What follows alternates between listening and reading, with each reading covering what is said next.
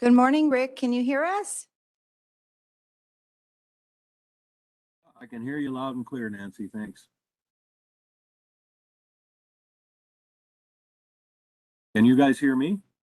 Oh, you could hear him? Okay, we are having trouble hearing you. We'll just turn up our volume perhaps.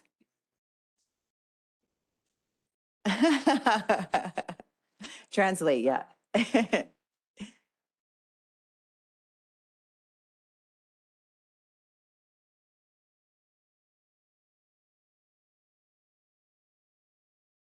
Oh, it might be the volume on your side. Can you give us a good morning again, Rick?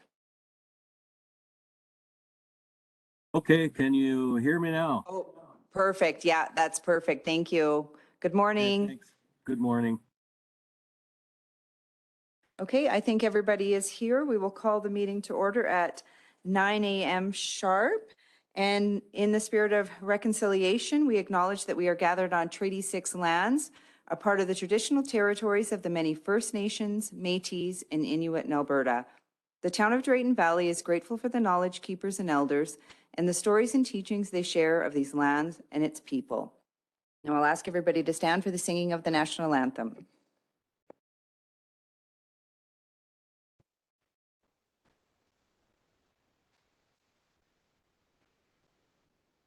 Oh, Canada, our home and native land, true patriot love, here on the sky, cattle crossing we serve our love to this world that we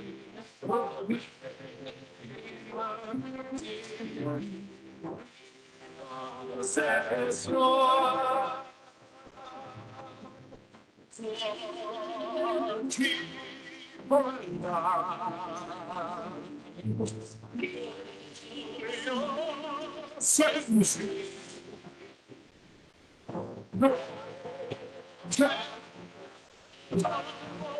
stand on.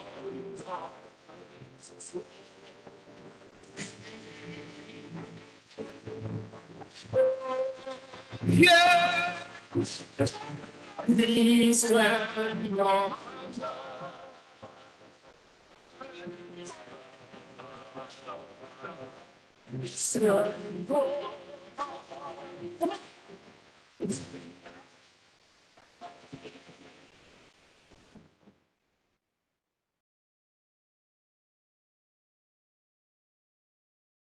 Well, good morning, everybody. Thank you for all coming. We will move on to the agenda. Are there any additions to the agenda? Administration does have one addition to the agenda. It is a closed session item of VoIP section 21. It's a ICF draft proposal from Brazeau County. Okay, thank you very much for that. And did you say that was enclosed? It'll be an enclosed It'll be an item. enclosed, I okay. can probably add it to the agenda as 8.8. 8.8. Okay, so 8.8 closed. 8.8 closed ICF draft proposal.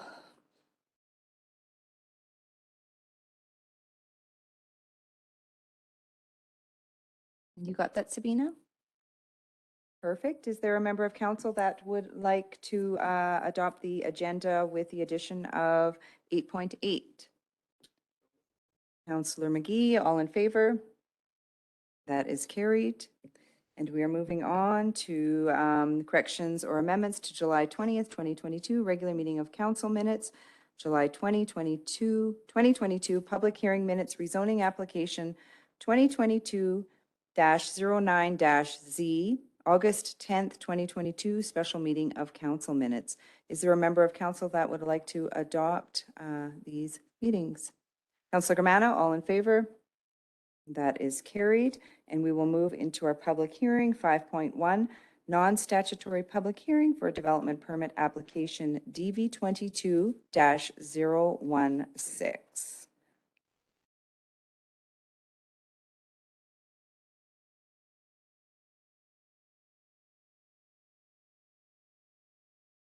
Oh, that's the wrong one. It always takes me a minute to pull it up on this new agenda. Okay, moving into our non-statutory public hearing, August 17th, 2022. I will declare the public hearing open at 9:05 a.m. for development permit application DV 22-016. Those present today for the public hearing are myself, administration, council, and members of the community. The purpose of the public hearing is to receive comments, concern, and questions from the public regarding the proposed accessory structure, the garage shop at 5812 Mitchell Drive, for use as a hobby space for classic car rehabilitation. Administration received a development permit application to build an accessory structure on 5812 Mitchell Drive intended for personal use as a hobby space for classic car rehabilitation. The property is zoned R-ACG Residential Acreage District, where an accessory structure is a permitted use, except the applicant is seeking a variance increase to the maximum permitted height from 3.6 meters to 7.2 meters, 100%, and a variance on the prohibition of accessory structures in the front yard to allow for up to 0.9 meters of encroachment to provide a buffer area for any construction abnormalities that may emerge. The accessory structure would serve for personal hobby use, and any approval would not grant use of the structure for commercial purposes. A decision on this application will be made today, depending on the comments received at the public hearing. Notification of the bylaw requesting comments from the public and advising them of the public hearing has been provided in accordance with the Town of Drayton Valley Bylaw 2018-07A. To facilitate the public hearing process, any comments received will be presented as a package at the time of the public hearing. I'll now call for comments from administration. Good morning, Your Worship and fellow council members. Pertaining to today's public hearing regarding development permit DV 22-016, variance on a permitted use accessory structure at 5812 Mitchell Drive, administration has received one notice in support and no notices in opposition. In support, the following notice was received. From 4512 Mitchell Drive, bordering the subject site to the east, quote, "We would like to advise you by way of this letter that we have no issues with the building of the garage shop as applied for in the above stated development permit." This concludes the notices administration received. Thank you. Thank you very much for that. I'll now call for comments from the floor. Would you like to? Sure. You can come up to the mic, please.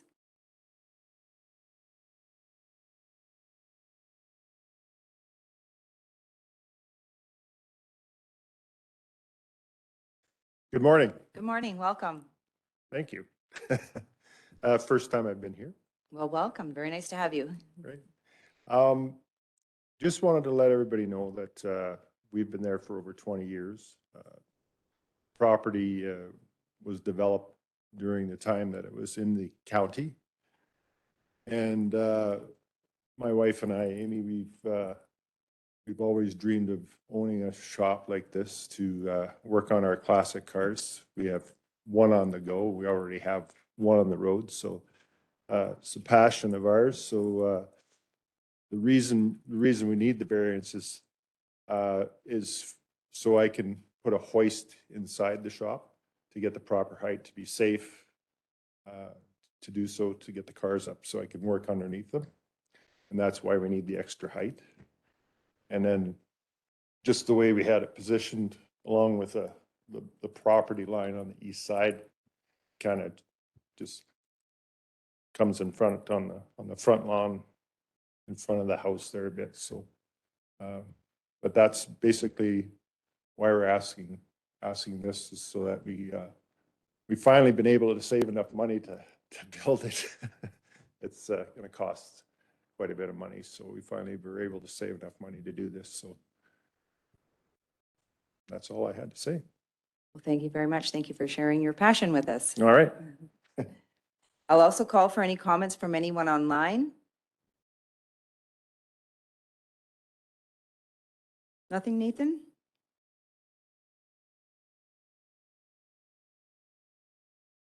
Okay, I will declare the public hearing closed at 9:09 a.m.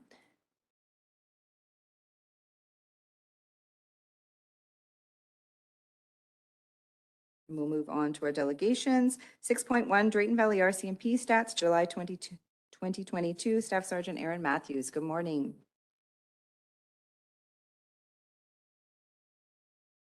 Oh, sure. Just so you know, we now work through our delegations and decisions that are arising. So it'll be brief, and we'll get to where we need to be for your proposal.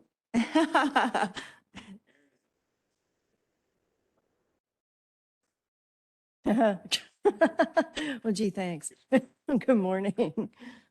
How's everybody today? Good. So yes, here we go with the stats once again. I added again with Drayton Valley, I added Edson and White Court's crime gauges just so that you could have an understanding of similar sized places and where things are going. And as you can see, it's kind of all over the map. It says, and I have to look at the fact that the crime gauges are from January until July. They're not just for July. So it says that we have persons crimes up 24%, but for July itself, we actually had fewer assaults than we ever had in 2021. Same thing with property crime. You can look at Edson. They're down in persons crime and property crime, but other criminal code, they're way up. And the same thing with certain select property crimes. White Court, again, same type of thing, up for persons crimes and other criminal code and down. So, it's a hard thing to gauge, but all in all, we're all pretty much dealing with the same things over and over again. And as I said, you have to understand that the crime gauges themselves reflect all the way from January to July. So they're not just significant for July itself. For July itself, we did see an increase in thefts of motor vehicles, which according to the crime gauge for July there for Drayton Valley, it showed that we actually had a decrease in thefts of motor vehicles. So that's from, the entire time between this year and last year. So we did have a theft of a Jeep from the Petrocan South. It was recovered in Stony Plain. We had a truck that was recovered in Pigeon Lake, one that was an attempted, and we still have an F-350 that's still outstanding. The other ones were take without owner's consent, or somebody said that, yes, you can borrow my truck, and then reported it stolen. So it's not really stolen if you've given them permission to take it. So, however, it depends on what kind of a stupor they happened to be in at the time that they gave consent. So, frauds. We are seeing an increase in frauds.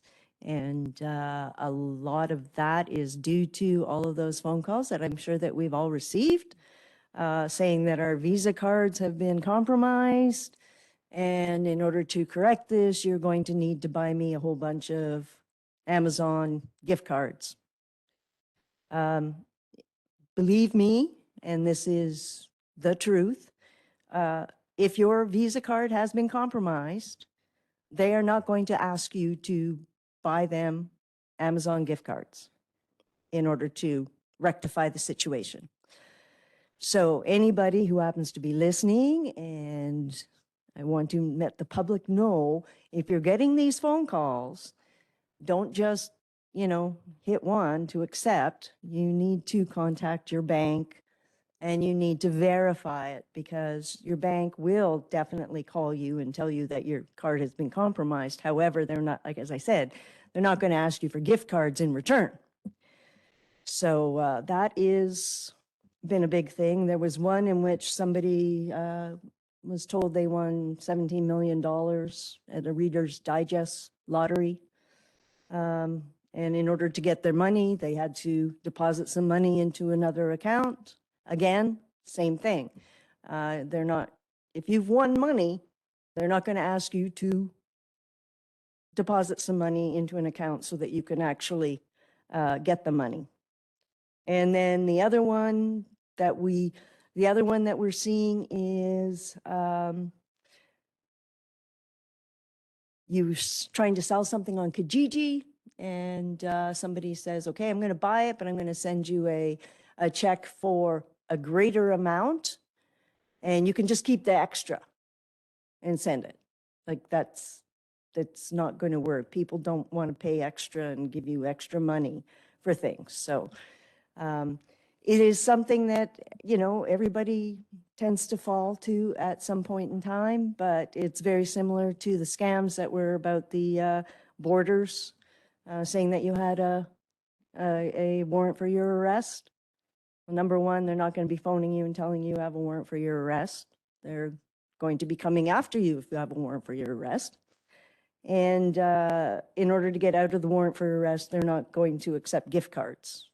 So just a reminder to the public, there is a lot of these scams going on, and people need to be aware of that and to not fall prey to it. It's very easy to fall prey to it, but just don't.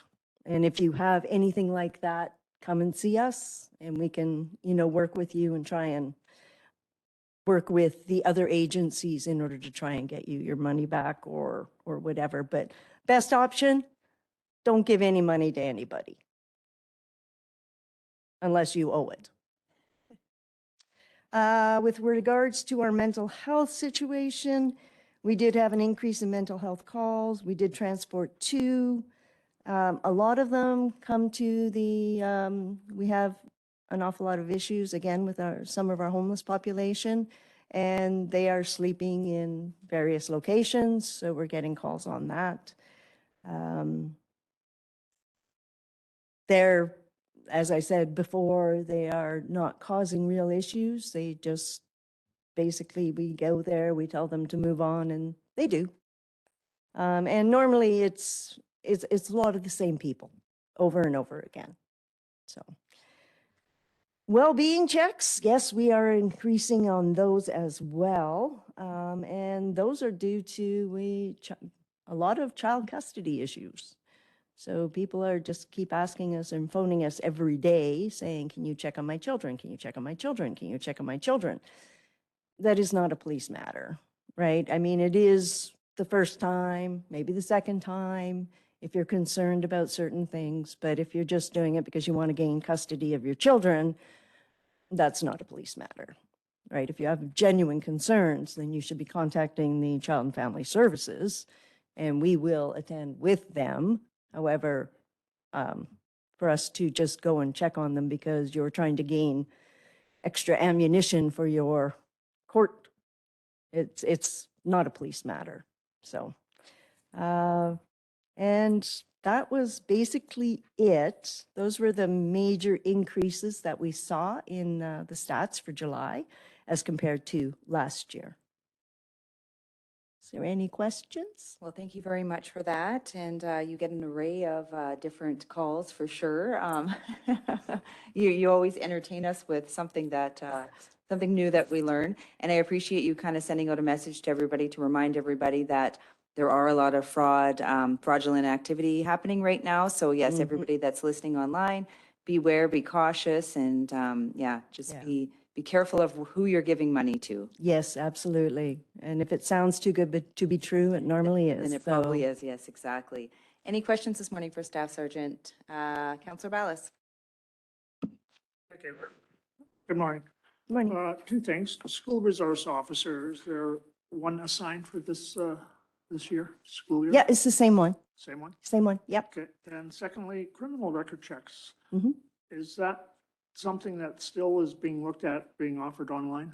Yes, we're still looking at that. They did take that off of it was online. And then I think that the company that was providing the service was having difficulty keeping up with everything. So we're still trying to work with our IT people and such in order to get it so that we can continue with it online, because that by far is the best.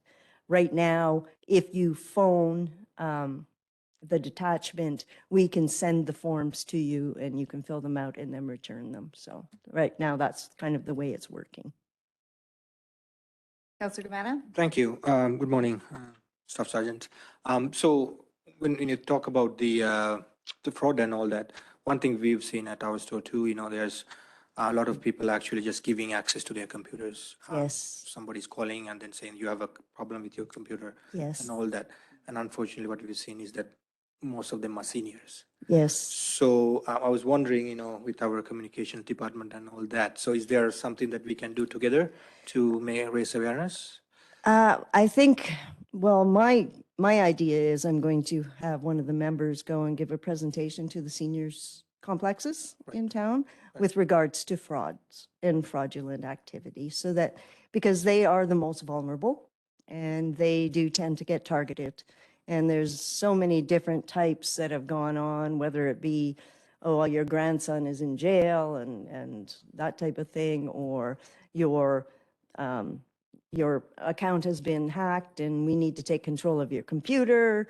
There's so many different ones out there. And I think that we need to have some kind of an educational session for specifically the seniors. So I'm in the works of having a member that is going to go and provide presentations to the seniors in the complexes. And quite frankly, we can open it up to any other seniors as well that can come and listen should they wish to. Right, okay, thank you. The other thing, when I look at this chart, I mean, somebody look at this chart, they might get concerned, right? There's a Yeah. 21% increase. So from last year to this year, like you're saying, it's more of repeat Yes. occurrences that we are seeing, right? So Yes. is there anything alarming that we should be concerned here, or No. just, okay? No, there is nothing that has really changed. Like I said, the person's crime is up 24%, but if you actually looked at the stats for actual July, we went down from last year's, from 2021 July. So these are a lot of the stuff that may have happened, that have happened obviously throughout the year up until probably for January, February, March, April, that type of thing. But we actually have not seen an increase in the past couple of months. But because they take it for that entire 7-month period, that's where we see the increase. So, which I find these crime gauges, I include them because they are provided to us, but again, they have to be taken into, it has to be taken into consideration that they're covering a 7-month period. So back in January, February, March, when I was saying, we had extra assaults, we had people at the bars, we had, that type of thing, or the thefts of motor vehicles, we had a rash of them in February, but now some of those individuals are where they need to be and in remand. And so we see a decrease. So, Right. yeah.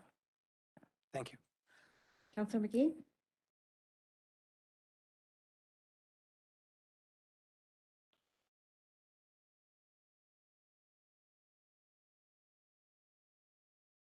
Mhm.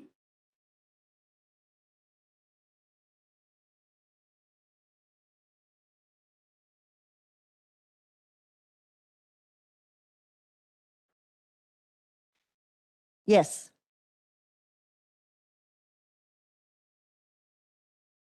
That's true.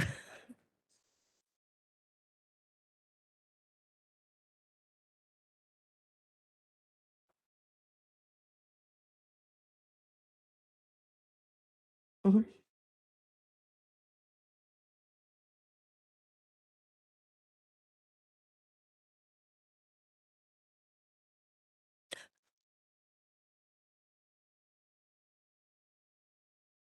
Call us. No, call us. I mean, do not confront them. I mean, it's like with anything. If you see somebody breaking into something or anything like that, don't try and confront them. Definitely call 911 and let us know, and we will attend and deal with it. You never know what they have, or with regards to mental health, you don't know what capacity, what they're dealing with right now. And they could have weapons, it's just not worth it. It's best just to give us a call and then we can deal with it. So.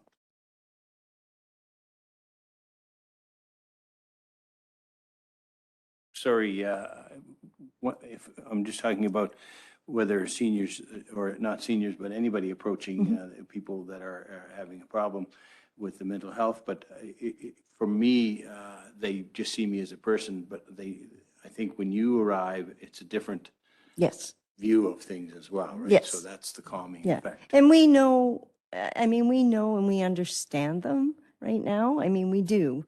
We've dealt with pretty much everybody on a regular basis. And we know them by name and we can talk to them. And, for the most part, they're perfectly fine and they will just carry on their way and not cause any more issues.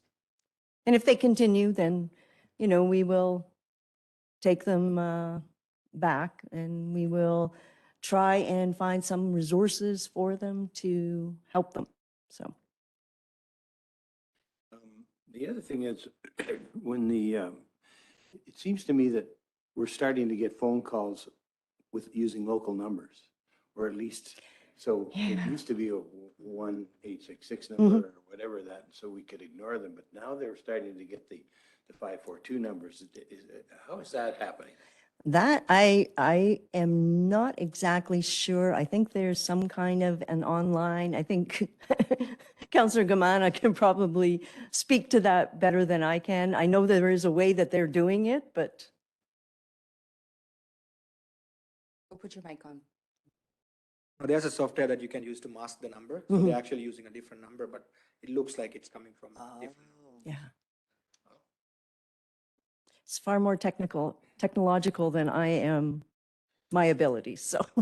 And lastly, I'm thinking we are likely going into an interview process for a staff sergeant. Yes. And do we have any thoughts on the timelines?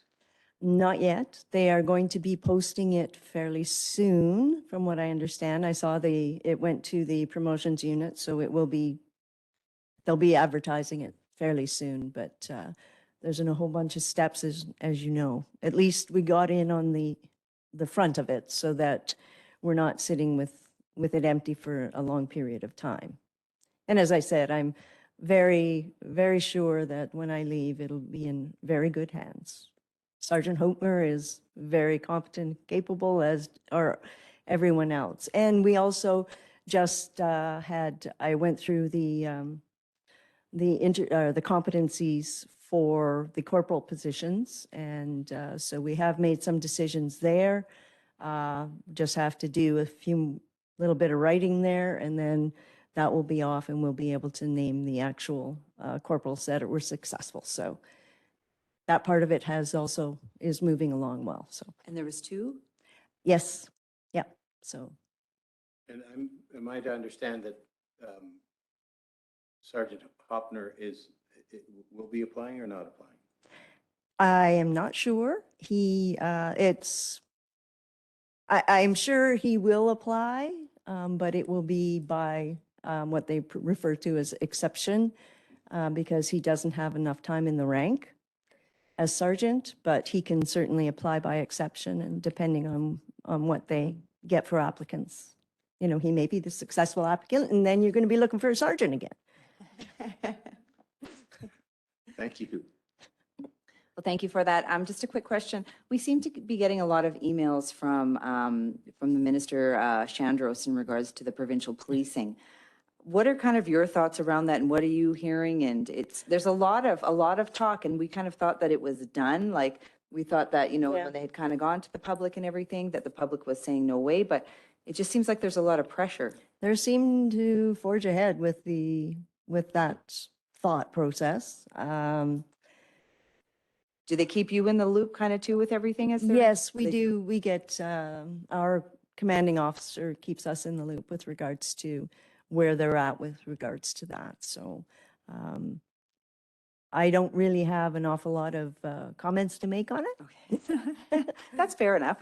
That's okay. We also received a letter, with the potential that we may be receiving, or rural communities may be receiving additional officers, right? And so we wonder does that mean us? Does that mean like who or? Yeah, no, quite frankly, I look at all of these officers that they're planning on, they're going to, according to this plan, they're going to present all these more officers. I don't know where they're coming from.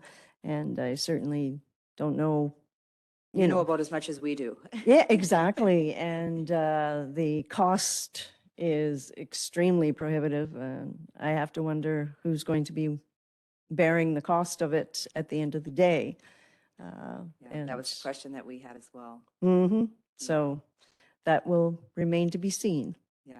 Well, thank you very much for coming in and enjoy the rest of your day. It looks like it's going to be another beautiful day out there. Yes, hopefully I can get out of the office. Yes, exactly. Thank you very much. Thank You guys you. have a wonderful day. Thanks so much. Okay, we'll move right into our decision items. 8.1, variance request at 5812 Mitchell Drive, Lot 6, Plan 01234005, Development Permit Application DV22-016.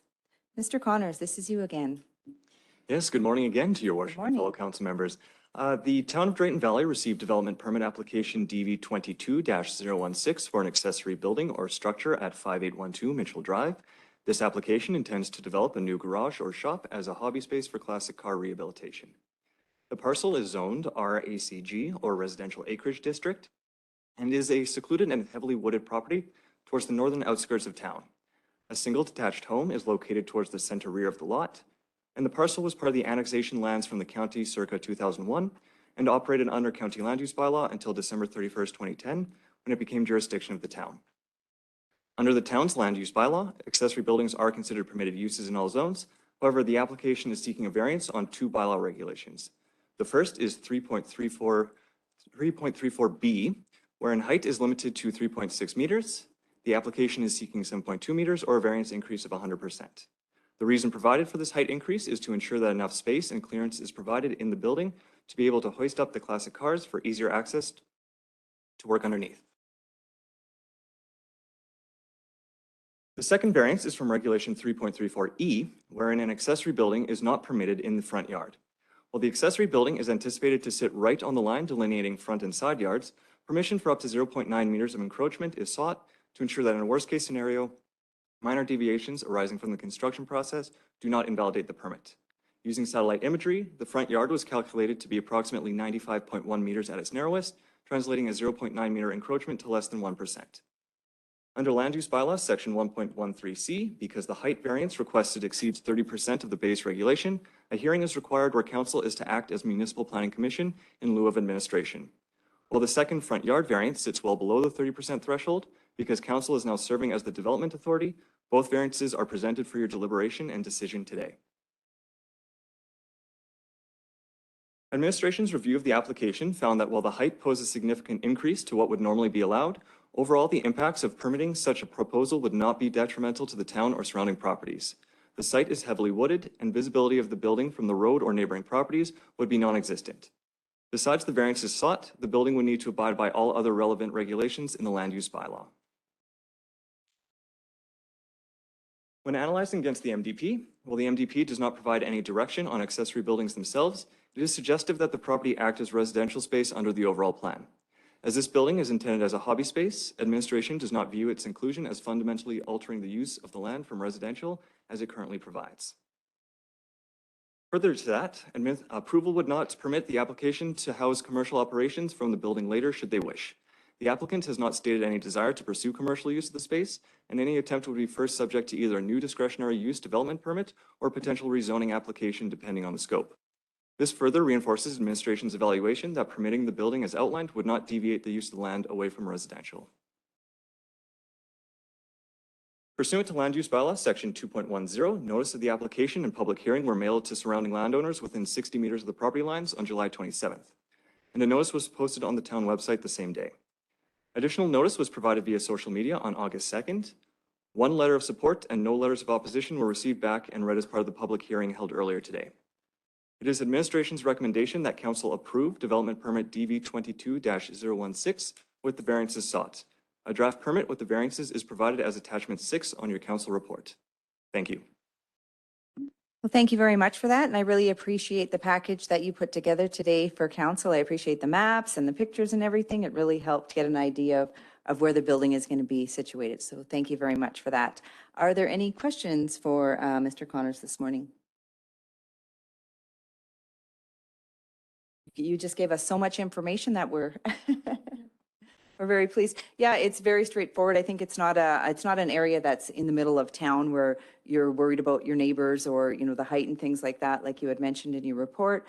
There's trees. It's I guess it's an acreage property, more or less, right? So there's no I don't think it would be any trouble. There was a recommendation from the neighbor. So in my opinion, yeah, I think that there's not a problem with this variance for me. And if there's no other questions, then I'd be looking for a member of council to make a motion.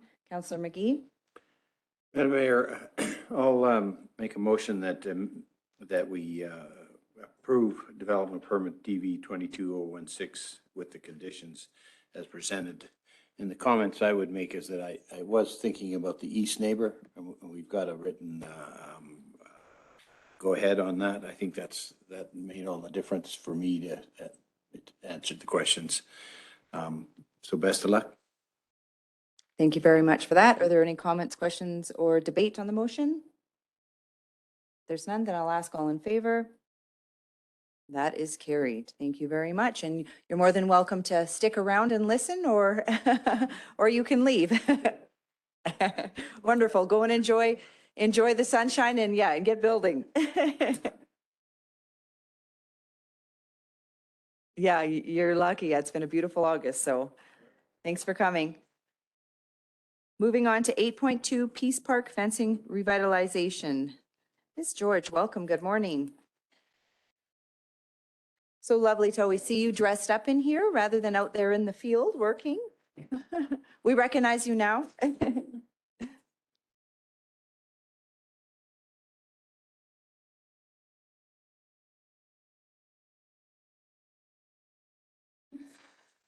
All right, so in 1988, the residential area around the Peace Park was developed. Town constructed fencing on the property line facing Peace Park as lots were sold.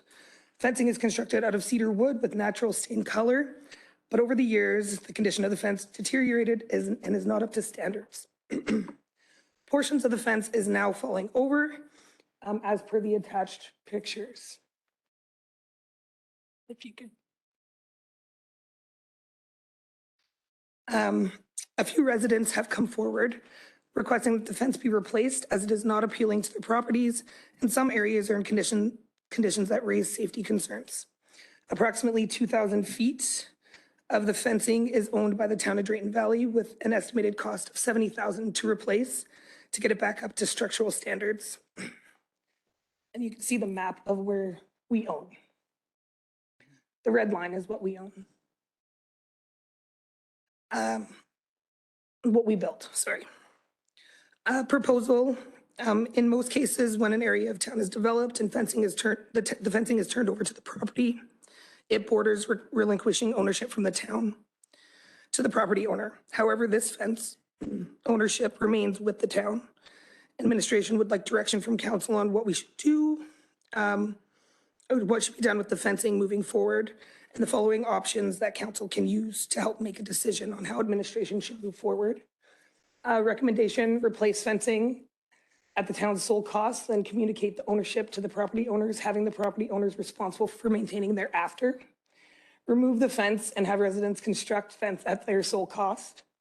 Replace fence with a more durable, long-lasting fence and retain ownership. Or a 50-50 cost split fence replacement, then communicate the ownership thereafter. Have residents replace fence on property line with material they choose and submit bill to the town for reimbursement, or replace fence with the same material at sole cost and retain ownership. Now what do I do? Keep going. That's it? That's it. Thank you Yeah. very much for that. And again, I appreciate the pictures. It helps give us a visual of where we're talking about. Yeah. Are there any questions? Deputy Mayor Ballas.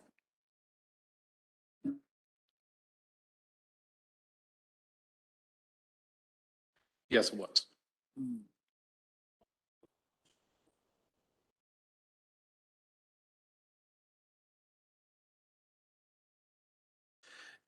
Typically, what we would see happen is that the developer would build a fence on the property side of the property line, the new construction side of the property line. And at the time of the transfer, then it's clear that the fence goes with it. The records we were able to locate is that the direction that came forward in for this development was that the fence was built on the property line. And so that created some ambiguity, I think, about the fence transferring with the property. I believe it was the intention at the time that the fence, like you'd see in other developments, would become the property owners. But because of its location and the fact that the town was the developer, I think it created some confusion. So at this point, what we'd be seeking is we'd like to look at a remedy that would clarify who from this point forward, who will be responsible for the fence. We'd clarify that with the owner. We'd likely reach out to our legal to develop a release form so that we have documentation of that understanding. And then at council's desire, we can pick kind of any one of these options where we either address the state of the fence before transfer or leave it to the new owners, or as Shelley mentioned, there's a bunch of different ways we could approach that. So is there any commitment from the town then to continue with the fence? Or can the town, it's their fence, remove it? So I think it would become complicated to simply say we'd have ownership of it and we'd take it, because I think there would at least be some property owners there that feel that the fence was one of the pieces provided when the property was purchased. And so although there does seem to be a number of individuals who feel the town is responsible for its maintenance, I don't believe that you would have universal acceptance that it could simply be removed. But there is no legal obligation by the town to have to maintain or keep that fence there. I mean, we would do it probably in good faith because that was part of the development agreement and enter into another agreement. But legally, I don't think that there's that responsibility to the town. I don't believe so. Thank you. Councillor Gamana? Thank you. Yeah, I'm thinking on the same line. Just from my understanding, maybe Councillor Maggie, you might be able to shed some light on this as well. So, how many of these out there, right? You know, there's the this is unique because it's attached to a park, but I think there have been few other developments that town has done. So we are kind of setting a precedence on this, if I may say, right? So as part of preparing this information for council, Shelley did have her team comb through town and look for other instances where this is the case. However, this appears to be the only fence line where this issue where this issue occurs. There are some other places where you can see that there was initially a developer-made fence, but since the property owners have taken responsibility for it, you can see that they've updated, maintained it, painted, replaced it, those types of things. So as far as we can tell, this is the only area in town where we have this particular issue. Councillor McGee? Go ahead. So what comes to my mind is, and Councilor Gamana, thank you very much for your confidence in my memory, but I got no. But what I think is could become an issue. We could probably get by that with a community meeting of sorts. So we could try to understand if I don't want the wooden fence, I'm going to put a chain link. And then we have that discussion amongst the community. Then it may be beneficial for us first of all, to say you're going to get the fence, how do you want us to approach it? If you get 10, there's 27 people that back onto it, then that may be enough to try to help make the decision. Because if we swoop in now and say, okay, this is our decision that you're going to own the fence, we'll rebuild it once, and that'll be it. That may be the solution. But if I was sitting there with a fence owned by the town, I might say, no, I'm not interested in taking it back. You'll be responsible for time immemorial. So I'm just thinking of trying to get through that. Yeah, so one of the options that we have put in the package is to, rather than have the fence rebuilt at the town's cost and then explain the transition of ownership. One of the things that we could do is we could establish a credit cost for maintenance of the fence, some portion of the cost of building the new fence. And we could offer that to the property owner and basically say, we're prepared to offer you a credit of blank to rebuild your fence, and you can do it in any way you choose within the bylaws of the municipality. And in consideration for that payment, we will sign a document acknowledging that you are taking responsibility for the fence. And that if you choose not to sign the agreement, then at such a date, the town will remove the fence. So if you won't take ownership of it with the credit, then we'll remove the fence, because it wouldn't be our intention to maintain it in perpetuity. That might be a very clean way to record the assignment of ownership. I'm just trying to understand what is the difference in any other area of the community. Let's say ABC developer developed some lots and they put up a fence.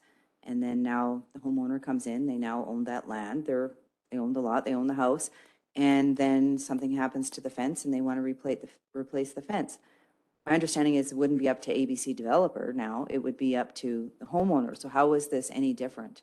That we were the developer at the time, we put up the fence, now the fence needs to be replaced. Would it not be the responsibility of the owner? Is the same as it would in every area and every developer within the community? I believe it is essentially that simple. I think what's confused the matter here is that the town was the developer, the fence was built on the property line, and the fence separates the property from a public park. And so that's created some ambiguity about ownership. So one of the options in the proposal is that the council can simply say that it was always the intention that the owner, the fence was built for the owner of the property and it's their fence. And we don't intend to maintain it. Yeah, I think. It is an option. Yeah, I think I just worry about that. Just because the town was the developer, it's unfortunately no different than any other developer. So then if we start replacing the fences, I mean, you look at Northview Gardens where there's fencing and the developer there, it backs onto a green space, or you look at Aspen View houses back onto the pond or a park and a pond. So I think that if, in my opinion, I'm just trying to figure out if it's different, that if we were to do this for, these landowners, then why wouldn't we do it for all landowners in the community? I don't think it would be any different. Deputy Mayor Ballas, did you have another question? Yeah, thank you. More of a comment, I guess. If I was going to replace my fence at my place, I would check with my neighbor. And we'd probably split 50-50. We own the adjoining land to these neighborhoods. And perhaps maybe there is a 50% responsibility to us to put in a fence. I'm just throwing this out as a comment because, I mean, normally that's the way you would work with good neighbors. And, if that was an option, they can choose the fence of their choice, but maybe we would have to put a limit on what our 50% participation may be. Then would you expect this to happen through everywhere in the community, that there would be a park or a green space? If the town had initially put up that fence, yes. Because there are other But, areas in uh, town in Aspen View that the town put up fencing too. So that's why I'm asking. Counselor Clark? Well, yeah, Do we know if, has anybody looked at titles to see if there's any liens or encumbrances or caveats or anything registered on title? Saying the town owns that or anything like that, or have we looked at that?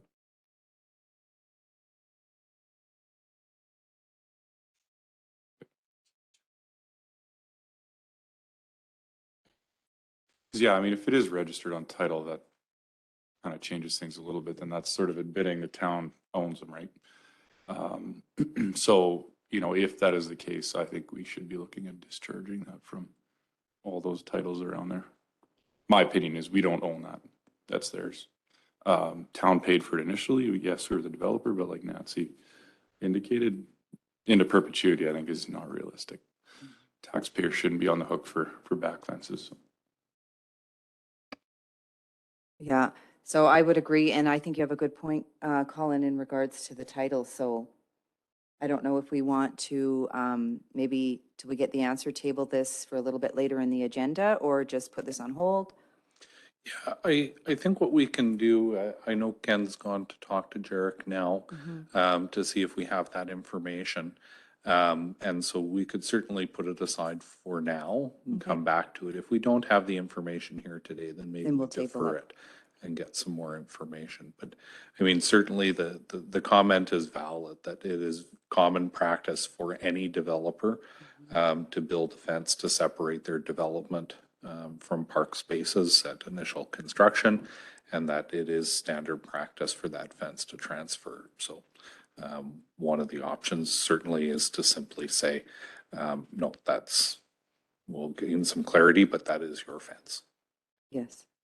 Okay, Counselor Gomana, did you have another question? No, just a comment, I'm not sure how much of a engagement that administration had with the property owners here. There's about 20 odd. So I like the idea of Councilor Maggie's as well, just to have another conversation with them and see maybe it's explaining the situation and having conversation about some of the solutions that you've provided here, right? So, and hopefully we can come to a agreement about that. Okay, so I think what we're going to do is we're going to circle back around to this once we go through. Oh, Ken?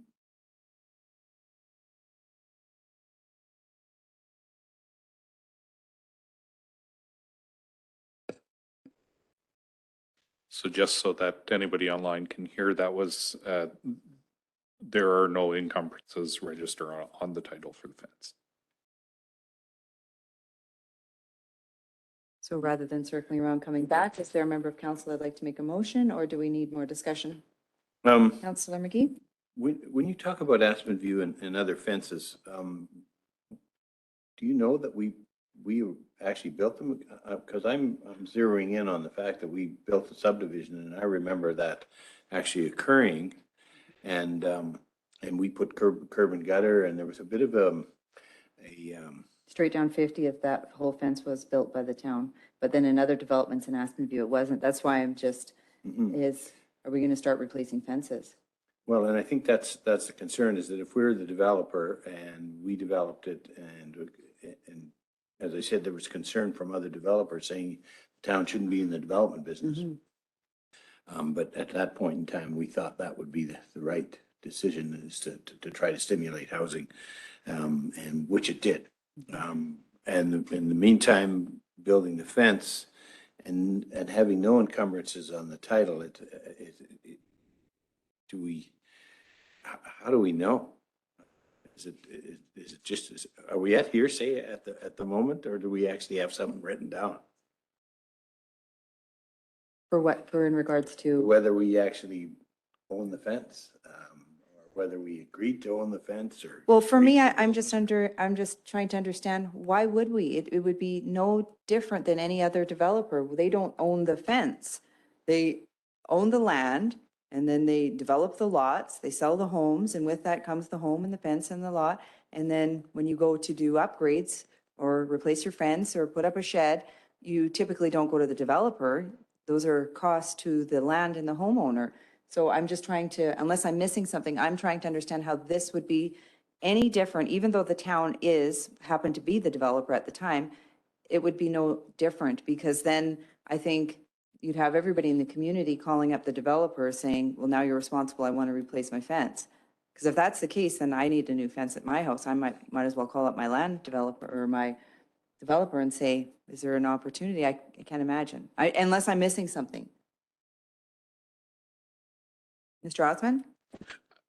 I don't believe so. I do think it's as clear cut as the fence was built at the time of development is a very standard practice to put up a fence, and it typically transfers with the property. I think the only issue that makes this different is that the town was a developer, and because of that, there's a perspective that it's somehow different. But I think the reality is at the time we were operating as a developer in that development, and so it is the same as other developments. I think that would be, and the concern is valid. I'm sure we were not able to identify any other subdivisions that backed onto a park where it looked like we had the same dispute, but I am sure that there are fences all over the community that were built as part of developments and have subsequently transferred by simple understanding to the property owner. Thank you. Councillor McGee? The one thing that's a bit different is that we've gone in and actually fixed a piece of that fence already, under the understanding that it is our responsibility. So I assume we accepted that. I don't know how long ago, 4 or 5 years ago, or whenever we did that new fence. It does appear that several years ago, there was a small portion of the fence at Peace Park that was replaced at the cost of the town.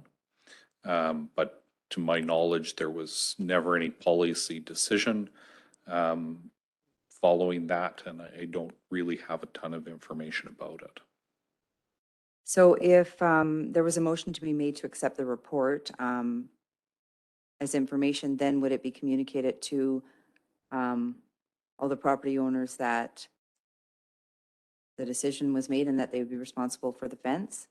My recommendation, can I just borrow this? Would be that if that was the path that council was considering, I would recommend a motion that directed administration to reach out to each of the property owners and make them aware of their ownership of the fence, and that it was part of the development and came with their property, and they have complete right to change it as they wish within the scope of the bylaw. That would create a positive decision point, or an active decision point that administration could then follow up with all those property owners, and it would be clear then that a decision on the issue had been made.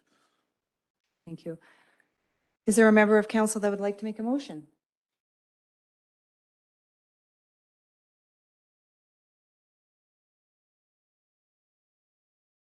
You need a motion from, somebody's got to.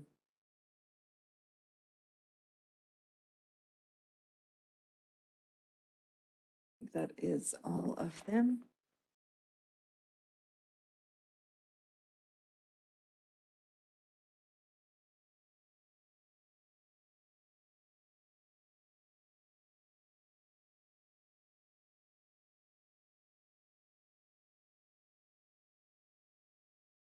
While you're looking, can I ask a question? Councillor Bellis, yes?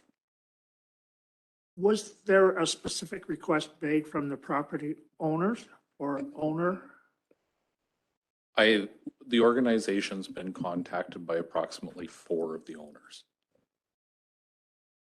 And because of that, it led us down a path of questions that brought us to suggest that we wanted to come to council and a decision made for the whole fence rather than dealing with it as a one-off.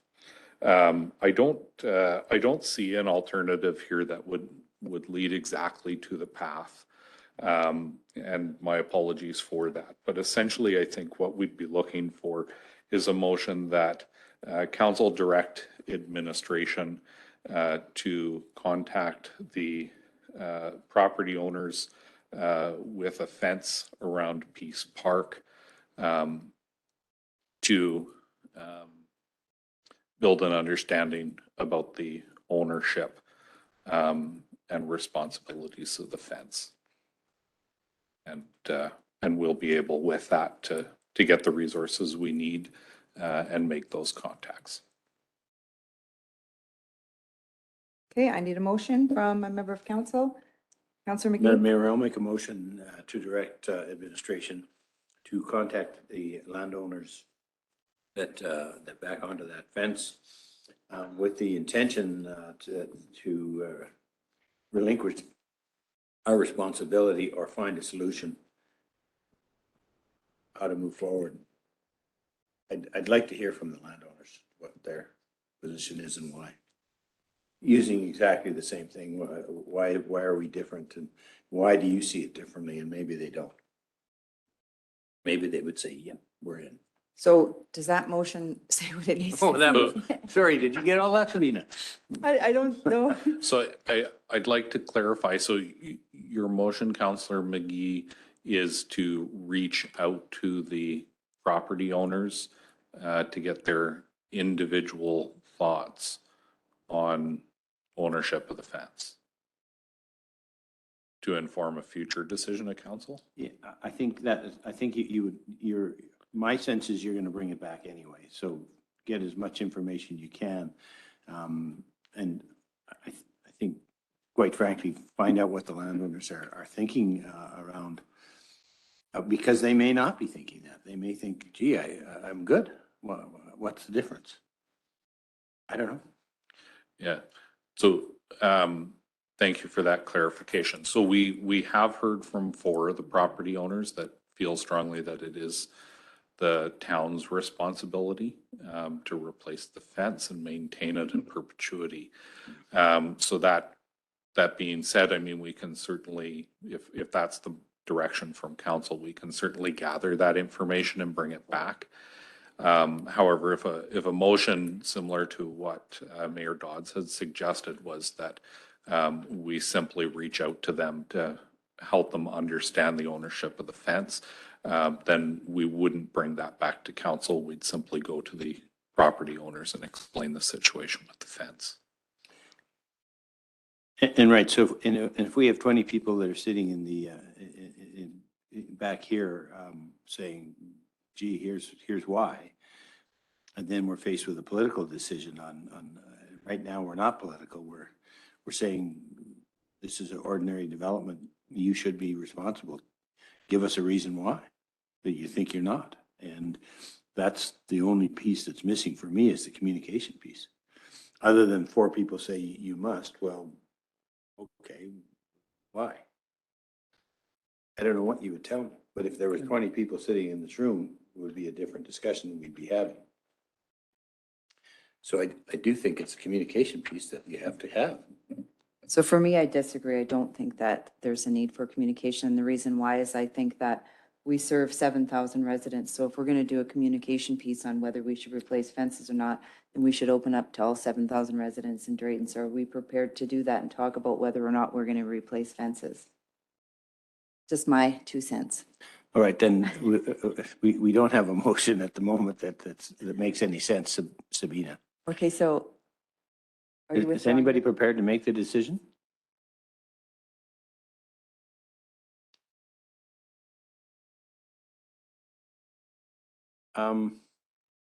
Sure, I think we have to, I'll withdraw and then somebody make a motion that has more direct point. I'm a communicator. It's all right. That's all right. Okay, Councillor Gambana, would you like to give it a try? No, I'm not, but Okay. I Okay, I just want to put some We're weight, looking for a motion. yeah, put some weight behind what Councillor Maggie mentioned, I think the information that we got, it's good, the sense of what town is looking at on that angle. But I haven't seen the angle from the property owners. And I know there's 4 that you've spoken to, but there's 20 odd property owners there. So what the rest of everybody's saying, and also having that discussion about exactly what we discussed, this is a matter of not just one fence. We are looking at all the other fences in the community, and have a little bit of understanding. Maybe that message hasn't been conveyed, right? So because of that, I'm all for having a conversation first.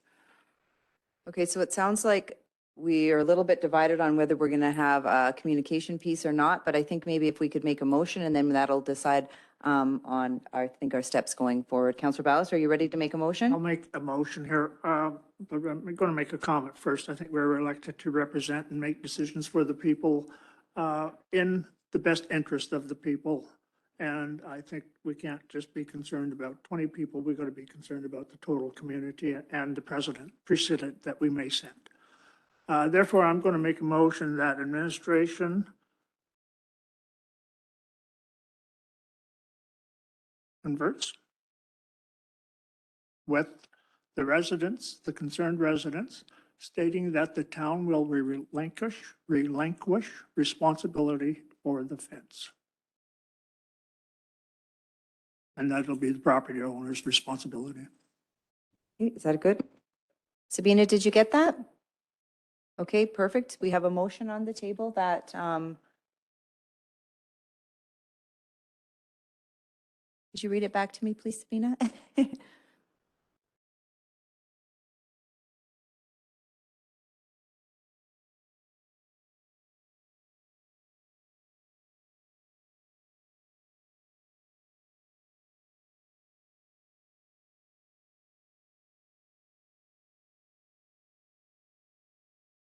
Okay, perfect. Thank you. So the motion is that the administration will convert with the residents and relinquish any responsibility, and that it is the property owner's responsibility for the replacement of the fence.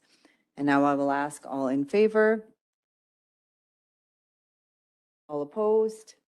That is carried.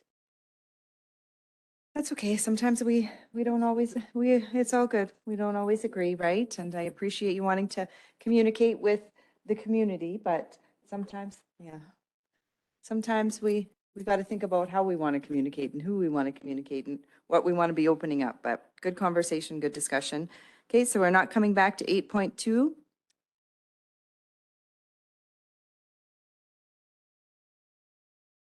Oh my goodness. Yeah. Rick, are you online?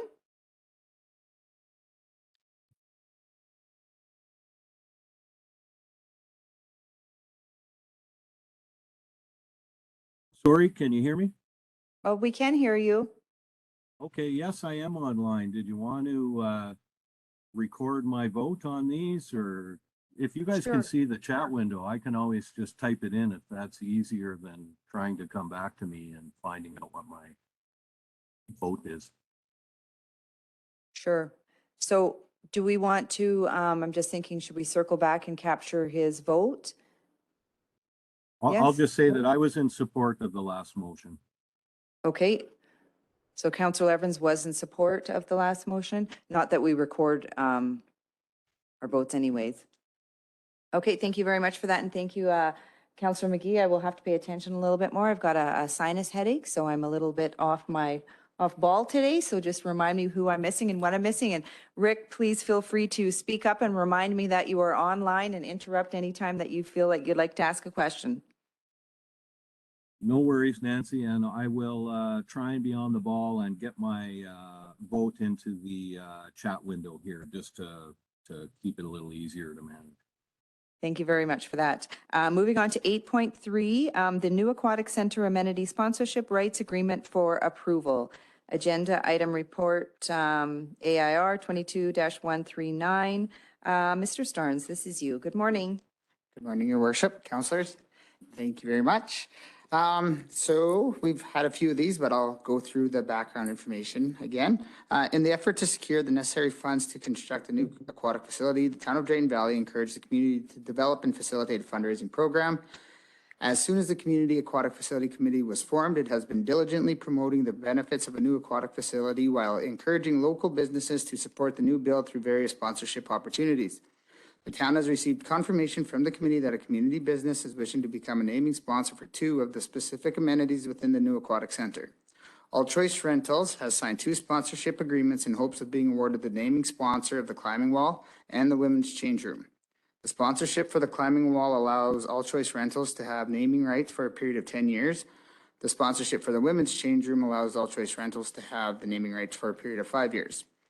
The climbing wall sponsorship is $50,000 and the women's change room sponsorship is $15,000. The total sum of $65,000 has been paid with ongoing in-kind donations that All Choice Rentals has granted the project monthly. All Choice Rentals has requested that council approve that they have 2 company bookings per year for the sponsorship of the climbing wall rather than just the one that has been communicated in the sponsorship package brochure. This change has been reflected on the sponsorship agreement as an addition. The Community Aquatic Committee, in cooperation with town administration, has attached both of the naming sponsorship agreements to council for its review and approval. The new aquatic center is estimated at a capital cost of just under $22 million. Approximately half this cost has been covered through municipal funds through the town of Drayton Valley and Brazeau County. An additional federal grant of just over $7.5 million has been awarded through the Investing in Canada Infrastructure Program. External funding in the form of grants, donations, and sponsorships are all still necessary as the goal for community sponsorship is $3.8 million. Once a decision has been made, it will be communicated to All Choice Rentals so that the appropriate communications can take place to showcase the sponsorship. The recommendation is that council approve the sponsorship right agreements between the town and All Choice Rentals as presented. Alternatives, that council approve the sponsorship rights agreement between the town and All Choice Rentals with the following recommendations. Or 3, that council accept a sponsorship rights agreement between the town and All Choice Rentals as information only. And then attached, as mentioned before, the attached are the 2 agreements with the 2 company bookings per year being requested by ACR for the climbing wall sponsorship. Perfect. Thank you very much for that. Are there any questions this morning for Mr. Starnes? Deputy Mayor Ballas. Thank you. Do you have any supporting documents confirming the dollar amount of work in kind? The Shandos, the general contractor for the project, has been keeping track of those. They have, I guess, gave a number to each piece of equipment that they've donated, and that money has been being kept track of by Shandos and is being given to us on a monthly basis. So Mr. Stearns is correct. That information is being collected by the general contractor, but we don't have a number here today for their total value. We do know that the in-kind contributions from ACR is greater than the dollar value of the sponsorship that they are looking to have council confirm today. But I don't have a precise number of the total value of the contribution. We're working to get it for council.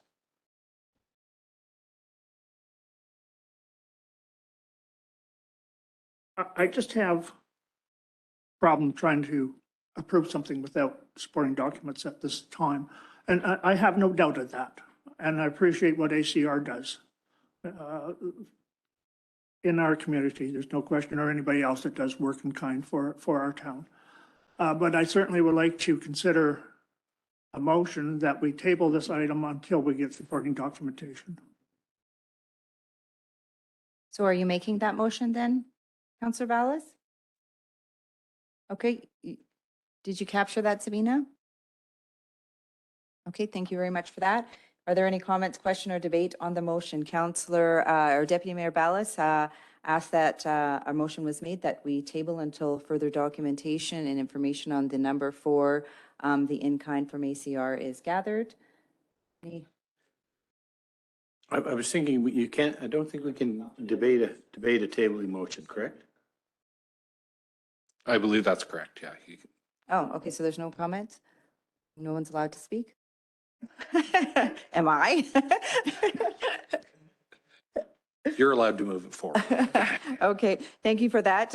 Yes, I do understand. I know that All Choice has contributed a lot of in-kind in our community, and I would definitely be in support of this. I think that it's important that they're recognized in all that they do for the community. I know that not only for the town of Drayton Valley, but for other organizations and committees. So yeah, but I do also appreciate that Deputy Mayor Ballas needs a little bit more information in order to make this decision. So he's been asked that we table the decision, and I will ask all in favor.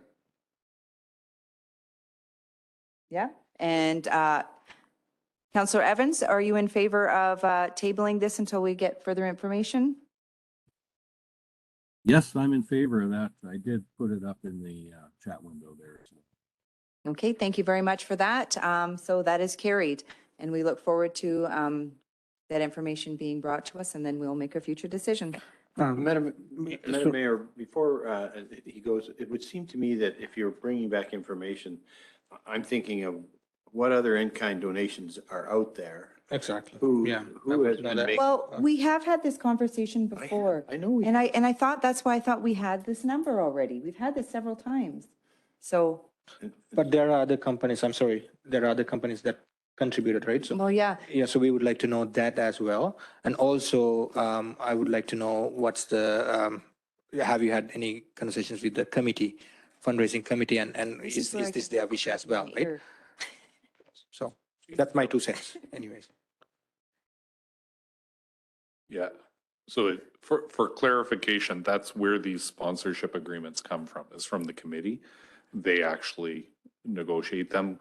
Yeah. Administration just brings them forward for approval. So the committee's fully engaged, but we'll certainly track down that information.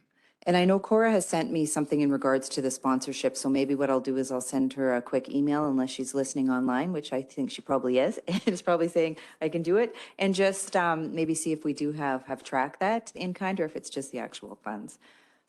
Okay, thank you very much. And I think we'll call a 10-minute break at 9:16 a.m. So we're going to call a 10-minute break for everybody online. And Rick, we'll be back in 10 minutes.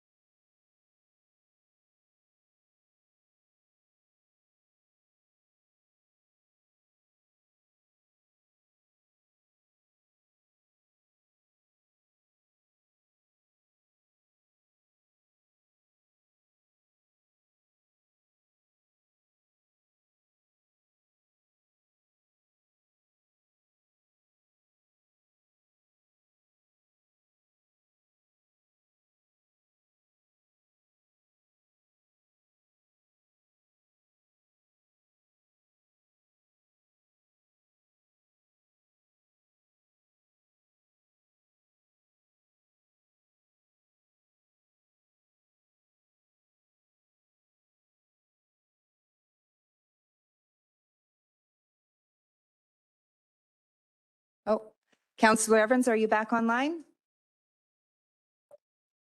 Yes, I am here, thanks. Okay, perfect. We will reconvene at 10:27 and jump back into our decision items. Moving on to 8.4, Quarter 2 Finance Report. Ms. Thompson, good morning and welcome.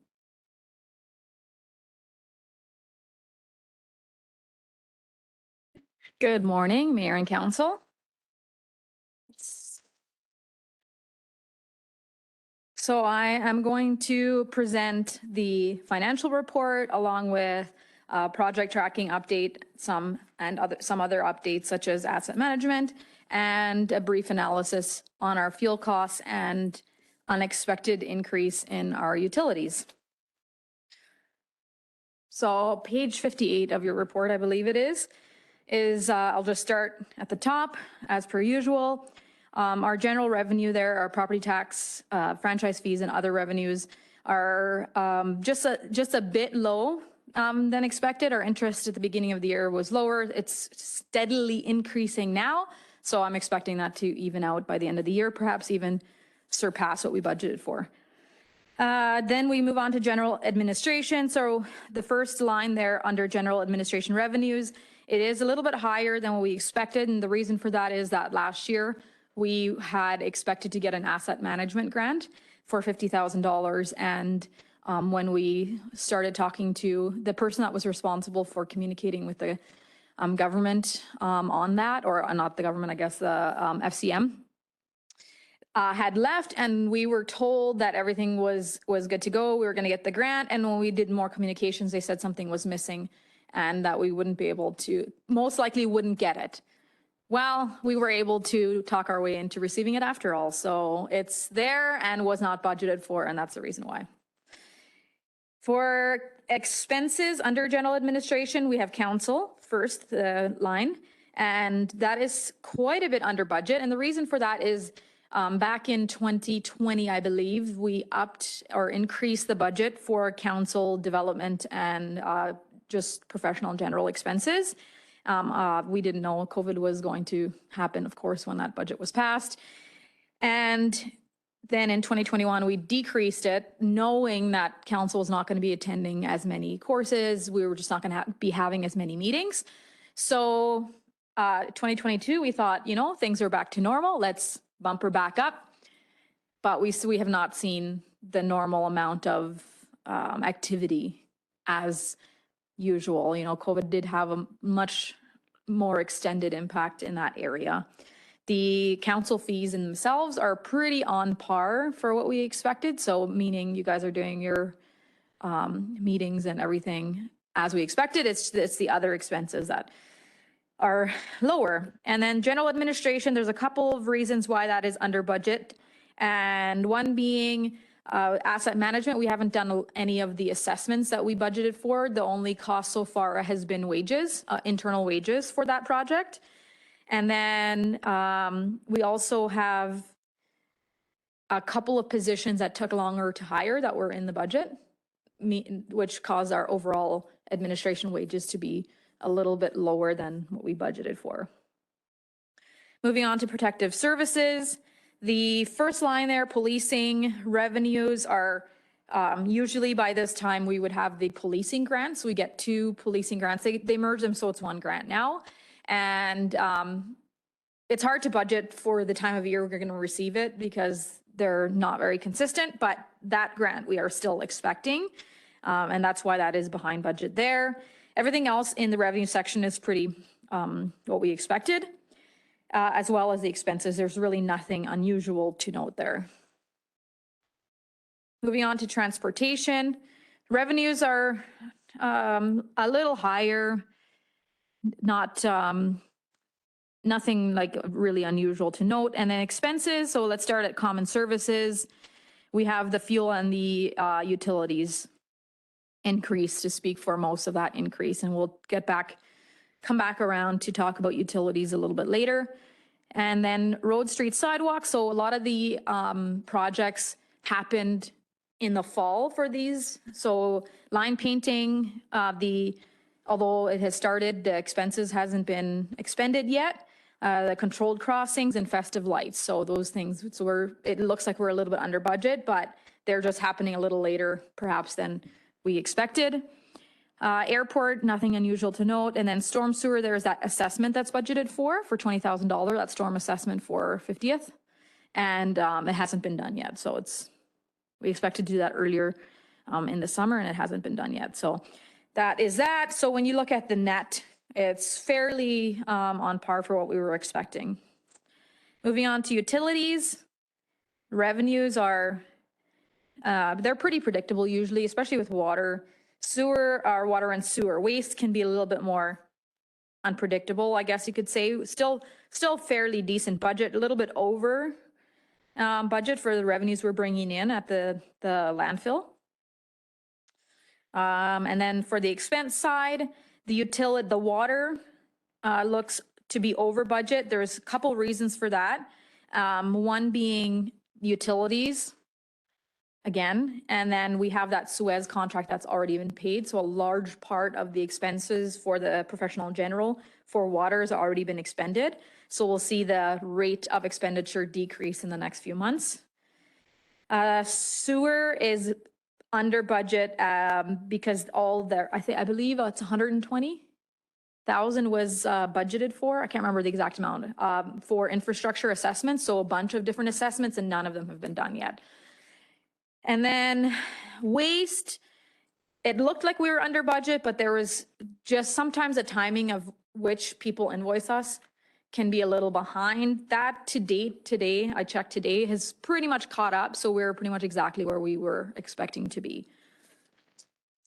And moving on to community services, nothing crazy in the revenues. The subsidy revenue for ECDC, we changed, of course, as you all know, the way the government does subsidies, and they're a little bit behind to get us the subsidies. And so at the time I did the report, I didn't have the amount to catch up the revenues. So I would expect that to even out. Expenses. So the biggest reason for the expenditures being higher under community services, so 1.3 million compared to 1.2, is the timing of outgoing grants. So a lot of our grants have already went out, community and community services, so community grants, event grants, as well as FCSS grants. So those will also slow down, I guess, the rate of outgoing expenses in those categories. Affordable housing is change in management, change in the way the budget was done before. Only some expenses would come to the town and everything would go through the management company, and then that entire amount would go into revenue. Whereas now we are expending the expenditures for affordable housing, so that changes the way that appears on the books. Cemetery expenses are high, but revenues are also high. Cemetery is a very hard one to budget for as well. You just don't know how much activity you're going to have.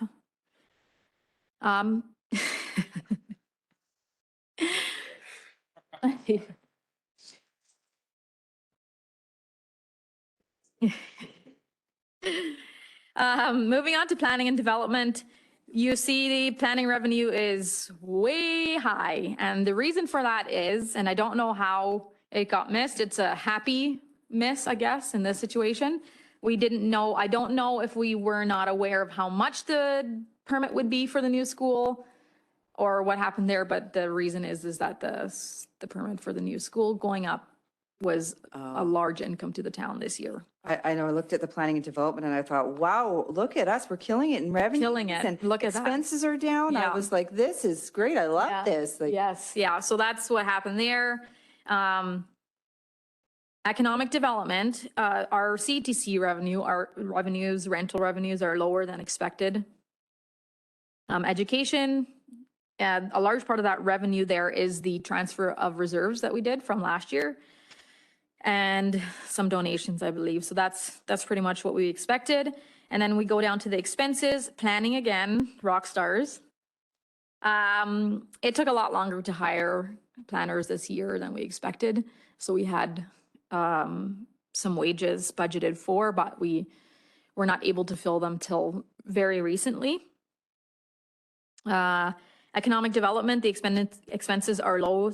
That's because the energy budget there are some expenditures, but largely unspent. So there are plans to spend a lot of that on energy audits and different things this year, but just to date, there hasn't been. Everything else there is Elvira, par. for sustainability, I think one of the questions come up, and I can't remember where, maybe it might have been with you, is was there not a little bit of money, a budget for the sustainability committee for like events, lanterns on the pond? Was that something that we thought that was in there, and I don't see it? Well, there's 2,500, 5,000, yeah. 5,000 Yeah. there is, okay. Yes. Okay. Nothing has been spent. so Nothing far. has been spent, okay. Okay. Yeah. And then moving on to parks and recreation. So here we are again, talking about COVID. We expected, and perhaps we were a bit optimistic, but we were expecting people to just be back at it in 2022 when it came to indoor recreation. The biggest impact has been the gym. What was expected is that people were going to be so excited to go back into the gym. But what actually happened is people were a lot more cautious or they bought their own gyms at home and never came back. So we met with the team down there recently in the last few weeks. And so I think it'll take a few years to really find out if COVID changed recreation, indoor recreation, or indoor fitness forever, or if we will slowly see an increase over the next few years and go back to normal. It's hard to know. But either way, both the Omniplex, which fitness is inside that, and the MCC had a much larger impact from COVID this year than was expected. The other thing for especially MCC is that we thought everyone that didn't get married in the last 2 years is going to get married this year or have a reception this year. And that was not the case at all. Although we will see an increase in MCC revenues because a large part of our revenues happen around Christmas. So we will see an increase in those revenues, but they will be low. And then the CTC falls under planning, right? Because I Yes, know that there's been a CTC lot was- of weddings there, so that could be some of the revenue Yeah. as well? Yes. Yeah. Yeah. So I think it's a combination of perhaps we aimed a little high, thinking people were going to be back at it, maybe hoping a little bit. But there was nothing really to say that it wouldn't be. So we went back and sort of budgeted the same as we would have perhaps in 2019. But there was a big impact there. And then the expenses, utilities. So utilities is one of those. It doesn't matter how many people use it, really, unfortunately. So we had we'll talk more about utilities in a bit, but utilities are just out of whack. So incredibly high this year. And the Omniplex saw a big increase in that because they have a lot of utilities, a lot of electricity. And the MCC, we see the expenses also being down. Of course, that's because if there's not events, then we have less wages there. Pool, we see an decrease, or not a decrease, but under budget so far. And that's because we increased our expenditure budget to make up for the new pool. And so we'll see, we had expected to have been training by this time, a lot of new staff, and that's a little bit behind. So we were seeing the increase in expenses related to opening a new pool is not quite where we expected to this date. So I'm sure to some extent that will catch up towards the end of the year. So, I mean, it would be great if it was under budget, but just realistically, we'll just see that impact in a different month than what we expected. Outdoor recreation, we have a grant that was budgeted, an outgoing grant that was budgeted for that has not been paid yet. And then a lot of the wages have caught up to date now because of a higher amount of our wages happen in the summer for all the students and all the mowing and all the parks stuff, even though we do have wages throughout the whole year. So even though it looks like it's largely under budget, it will as well. This is another situation where we also approved the contractors to get the parks to standard, I guess, and that will all be in that. And again, in August, I checked just now, and we have almost caught up with wages. Library and culture, it's pretty much on par. That's our contribution to our library. And then our contingencies, there's small amounts spent there that have been approved by council to be used in some manner of a way. I can't remember what that 2,000 is. It's not very much, but at the end of the year, that will be reallocated to its permanent home. And so that brings us to the summary. So to date, we have a $790,000 surplus, I guess, where we're sitting better than budget. And I will quickly list the reasons why that is and why by the end of the year, we definitely will come closer to what we expected. So school permit being over, energy spending being low. There is a large part of the contingency that is unspent. We always expect to see that. A contingency we don't plan to spend necessarily. And then there's quite a few operating projects within the operating budget that have not yet happened. And most of those are the infrastructure assessment, desludging the lagoon, which is happening in the fall. So that's making it look really good right now. Although I'm very happy with it, but just being realistic, that gap will close in this next quarter. So if we go to financial information, page 63, there's nothing really very interesting to note. The receivables, general receivables are down. We did some work around outstanding receivables from last June to this June, just making sure that we went hard at collections and we wrote off some receivables last year as well. Utility receivables, the exact same thing. We've really been working. We're seeing now less outstanding receivables the further out from COVID we get. And tax receivables, as you all know, we did have a large outstanding balance last year, and because of the write-off of and the sale of that one property, the outstanding tax is down quite a bit as well. And of course, I have to say here that our my finance manager and our tax clerk have done wonderful work in pursuing outstanding tax receivables, so that is a factor as well. Other liabilities, deferred revenue is still high. We're still sitting on some grants that we've already received that are held for a specific purpose. For example, we have our gas tax. We are holding for that 50th Ave project. So we're holding revenues that we've already received, but we have not yet spent the money on. So that sits in deferred revenue. And our debenture balance increased. And I've said this a few times because it's come up in the last 3 quarters, I think. That's the pool loan. We borrowed on the pool. And then it comes to the bank balance. We see an increase. Yes, the pool debenture is part of it. Managing budgets and also large amounts of deferred all contribute to a larger bank balance. And then you have the grants receivables that are outside of our general receivables. The Brazeau County amount, as you guys are aware, is the back pay on the recreation. And then we are expecting MSI operating, we've already received. The MSI capital will be receiving in the next few months. And then, of course, we submitted a large claim to ISIP for the pool, and we are still, that just got submitted just before I was doing the report in June.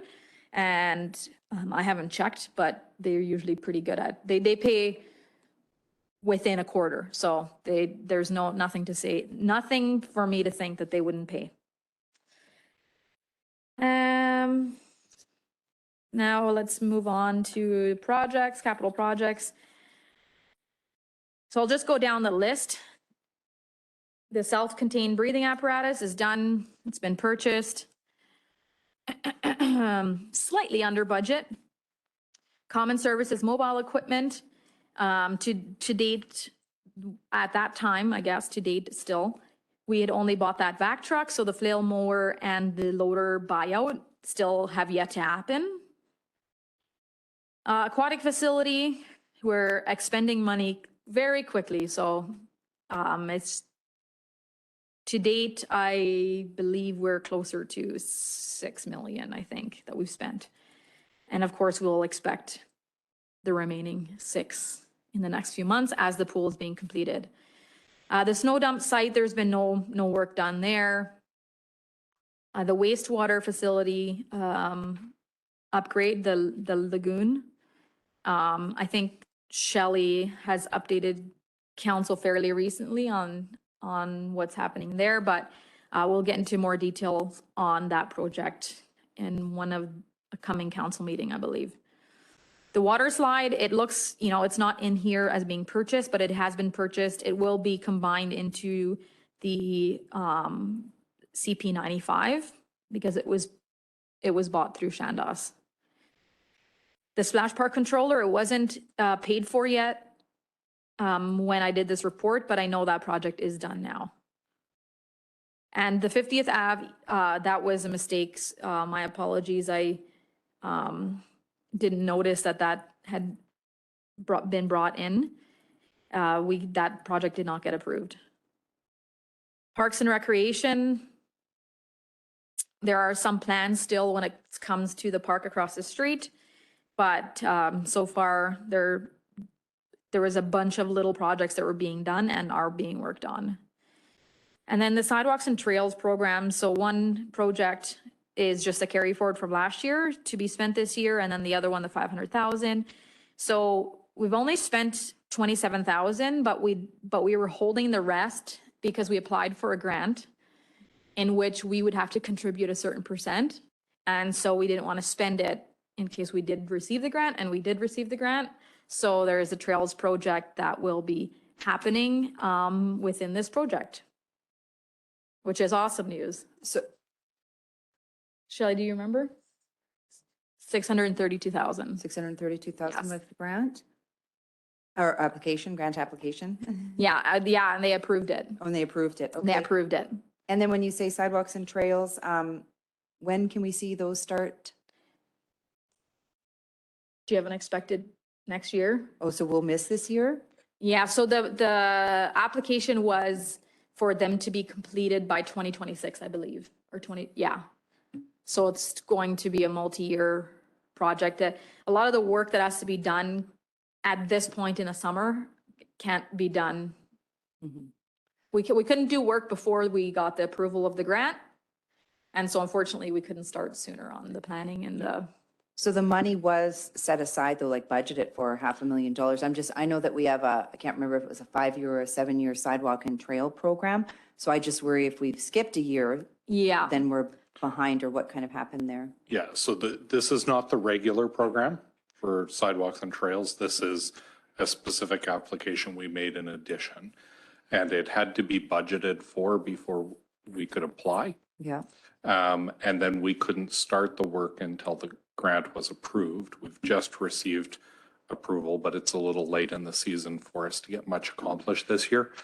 But when it was applied for as a multi-year grant. So it was designed to be construction over 23 to 26. Right. So perhaps next year when we're going into budget discussions, and perhaps next year when we're looking at the capital projects, we could double up on the sidewalks and trails, considering we missed, or. Yeah, so we've This will had be- conversations between Shelley and Sonny and myself, and they've probably had conversations with Rob as well, but talking about our long-term replacement program, and we haven't quite located that specific plan. So, and I know there is a plan of a certain distance or a certain amount every Yeah. year. So yes, that is being considered and we're working on it. We just don't know right now exactly what that looks like. But yes, it is being considered. So maybe just some clarification, but there is regular sidewalk and trail maintenance that we have in the budget annually, Yeah. and that went forward That ahead went this forward. year. So how much of that went forward was that? And I don't have the, I think they I- spent Capital budget. 95,000 so Yeah, far. I thought it was I think the issue is that it's not a capital project. So we'd see it in the operating budget, but we can track that down. But there was an amount set aside and there was, it Yeah. was spent within the community.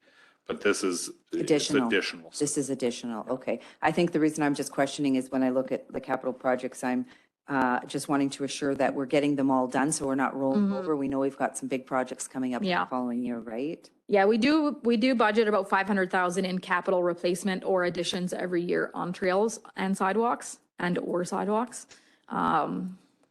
And this year that will happen to be that one trail. But yes, I do know that there is this program to replace all sidewalks in the next, I didn't know how many years it was, 5 or 7 Yeah, I years. can't remember, yeah. Yeah. So some of that falls under operating because it's such small chunks that it tends to, like, it's classified as maintenance, but if we replace like a large chunk, then that should be under the 7-year program. So, And did we have a map? I thought we had a map too as part of that you were saying it's somewhere that showed what was going to be done yeah, every year, I thought as well. it was like a It priorities. was like a priority Like or a- something. Maybe if we could have that just to see where we're at and if we're kind of on schedule Yeah. and things like that as well. I did notify both Shelley and Sunny that something like that existed. So I think they're working on tracking it down. Yeah. Okay, perfect. Then counter revitalization, as you know, that a plan has been created to, like a beautification plan. Bouldering wall, that's something that will happen more towards the end of the project, of the new pool project. Command truck, I talked to Tom, it's been ordered, but we just haven't received it yet and haven't paid for it yet. The landfill project, so right now we're working with Ricochet to remove some of the underground pipelines to be able to expand the landfill in that direction because that other plan didn't work. And I believe they've sent us a bill for it, so I think that's all moving in the right direction there. Counselor Clark? I think there was significant savings there as a result of that, right? We didn't have to buy that sort over there. There- So how much would we expect at the end of the year to, on that line item 428 to? I believe there were 2 rescopes that council made at the same time. And I believe the net that was left in this project was approximately $130,000 for us to continue with the parts of that project that we could move forward with.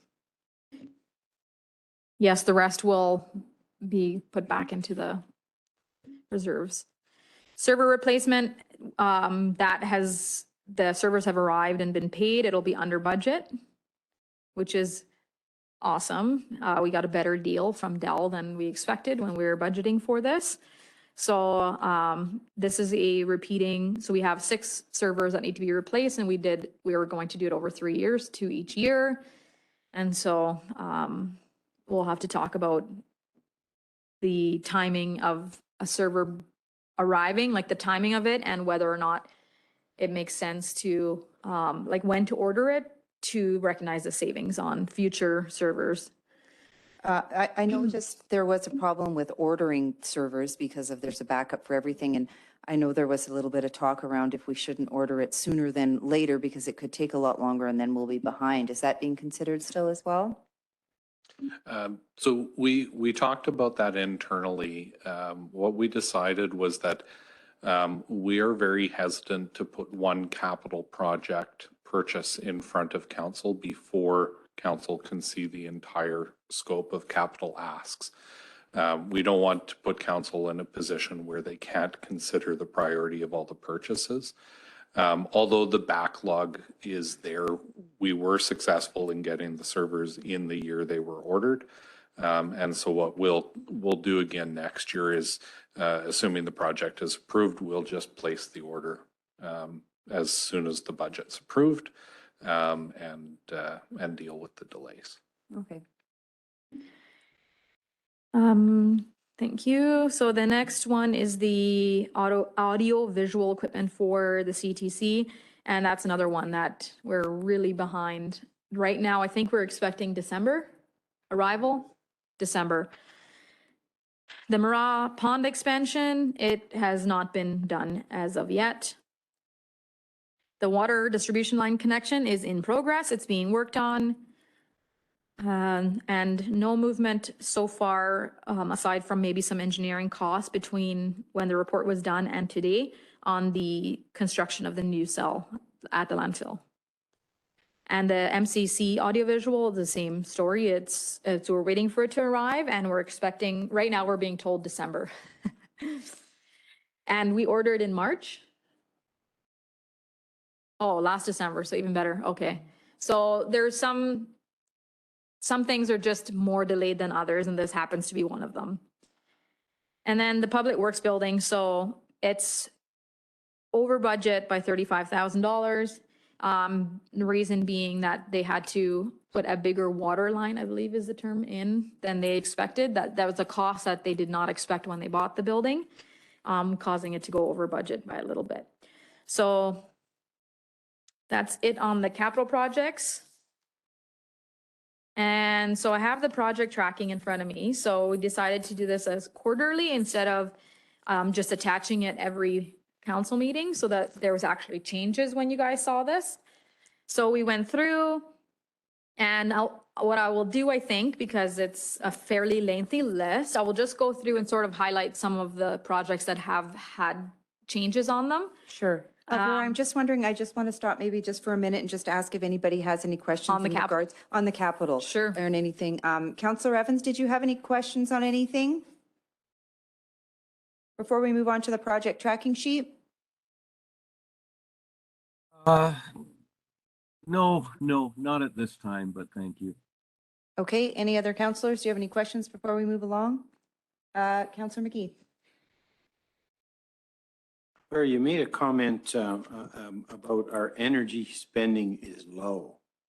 And yet the other side of it is our use of energy is high. So can you just explain that to me? Right, so council approved $300,000 to be spent on our, when I say energy, is the projects that Aisha works on to try to become more energy efficient.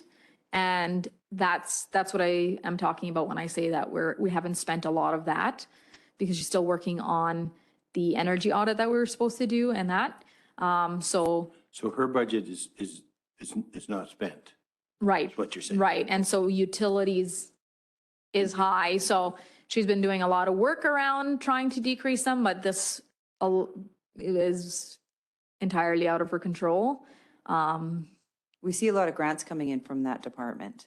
Yes. So maybe that's why the spending is, Well, that's aside. We did expect the grants. The spending being low is simply because the project that she was working on just haven't been done in the time of the year we thought. We thought it would be much earlier on in the year. The energy audit, which is going to cost a significant amount of money, but is going to pay off on its own. The amount we pay, we will see the energy savings going forward. Okay, I just didn't understand what energy up and down. Up and So, down, yeah. Got it. Now, when we see the grants receivable, Brazeau County is 1.183, and does that include the back? That is the back pay. retro? Well, that's why it sits there under grants receivable. Right, yes. wasn't it closer to 2 million? Well, not the back pay isn't. The back pay itself is 1 point. And it'll stay at that until we receive it. So it doesn't move up or down. No, that amount will stay unless at year end, there's some other reason to add a receivable in that other grant receivable portion. But no, I don't expect that to move until we've been paid. So. No. Yeah, I think that's the answer, is that the number of 1.8 million would be if we were unable to collect the full value of the arbitrated agreement on recreation and ECDC. So including 2022, it would be 1.8. Okay, because I was just referring to the letter, so that's why I was thinking. Yeah. The normal,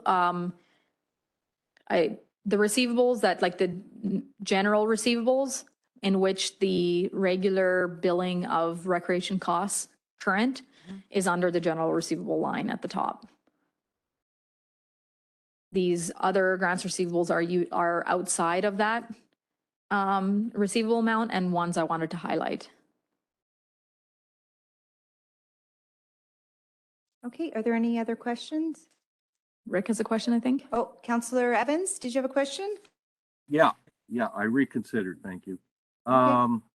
Line 433, that distribution line replacement, that's the line coming from the water plant directly into the distribution system, correct? That we looked at earlier in the budget? Yeah, so that was the project that was approved in 2021, actually, but then it never ended up getting started in 2021, and it carried forward to 2022 and is currently in progress. So do we think that it will get done this year? We're getting pretty late in the season here.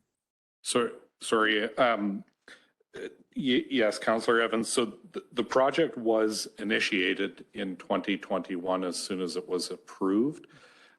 So there's two components to it. One is rehabilitation within the existing pump distribution, and that work is widely complete. The connection of the water treatment plant distribution pumps to the network is the part that's taking longer, because there are a series of testing that need to be done to determine where the pressure reducing valves need to go in the community. So that work is ongoing. We're just looking to Shelley here to see if we still anticipate that being completed this year.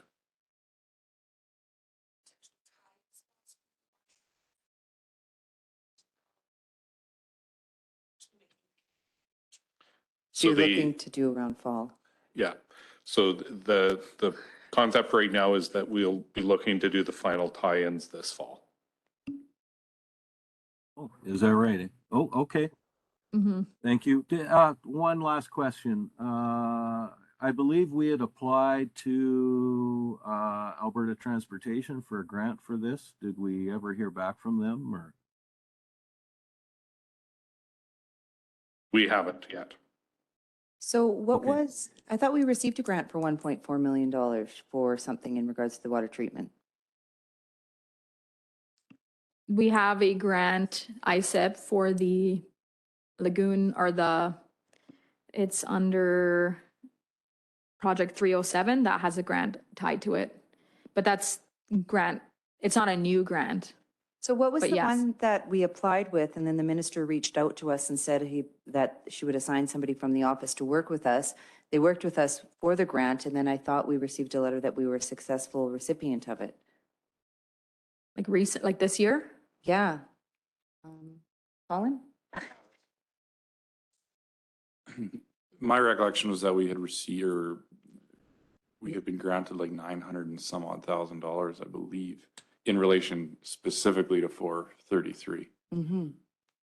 And that's kind of why I'm just looking at the budgeted cost. It shouldn't be 1.4 if we did receive that. So. Sorry.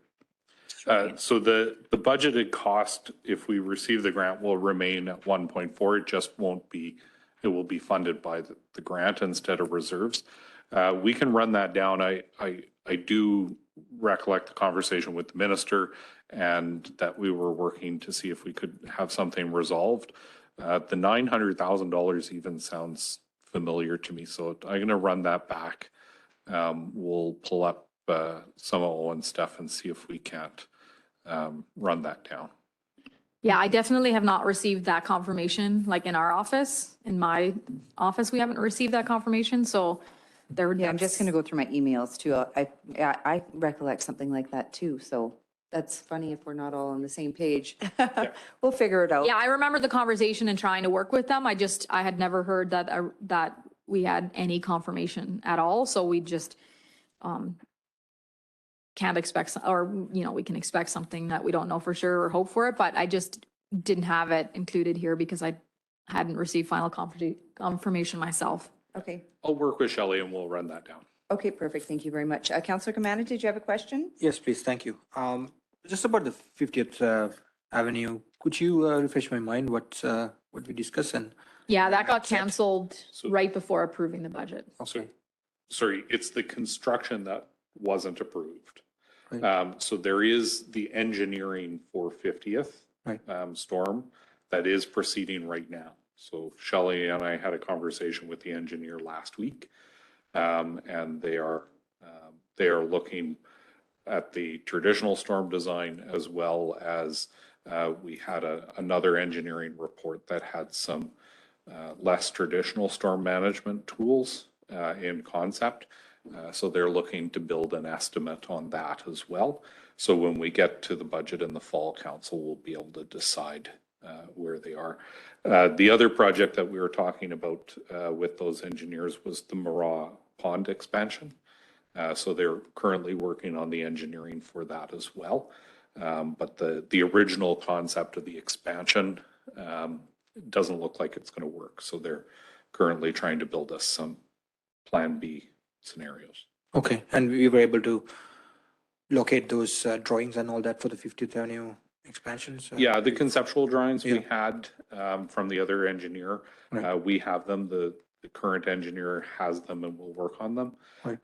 The lead on the project has actually done significant work with those, particularly in the city of Edmonton. So he's going to give us some concept of what we have the capacity to do there and what it would cost. So in the fall, when we consider the project, we'll have several options to look at. Okay, thank you. Counselor McGee? Okay, perfect. Okay, if there's no other questions, we'll continue with the project tracking sheet.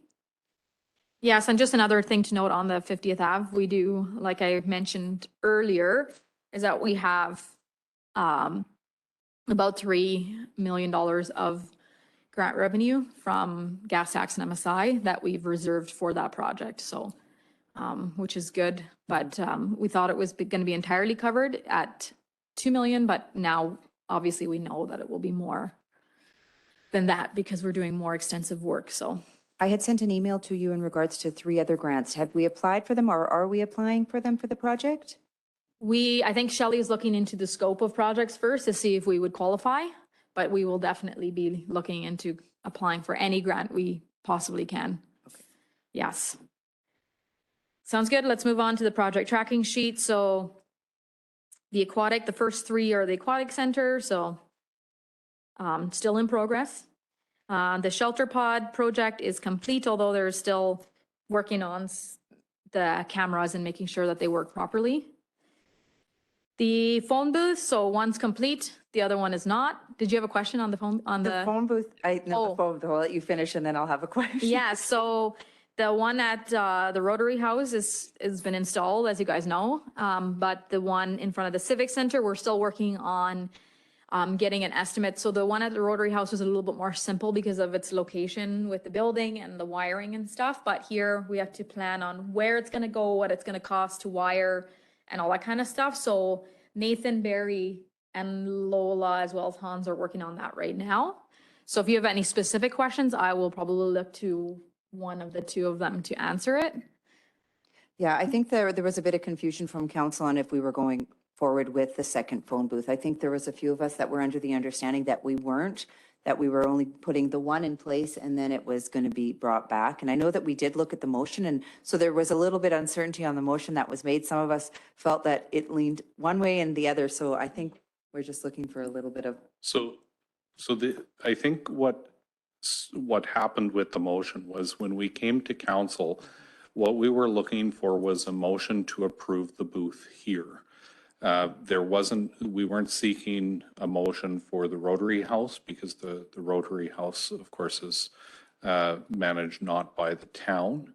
And the project is fully funded by FCSS. So it was, when we'd originally brought it forward, it was to approve the booth here. We did bring it back a second time to clarify because there was some confusion about the booth at the Rotary House. But in the way it stands is the question that was asked was for approval of the booth here. And so that motion is there. If council would like to reconsider that, we could, although there may be some costs in the project. Okay, I'm going to go to Councillor McGee first.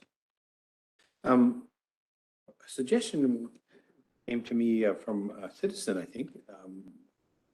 But it was, given that we have some trouble sometimes keeping the doorbell working, that we should put the phone booth at the pod system. And then if the doorbell system isn't working, you can just go and phone. Yeah, so we have managed to resolve the issue with the doorbell. So it had previously been a wireless doorbell that was designed to work with the system. However, the contractor wasn't able to get that technology to work. So they have now installed a hardwired video doorbell that is working as promised. So we don't foresee that issue at the pods. And just related then, when we do that in-kind work that the town does, does that reflect back into the FCSS budget, or is that a direct cost to us that we absorb somewhere else? For the doorbell? Just the kind of work that we've been doing extra work. That means either, but sort of Yeah. fixing doorbells, getting people to do stuff and things like that. Does that? Yeah, so all the stuff surrounding the pod, it was essentially an FCS project run through the RDN with the RDN grant. The work that we've done on the doorbells and things like that, that's primarily been the initial contractor that provided the equipment. And they're doing that to satisfy, because they were engaged to provide us with a working technology, because the technology wasn't working. They're engaged in that. So it's a cost to the project.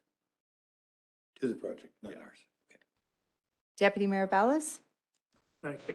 Just back to the phone booth, I think at the time when we approved the motion for a second phone booth, I think it was on the assumption that it was going to be around $5,000 in cost, because that's what I think it was going to cost FCSS. However, from what it sounds to me like now, that's not going to be the case, because it could be a lot more than $5,000. So the cost of the phone booth is covered by FCSS.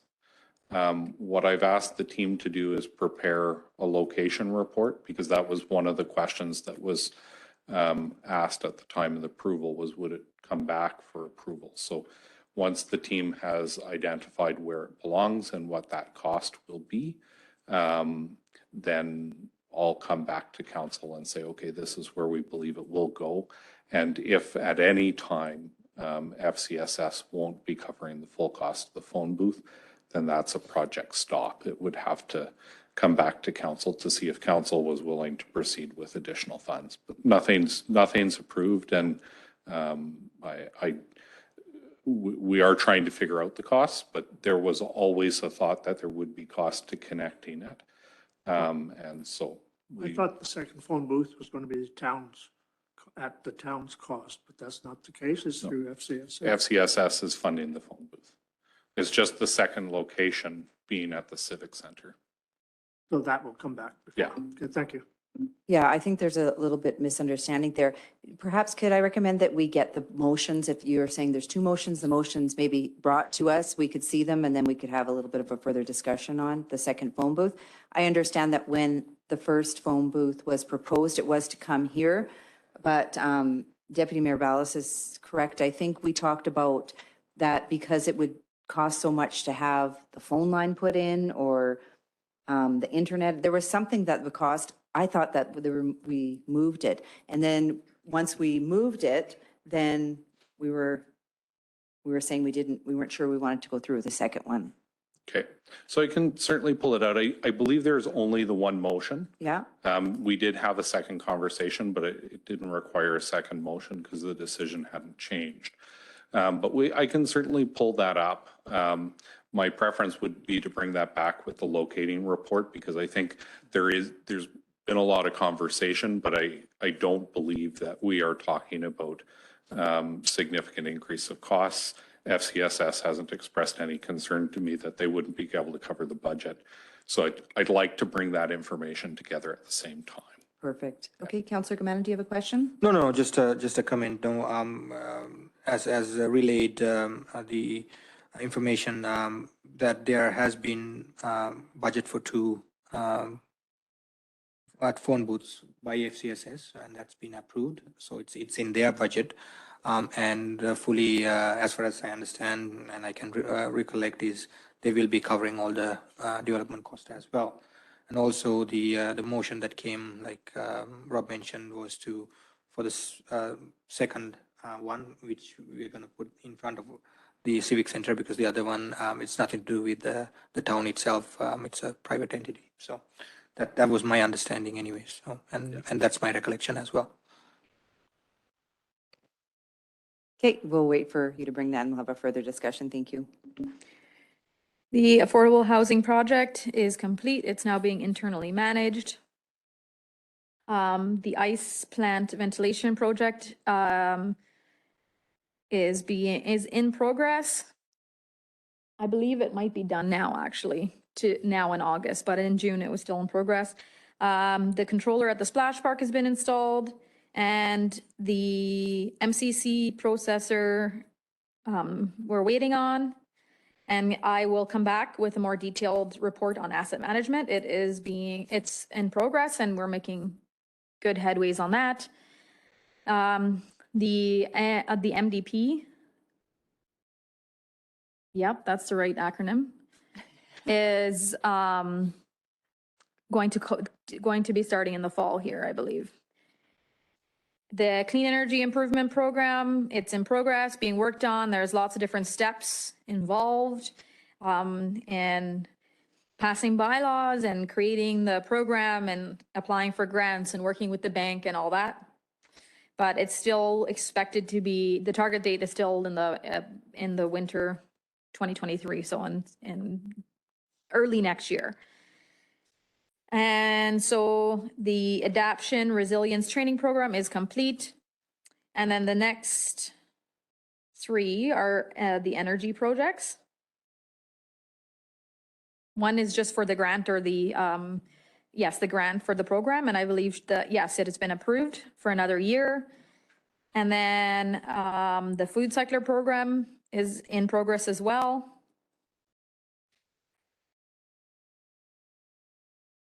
The final report Aisha will bring in very shortly, I think next month.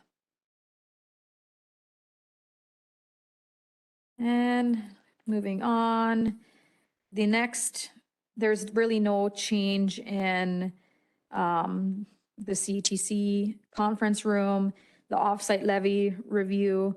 We're still just trying to revisit this to see what that might look like.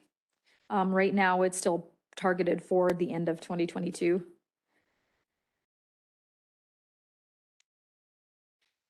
No change in the next one. And then the water distribution project, we kind of discussed, or Rob explained fairly well where that is at.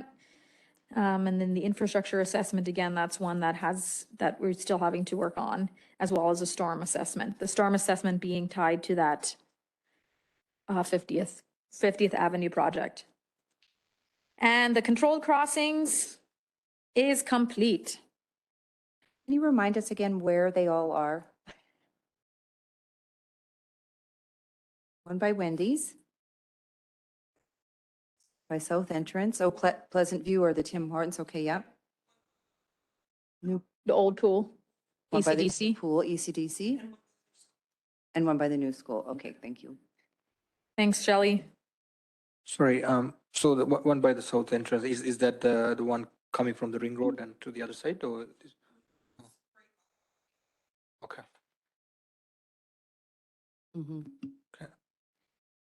Desudging Lagoon is a project that will begin this month.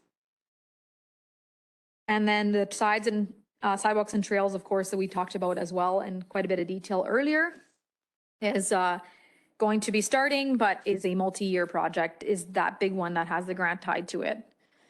50th Avenue East improvements, there's no, Oh, excuse me, Councillor Clark just has a question. oh, sorry. So Sunrise Park, we have those solar lights going up there. Is that coming out of OpEx or is that capital? The solar, I think that is part of the beautification plan, correct? The solar story, Colin? Solar lights by sunrise. And those extra ones, was that part of the trails program or was it sidewalks and trails or was that coming out of? That was a combination of the beautification project that we had on the books. There was some leftover money there. And the balance, the funds, is it operations? I believe, I'm trying to remember if it was gonna go, because of, it was solar lights, if it could be absorbed by Aisha's Oh, budget. Yeah, we were going to apply to see if we could have it covered So, under the so energy. TBD. TBD, Yeah, I do remember putting it under Aisha's budget, saying perhaps, yeah. yeah. Wow, we all have such good memories. I've, Okay, Councillor Evans, you have a question? Go ahead. Yeah, just a quick one on the lagoon desludging. I don't recall if we were ever told what are we doing with the sludge? Are we land spreading it? Are we using it for day cover in the landfill? It's ultimately going to go to the landfill, but it will be stockpiled until it's dry. Sure. Okay, thank you. Before we go on, I just want to make sure nobody needs a break before we go on. Okay, good. Are you guys okay to keep going? okay to keep going? Okay, just because I get losing a bit of the audience, so that's why I thought if we need a Yeah. 5-minute break, I can call one if anyone needs. Should I? You okay? Yeah, Okay, we'll let's- continue okay. on. Thank you.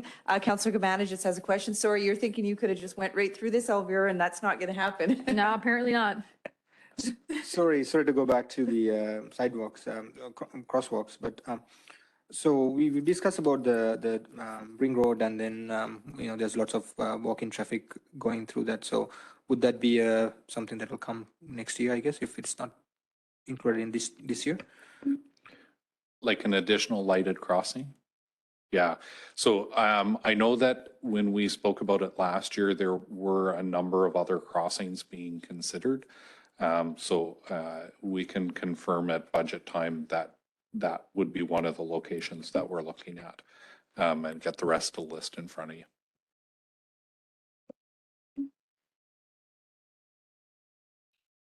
Sorry, I'm just making a note quick about that for budget time. All right, let's move on. So the common services equipment, it's checked as complete because it's been ordered and or signed off on, but we're actually still waiting on the flail mower. And the lease buyout for the loader is, although we've signed the paperwork for, it officially takes into effect at the end of this year.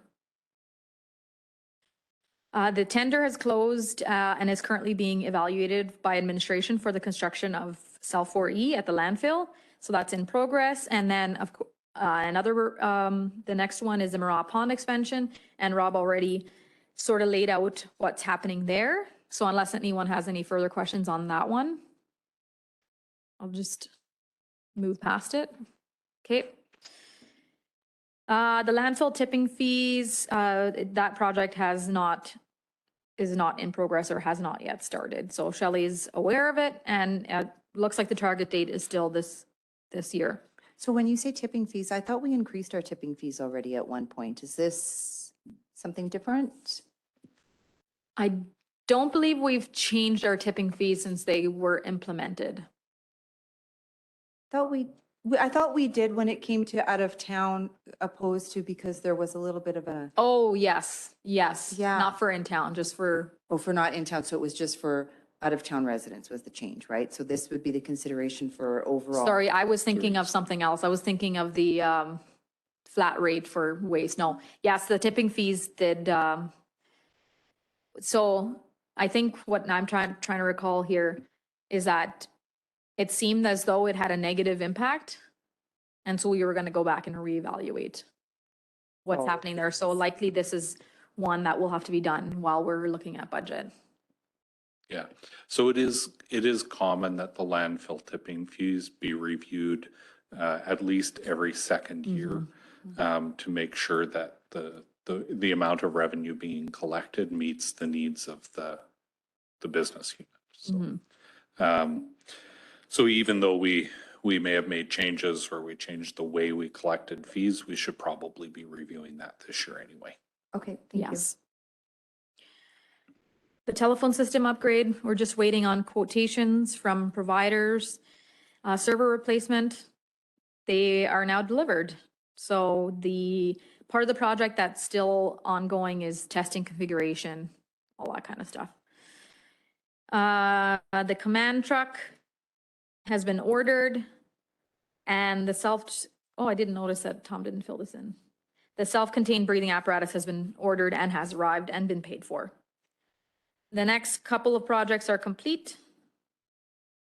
Just a note here, the volunteer appreciation banquet, it was a huge success. That was the note that was Awesome. left. The next deadline for community events grant is October 1st, so we'll see another round of that coming up. And the Good Neighbor program is in progress. And both the Snow Angels and the community MAP program are complete. So the MAP program is now replaced, or the shelter pods are now replacing the MAP program. And the Agents of Change, so something that Aisha is working on. So she's working on completing like the program guideline and yeah, so I'm just going to read what she wrote. Now working on completing a program guideline that would incentivize residents and businesses to carry out community sustainability projects on either waste reduction, climate literacy, or energy efficiency. And then this is the big program, our project that Aisha is working on. So the RFP investment grade audit, and it's being reviewed, the proposals. I don't know if you have anything further to add, Rob, but that's just where it's at this moment.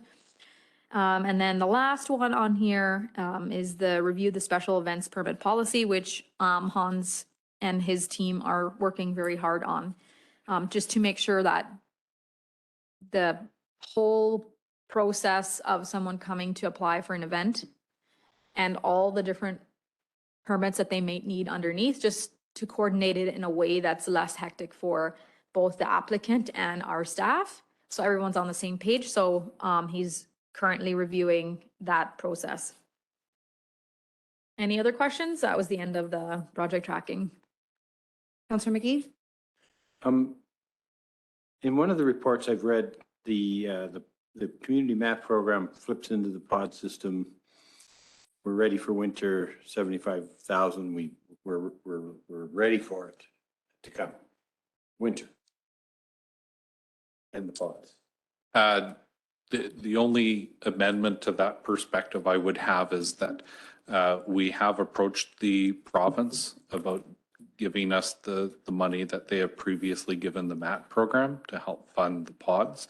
That hasn't been approved yet, but otherwise that's all correct. So the pods are in place. It is our plan to use the pods instead of a MAT program, and we are ready for winter.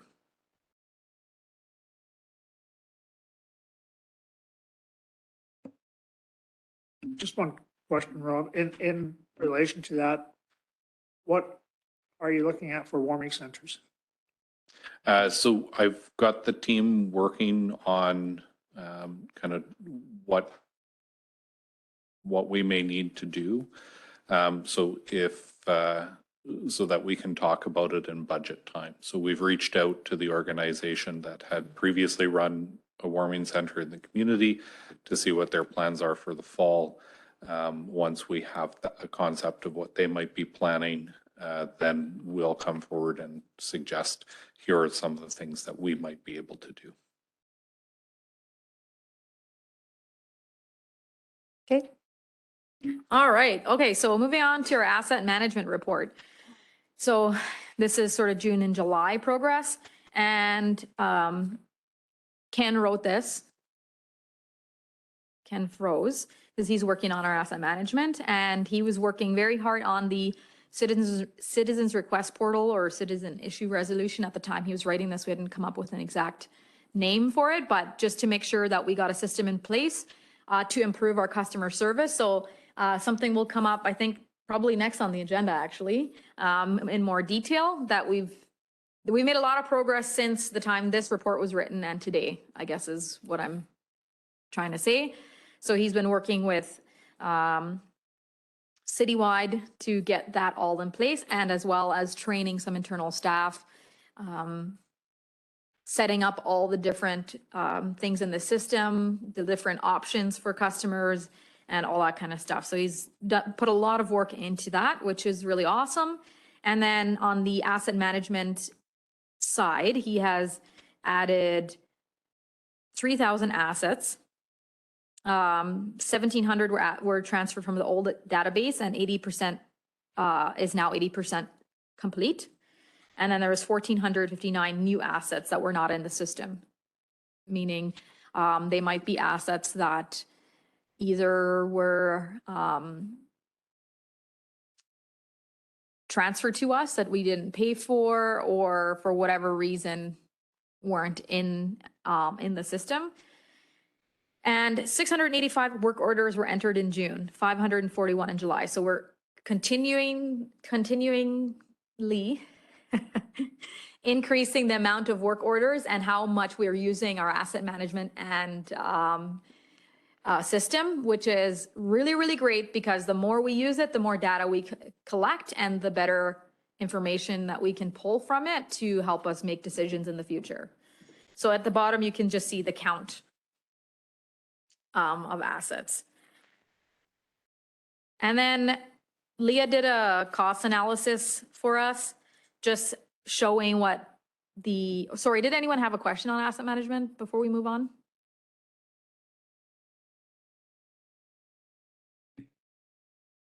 Councillor Evans, did you have any questions? It should be page 70 of your package.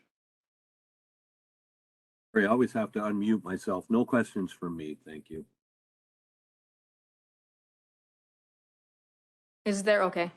So you can, if you, I have it. okay. You got it? So the final page included Sorry. is a fuel analysis. That's not, Councillor Gamani, do you have a oh, question? sorry. Sorry, just about the asset management. So we have 7,482 assets added and all that. So 86% complete. So we're from the old database. Okay, so how much would we say complete from the whole task? I mean, I would hope to say 86%, very near. Okay. Yeah, of the creating the new database. So what's still missing after we've done that is assessments, life cycle studies, and all that type of work. Right. So, but the collection of information for the new database is right around about 80% complete at this point. So 86% from the old database. Of course, there's some new ones that he added that, as he's going around from department to department and actually visually inspecting assets, making sure that it's all in there. But yes, I would say the whole database is 86% complete. And so just the inputting of the assets. So Right. then again, after that, we have to do quite a bit of work around life cycle analysis and assessments on the lifespan and where we're at, where an asset's life expectancy is at. So a lot of work still to be done, but we've made lots and lots of progress as well. So I'm happy with that. Excellent. Mr. Osmond? And I just wanted to confirm, we are still on track. So the project plan was to complete this work by the end of 2022. And we are still on track to do that. So just to follow up, is there some things that we can do parallelly, like the life cycle assessments and all that, while you're actually adding this in? I would be afraid of important things being missed if we did that before if we skipped sort of, I guess, ahead. So my recommendation would be to finish this step and then move on to the next step. I know we're we're very excited to get moving on this, but I think the better thing to do is just to get everything, have everything sort of in the system so that we know what we're working with when we're hiring people to do these assessments. So although some work Ken is doing, some things that he is qualified to do, he is doing as he's going. So it's not that we don't have life cycle for any of these. There's just some that will have to be hired out, if that makes sense. I'll also add that the investment grade audit that we're doing through the energy department includes facility condition assessments for a number of our larger facilities. So that work is essentially just getting underway. So that will help inform that. So we're progressing. Yes. Excellent, thank you. So the last things that I wanted to talk about, and these are not as fun, is the unexpected, I shouldn't say unexpected, we knew fuel, there was going to be impact on fuel because we knew there was an inflationary increase, but what we didn't expect, how much it would, of an impact it would have. So I won't go into a lot of detail, but we're estimating that we'll be at least $74,000 over budget on our fuel cost this year. That is taking sort of the averages. And so I know we're seeing a decrease a little bit now. So if we're being optimistic, maybe it won't be quite that much, but that's sort of what we're expecting. And those fuel costs are shared between the departments that you see here above. Those are the departments that have vehicles, town-owned vehicles that are being operated. The largest amount, of course, is our fleet at Public Works. So I just wanted to make sure that council was aware and that we're monitoring it and we are trying to manage it within budgets. So trying to make sure that where fuel is over budget, like where else can we save to make sure that we're not going, we're not having an impact on the bottom line. So I'm expecting that to a large degree we can handle the fuel one, but the utility increases are going to be quite a lot. And I did quite a bit of work with Aisha on discussing why that was. So a couple reasons for the electricity side is that we were on a variable in January, February, and we expected that to be perhaps high. We weren't sure where that was going to be, but then the months after, we were expecting it to stabilize, and it hasn't had quite that impact that we were expecting, although it does take several months for the prices to sort of stabilize. So we'll see if they come down at all, but right now we're looking at close to combined electricity and gas. We're looking at almost double of what we budgeted. The gas is where the electricity is concerning and frustrating, but the gas we didn't expect to rise the way it did. And so we talked with AMSC, and they were saying that there was a bunch of factors that played into this, one being the war in Ukraine, which almost doubled the tariff rates. And we also saw a higher consumption as well, because we had a lower consumption during COVID.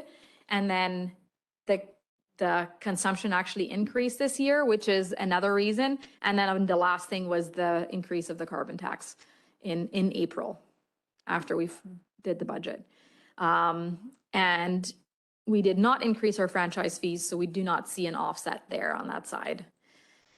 So I was hoping to have sort of a dollar value of what we were expecting to be over. Although I don't have a dollar value, I'm expecting it to be almost twice as what we budgeted for. So we have to talk about if internally we can manage that overage, or if we're going to have to come back to council to request a change in the budget. So I'm going to be working with both Aisha and managers in the next week or two so that we have an actual answer, I guess, as to which way we're leaning on that. So right now, when you see, you'd expect that the numbers I presented for you would be crazy over, but because all the utilities are shared by so many departments and the departments are doing so well managing other costs, that you're not seeing the impact when you're looking at this. But when you're isolating utilities, it's a little bit alarming, but we are working on it, and I'm really hoping that a large part of the increase is going to be able to be managed internally, but we'll come back if we do need an increase. Okay, thank you for that. Counselor McGee, do you have a question? I do, and it's only a question, Elvira, on the fuel. So are we driving more, or is it just the price? We might be driving a little more, but it's almost only the price. Yeah, I certainly don't think we're exclusive, our municipality here. No, no, we get fairly good rates as a municipality. But yes, it's just if you see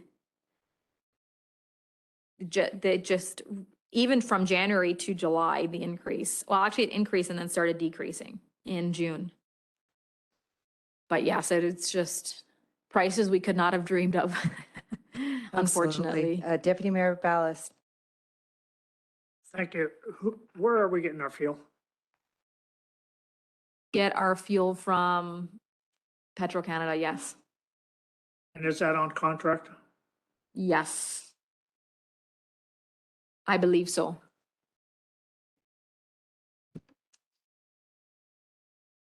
This is fuel.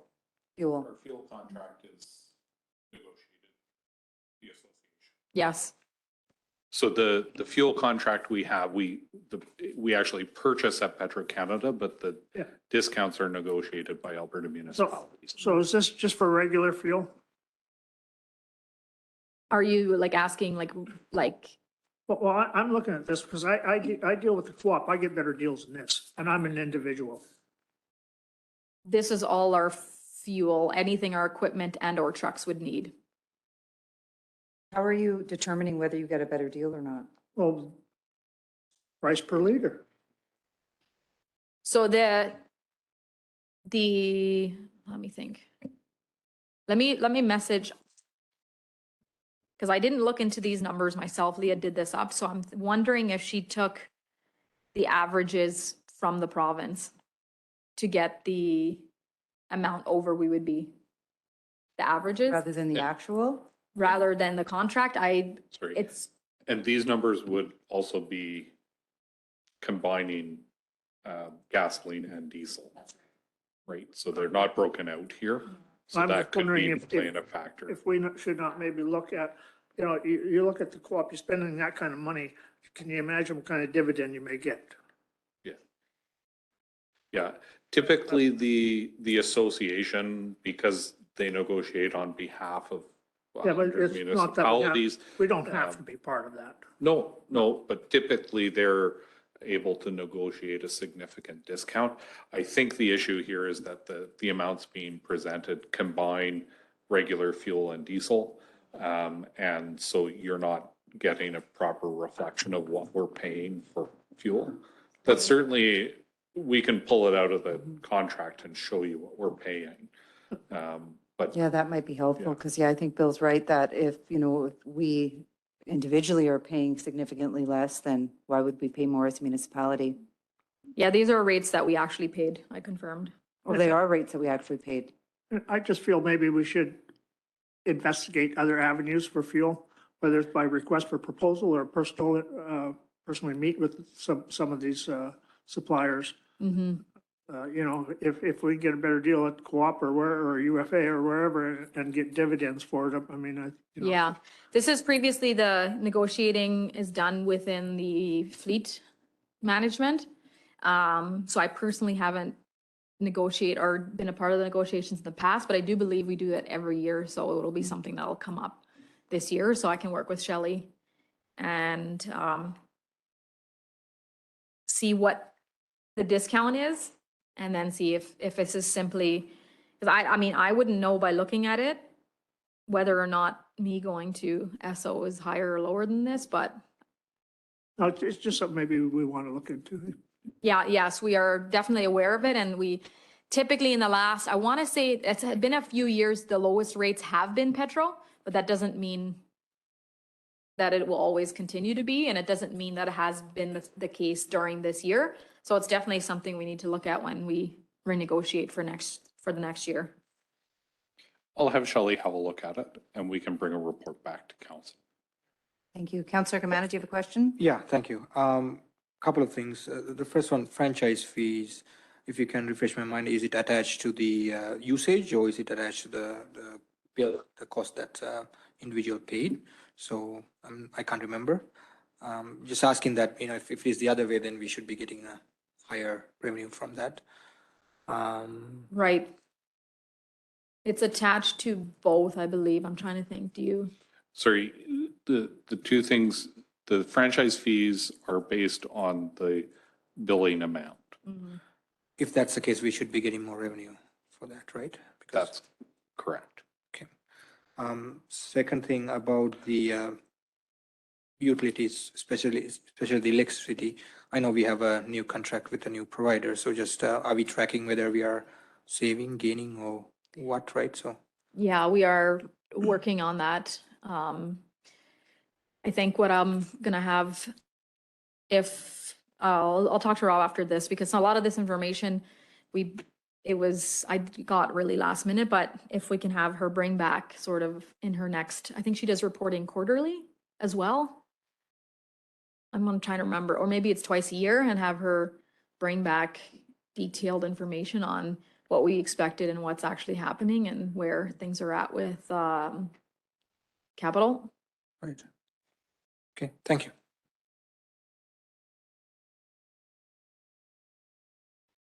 And that's all from me. Well, that's Thanks awesome. Well, for, thank you very much that's for all. your patience and all of our questions. Yeah. We appreciate it. That was a lengthy Yeah. report.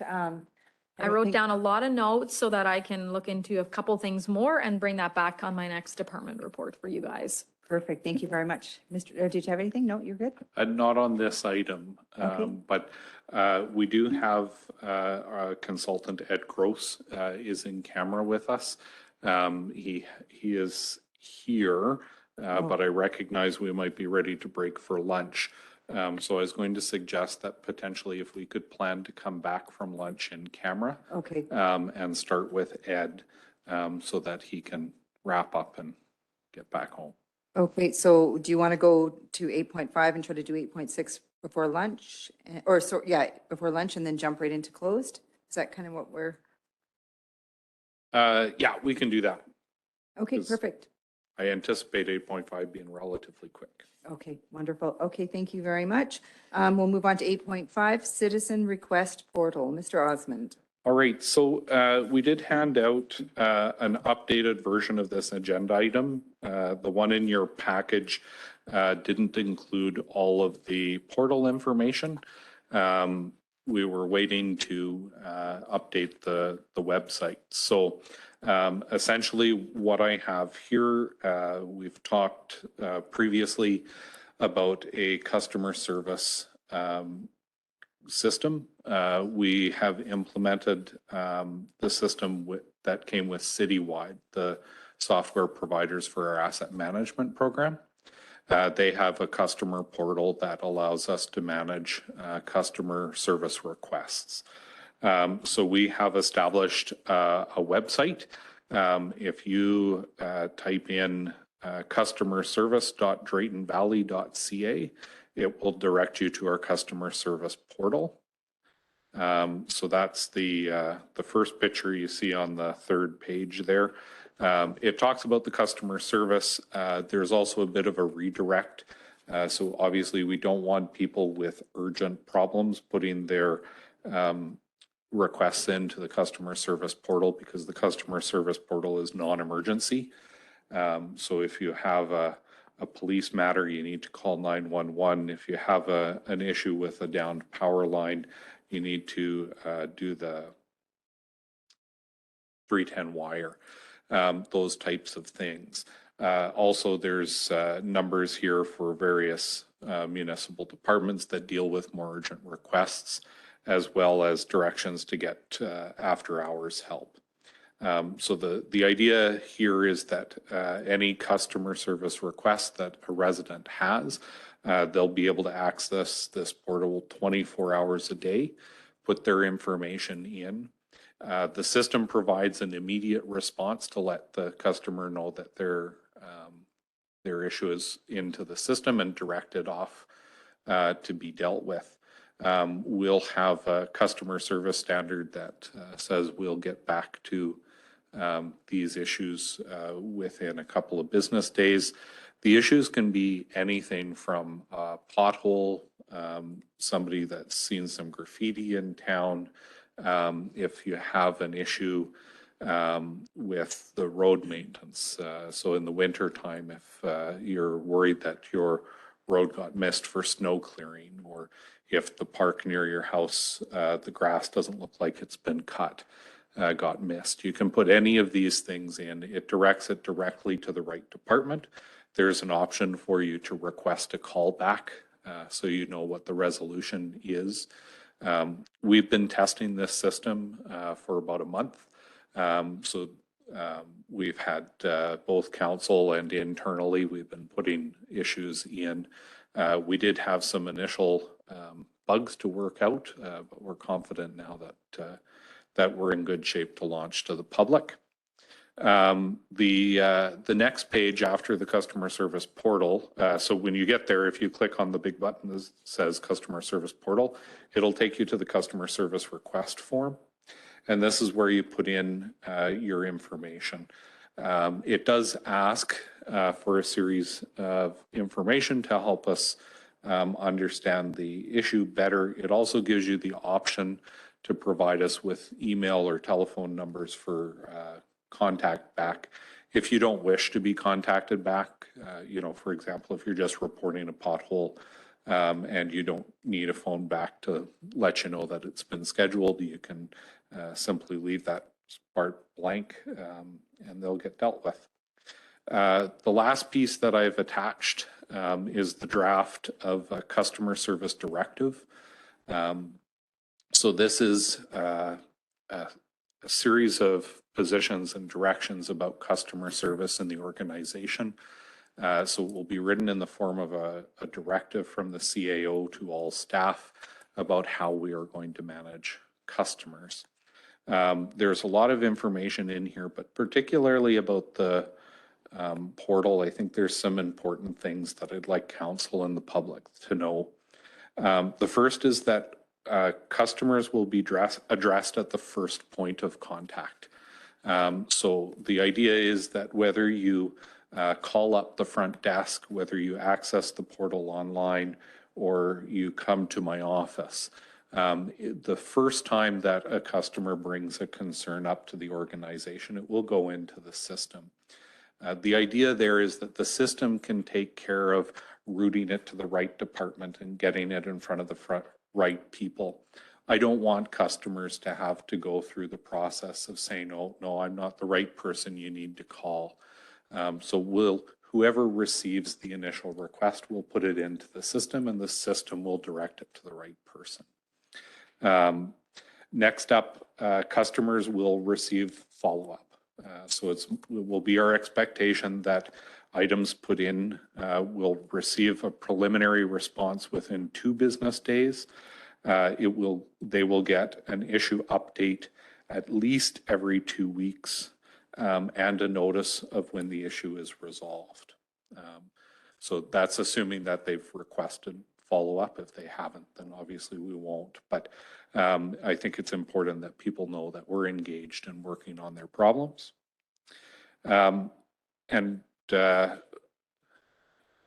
Also that internal customers are customers too, so recognizing that many of the departments within the organization are service points for other areas of the organization. So recognizing that our customer service to them needs to be to the same standard as everywhere else. And finally, that the town of Drayton Valley is going to have a customer-centered culture. The service delivery is important. The purpose of a municipality is to provide service to its residents. And so that customer service stance is paramount. So there'll be an understanding that we want people to feel like we are responsive, that we're solution oriented, that we're focused on giving them a good customer experience. We won't always be able to get people the answer that they want to hear, but we can always do it in a professional way that is as helpful as we can be. And finally, because we are a customer-centered culture, customer satisfaction and customer service delivery will perform part of our performance management. It's one of the things we'll be rated against as employees.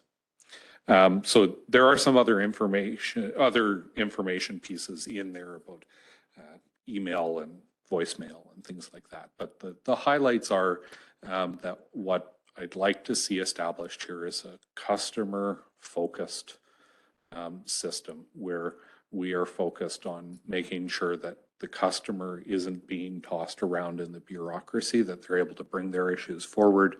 We'll get them in resolution as quickly as we can, help them understand the answer so that they can go about enjoying the community in which they live. So this system is live right now. It's on the website. If you go to that website, there's also a link through ours. After the meeting today, Communications has a series of public posts to help get the message out. We'll be encouraging people to use the system because it gives us that tracking ability to make sure we're getting the customer service delivery correct. The only thing we won't be doing is if somebody comes to us with an issue, we won't be telling them we can't deal with their issue. They have to go to the portal. They come to us and we'll put it in the portal. So, any questions? Thank you very much. Deputy Mayor Ballas. Is each department responsible for looking after their portal, or is we got one dedicated person that's going to be in charge of this?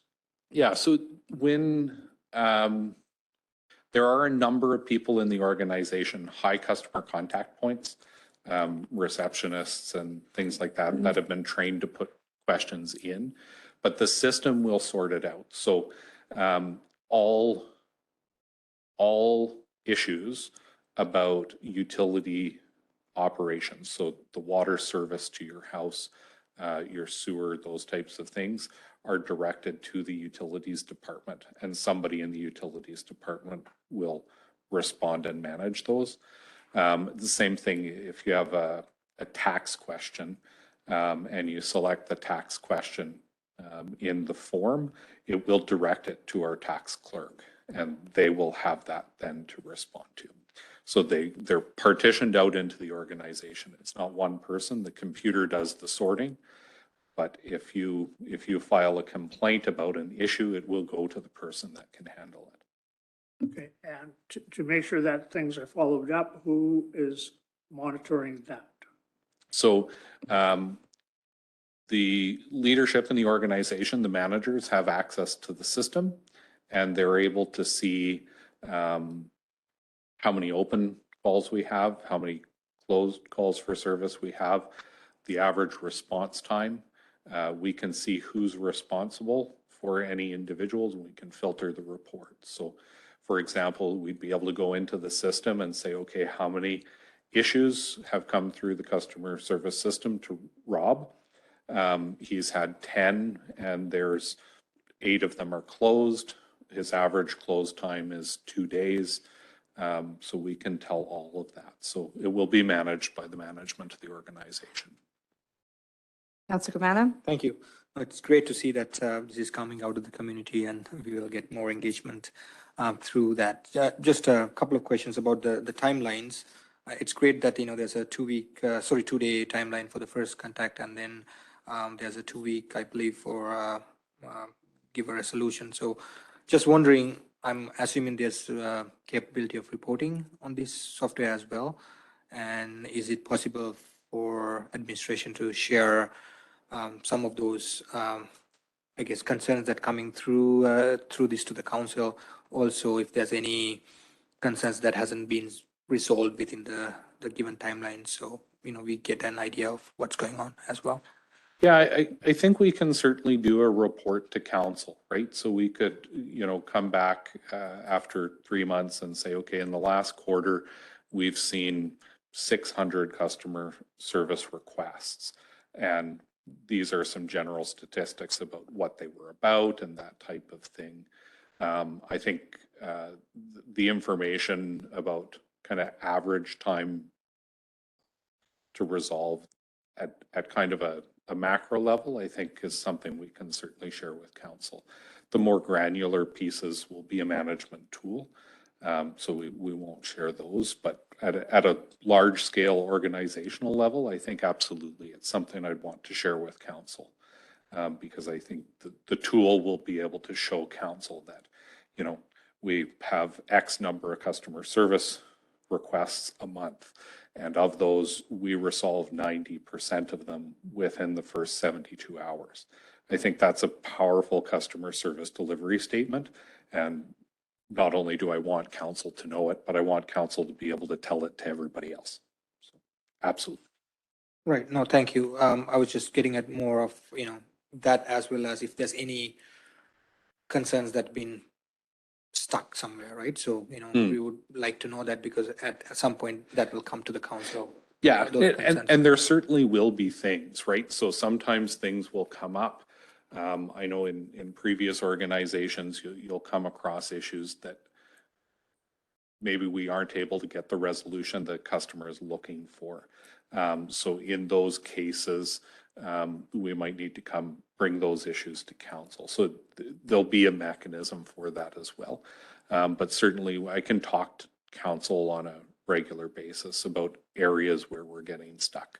But certainly it'll be a tool for management as well, right? So, we can have Hans, for example, sit down when he's going through his information. If there's an area where things are sticking, then it's probably an indication that we don't have enough policy structure, because there's decisions that we're not being able to make. And so then we need to come back to council and say, okay, we need some policy direction in this area so that these aren't sticking. Councillor McGee? Just a very quick question. I really like it. I think customer-centered culture, top-notch. But under the customer service directive, you have a number of dots. My only question is training. Are you instituting training, or does everybody have that skill now? Well, I think in fairness, there is going to be a component of this that we are going to have to train. I mean, there are some people out there whose natural skill set is amazing level customer service. But there are other people that to get to that amazing level are going to need some support. So we'll train on this. At this point, the directive is still in draft, so we'll have lots of conversations with the staff about customer service, how it works, what the expectations are, and how we get really good at it. Perfect, thank you. Is there a member of council that'd like to make a motion? Councillor Sheriff? Just find it here. We are just accepting this report for information, right? I'd like to make a motion that council accepts this report for information. Thank you very much for that. Any comment, debate, or questions on the motion?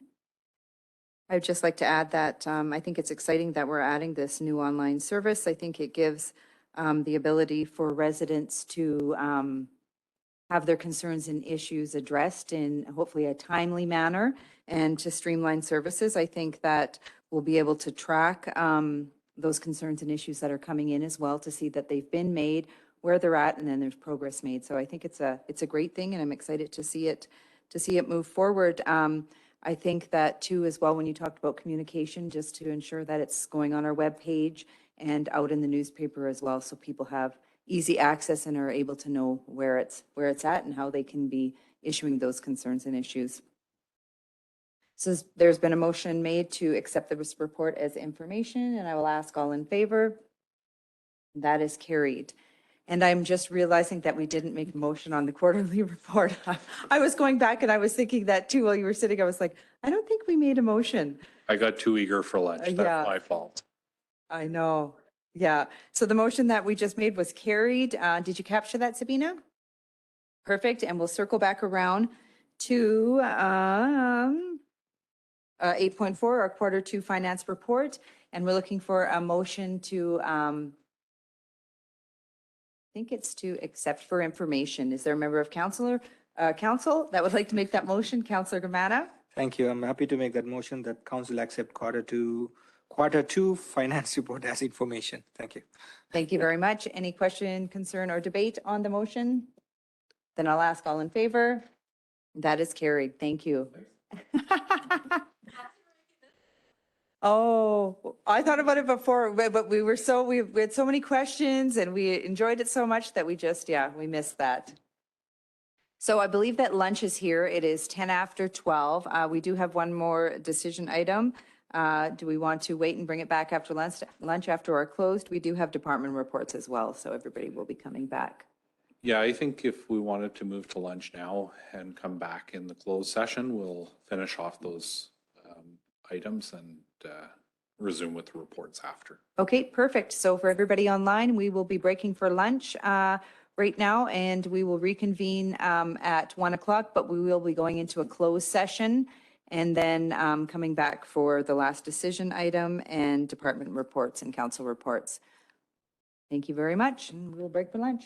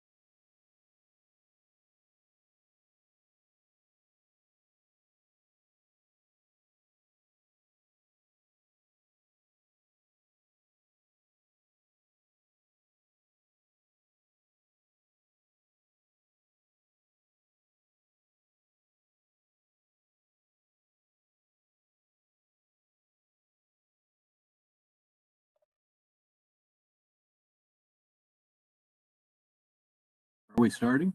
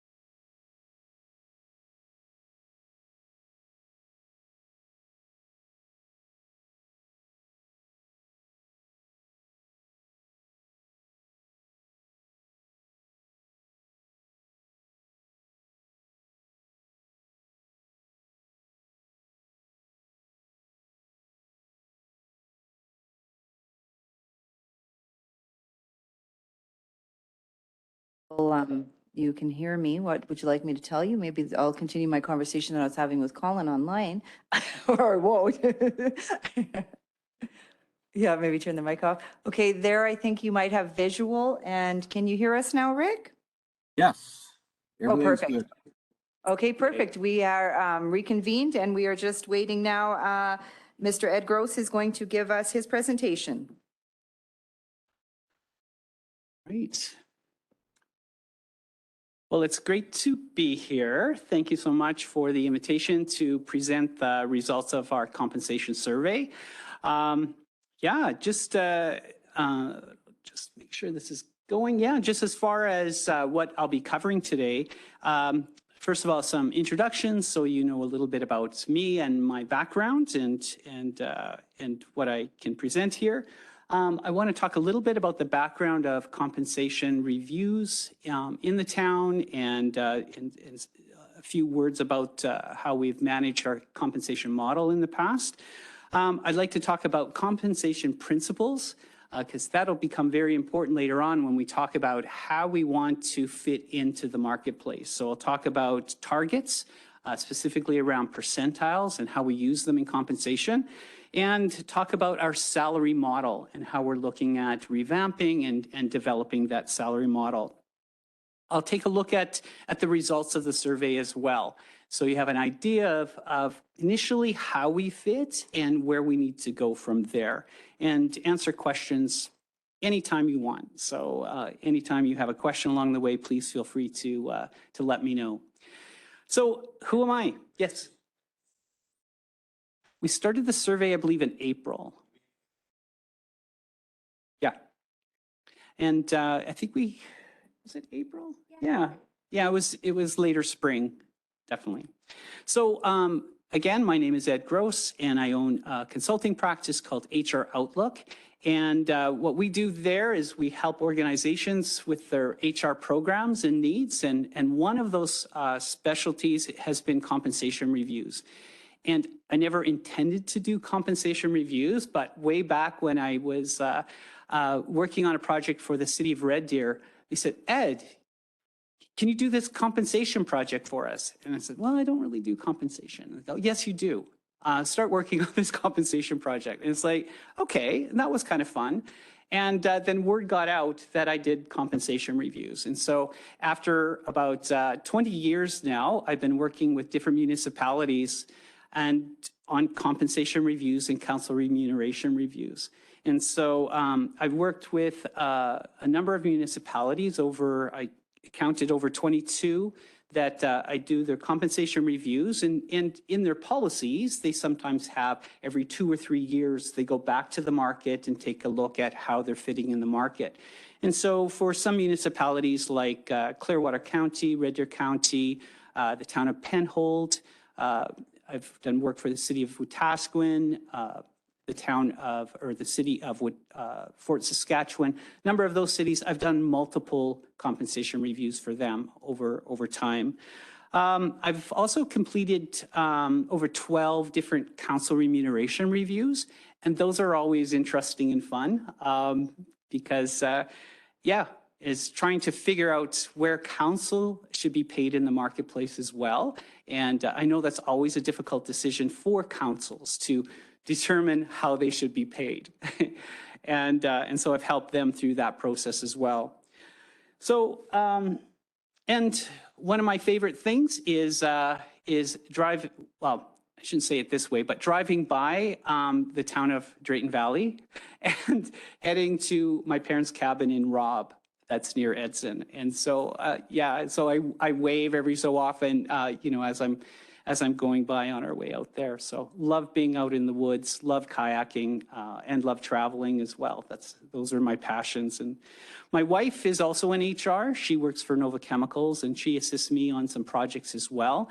And my daughter got into HR as well. So that was really weird. And then even more weird is my son, he is a mechanical engineer, and we have no idea where he came from. Like, he's introverted, he's all science and numbers and things like that. So I guess he gets the number side from me. So here we go.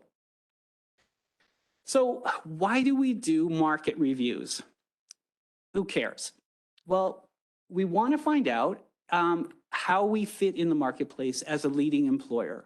And that's typically the first reason is, we hear of best in class or best employer. And so we want to be a leading employer in the marketplace. Attraction and retention of employees, and especially the skilled people that work in municipalities. It's a very specific industry and over the years, I found this more and more. We have very specialized positions in municipalities that even in terms of some of the accounting and HR and especially in the planning and development, economic development, public works, infrastructure, all of those assessment, all of those are very specific sometimes to municipalities. And so we are competing basically sometimes with other municipalities for those skilled people. Lifestyle and location also plays a factor in compensation. And so in terms of the Calgary-Edmonton corridor, I find the farther you get outside of that corridor, sometimes it's more issues around attraction and retention of especially skilled employees in the marketplace. So as far as the previous market reviews that we've done, we don't have a lot of information about how those adjustments have been made. This seems to be the first kind of formal review in quite a while that we've done as far as employee market review. And as far as market adjustments and cost of living adjustments, things like that, there have been in practice links to our negotiations with CUPE. And so that's been the type of relationship as far as how the employees are paid market increases or cost of living increases. I also see from our current salary model that there are a number of levels, number of different salary ranges. And in looking at some of those positions, I see kind of a practice of we have a vacancy and we need to decide how we can pay this person, and we don't quite have a range for that. So there were a lot of individual ranges in our salary model. And that's something I'll talk about in a moment in terms of how we want to develop in that area. So that's a bit of the background as far as a market review in the past. So this is, the first in a long time of a formal market review. I do want to start talking about compensation principles, because we'll talk about this and more specifically in terms of how we allow the data to inform us of where we should be. And so this is where we wish to place in the marketplace. What type of employer do we want to be in the marketplace?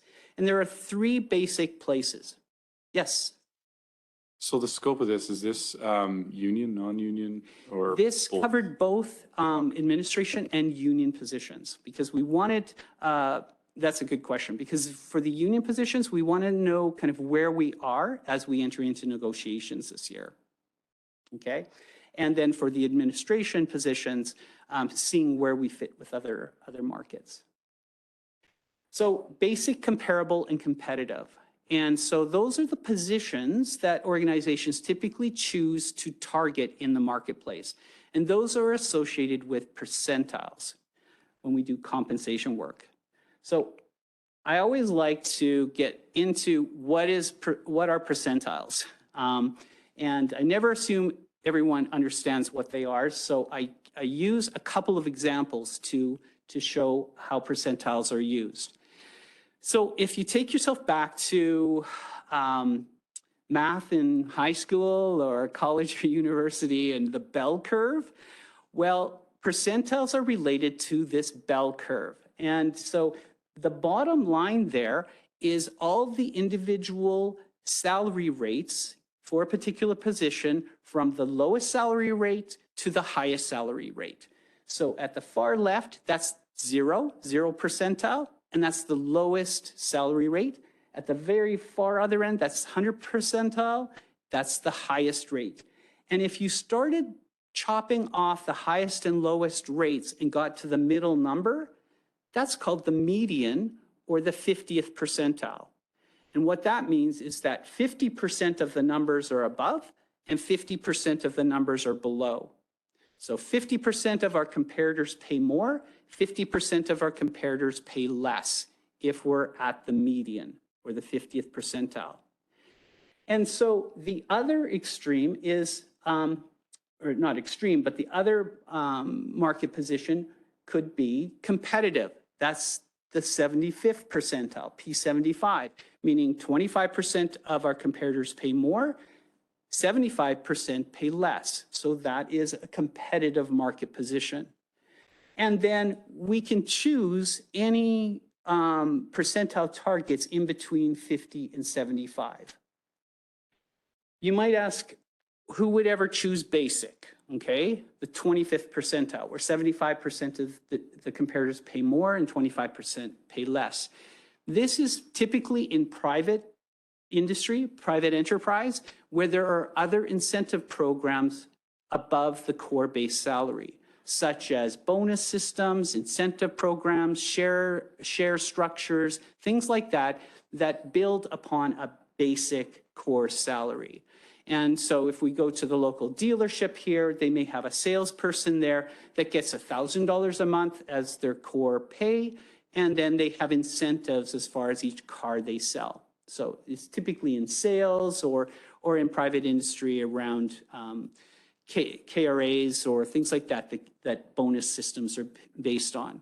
In the municipal world, there isn't that type of model. Sorry, should we ask questions while you're? Yeah, sure. Oh, okay. So I guess statistics or information that you're getting, is it just from comparable municipalities, or is it private and public sector both, or and also, you know, how much of institutions are we talking about here? Yes.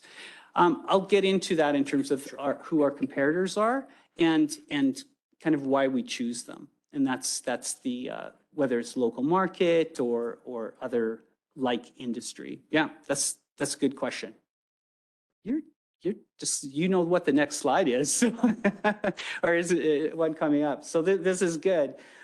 So that's basic. So in terms of organizations like ours and municipal organizations in the province here, their targets for where they want to place are anywhere between 50 and 75.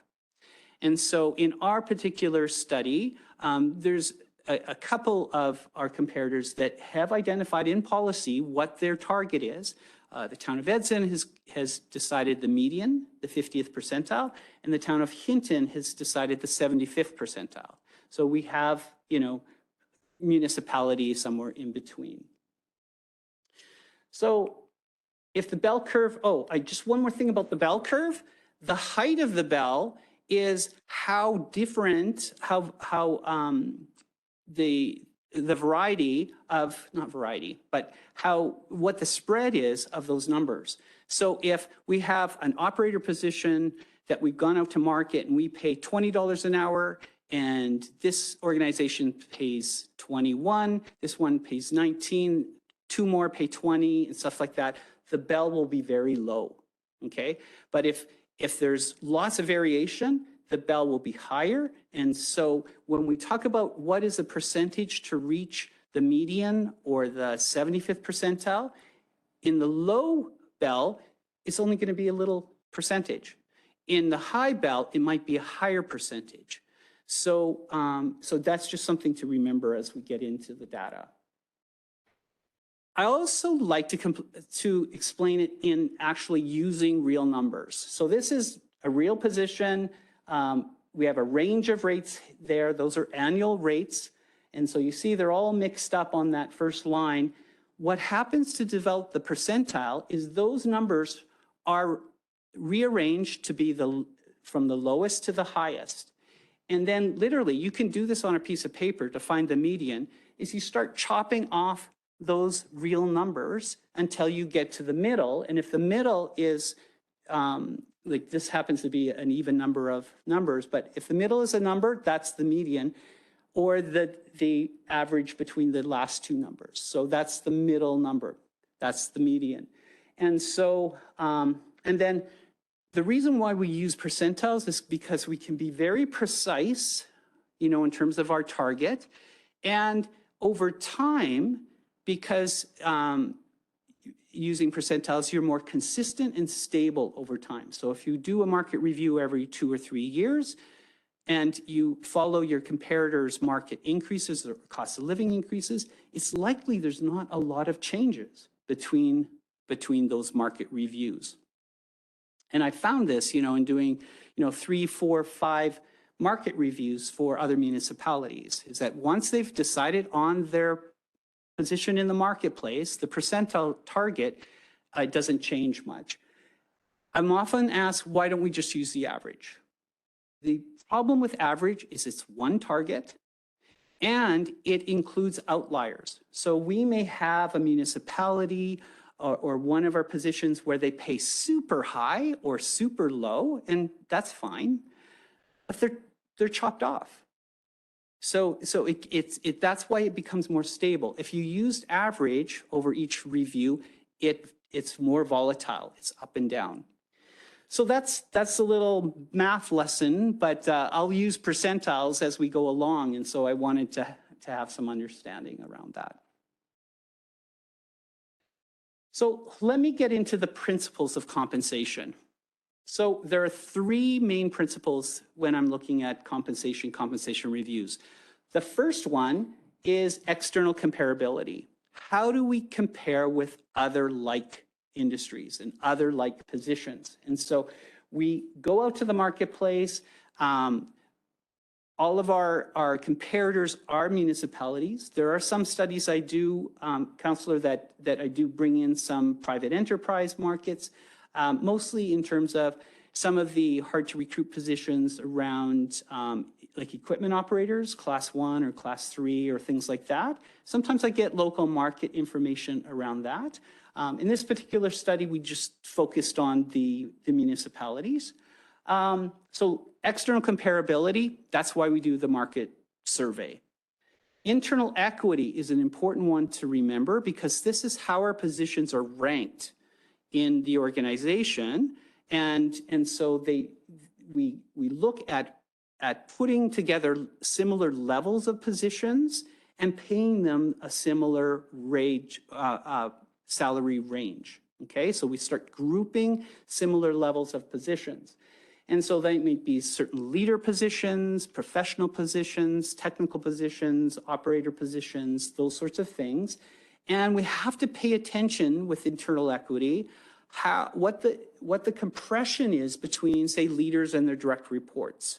And sometimes I use the more technical term, the squishiness of between the levels, how squishy they are. And so we have to pay attention to that when we look at the external results and how we agree to internally organize our positions in the structure.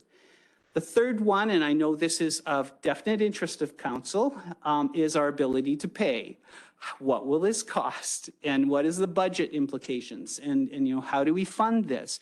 And how do we, in terms of balancing the needs of attracting and retaining employees and being a best employer, and how do we fund this at the end of the day? And so that will come up definitely in your budget discussions. So those are principles that I wanted to talk about. And the principle that internal equity, I wanted to just briefly tell you about the model for salary and compensation models. So we have different levels in our salary structure. And I mentioned at the beginning, we have multiple levels right now. And there is a need for us to collapse some of those levels as they make sense, that they belong together, and adjust the market or be informed about how the market says those positions could be paid. And then there are a number of steps, as someone learns and grows and develops in order to get to that top attainable rate. That's level 8. That's proposed anyways. Right now we have some levels that are around 6 steps. There may be some others that have different steps. In the union contract there, I think there's only 2, 3, 4 steps. So, so for the administration types of positions, we're looking at expanding to 8 steps to get to that top attainable, and looking at collapsing some of the levels. This is our internal equity check. That's the second principle, okay? So that's our salary model. So we'll get into the results. So we have 11 comparators. These are comparators that we have paid attention to and used in the past in terms of similar types of organizations, similar types of positions. Yes. I just wanted to ask if Rick could see this online. I do see you have your hand up as well, Rick. Are you able to see our screen? Yeah, I hate to interrupt, but that's the problem. My camera view is of you folks watching the presentation. Okay, yeah, that's what I was thinking. Yeah, if we could, we'll try to get that brought up right now. We're just looking at the market survey and the 11 I can't even say that word. Comparators. Comparators. If it's Drayton Valley. doable to switch the view, great. If not, I can probably always get the presentation later on and just kind of listen and follow. I don't want you to have to wait to mess around with it. Well, we can continue talking, and then Rob's just trying to bring it up right now. I can just tell you who they are. So it's the 11 of them are Drayton Valley, Brazeau County, Edson, Hinton, Rocky Mountain House, Whitecourt, Westlock, Vegreville, Olds, Panoka, and Wainwright. And there's 56 benchmarked positions. Okay, great. Pretty good comparables. Yeah, so those in terms of looking at the comparables, they are quite reasonable.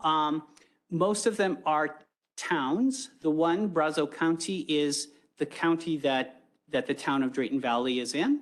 And it's always important to look at local comparators and local competitors as far as how we fit. And this is why percentiles are so important, because, if any of these ones have really high salaries or really low salaries, we get into that, 50th to the 75th percentile, which is those stable results. Oh, no, go ahead. Okay. I'm keeping my mic on just in case I feel like I need to translate something to Rick online. Thank you. So just wondering, when you get the, I guess, the data from these organization, municipalities, are you getting the data as of now and connecting with them and then having those numbers compared with what we have now? Is that how the process goes? Correct. Yes. So we have 56 benchmark positions. 34 of them are administration type roles and 22 of them are QP roles. And so we get their current data, their entry and top attainable, and then we compare their data with our entry and top attainables. And then we see, where do we fit? What is our rank amongst all of those other other comparators. So we'll have an administrative assistant type of role, and we'll know from all of our comparators, maybe 8 of them match that role. And then we know what the median is, we know what the 75th percentile is, or 60th or 70th or whatever.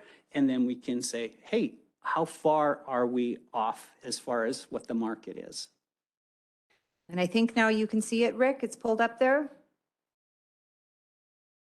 Perfect. Yeah, all good. Thank you. You're welcome.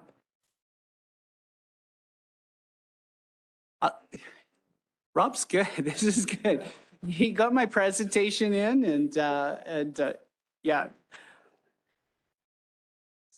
So yeah, the comparables for CAO now has increased a level because of their technical support requirements.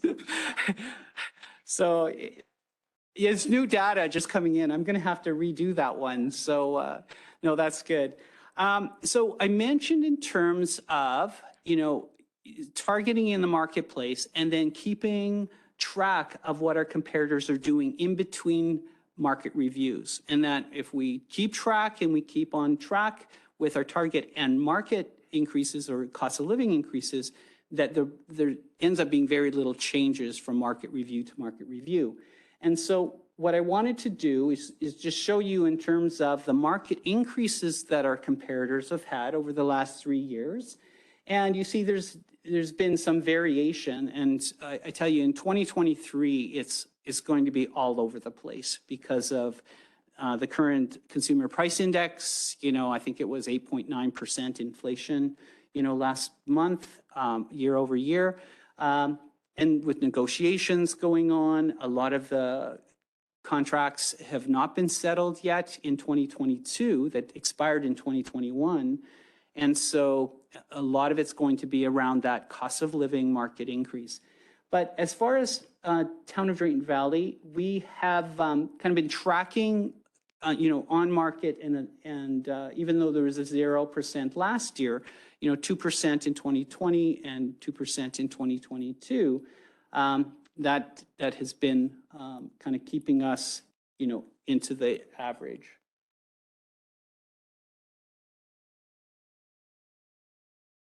Rob?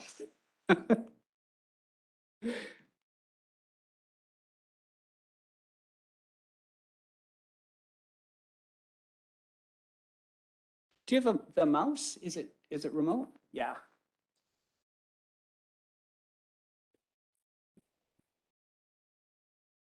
Still room for improvement. There you go.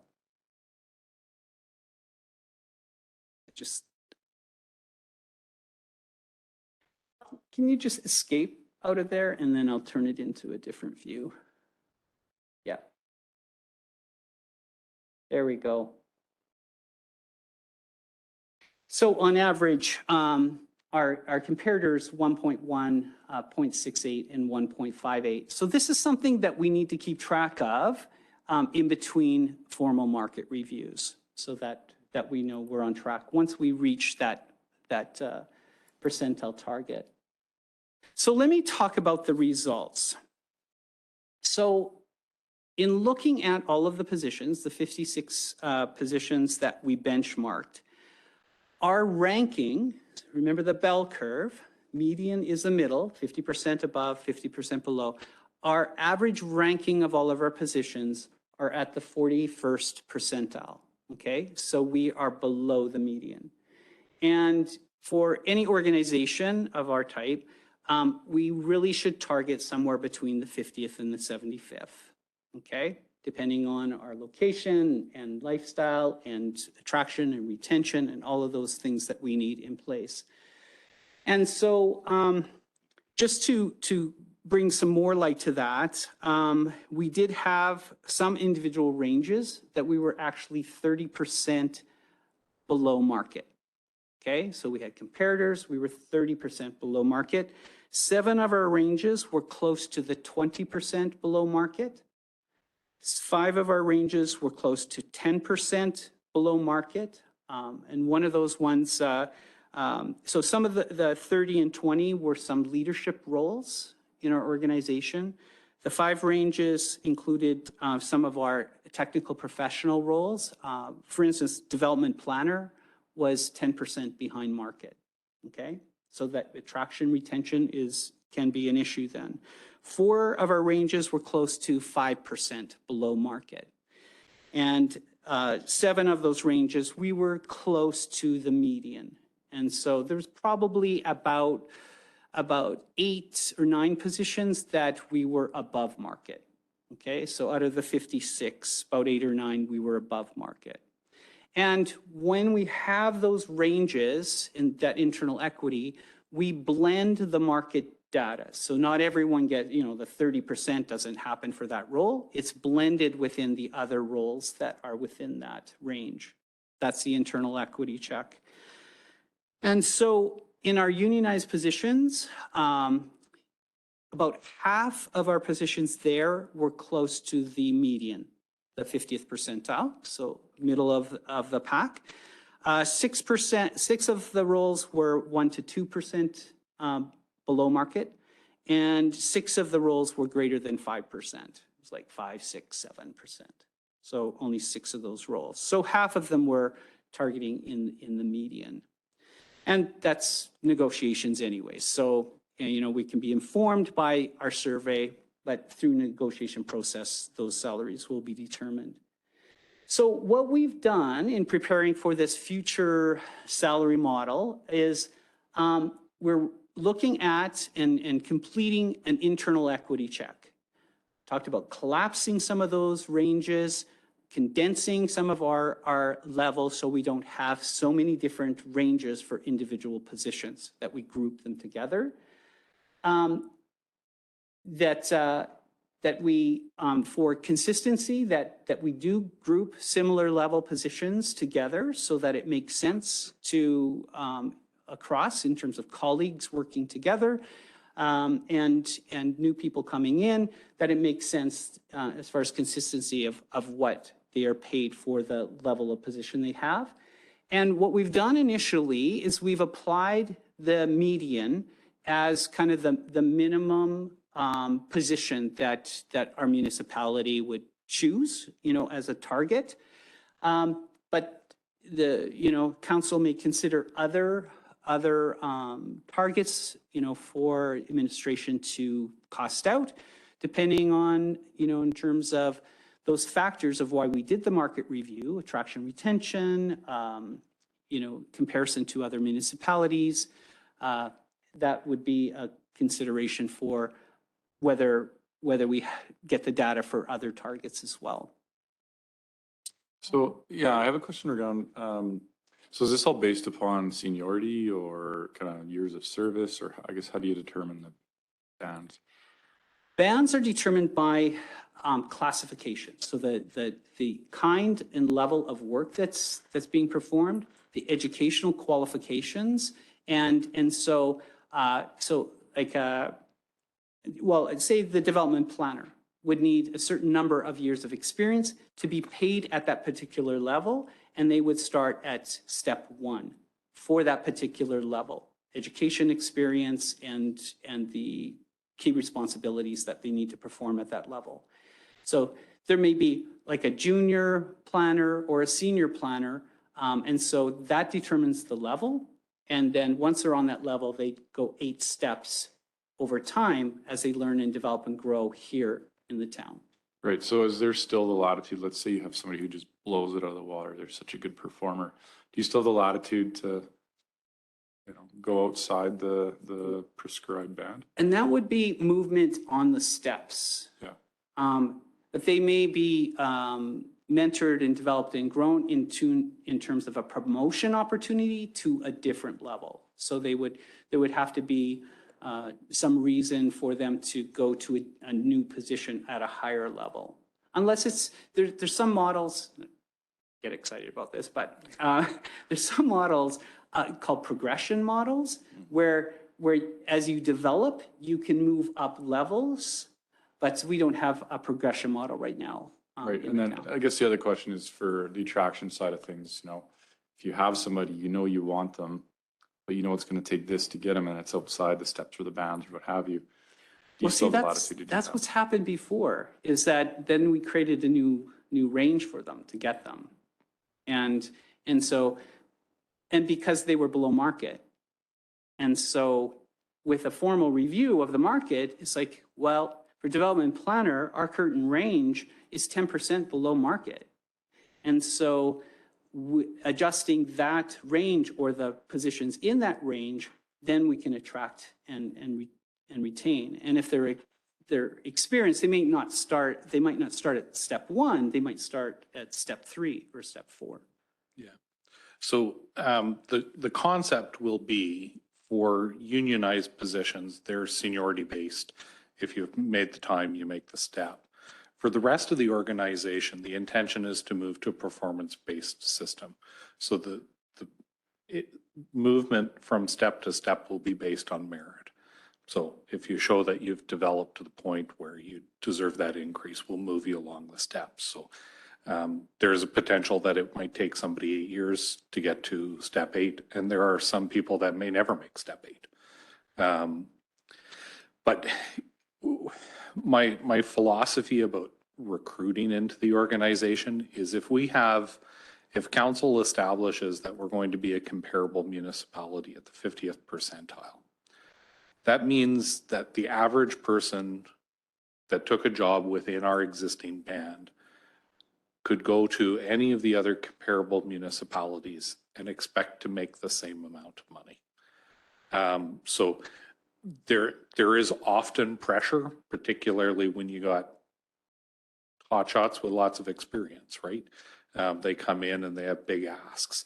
But typically what we do once we have a solid framework that's indexed against the market and we hold it there by doing consistent reviews and holding the COLA, then we can go back to employees and say, I understand where you're coming from, but this is the range.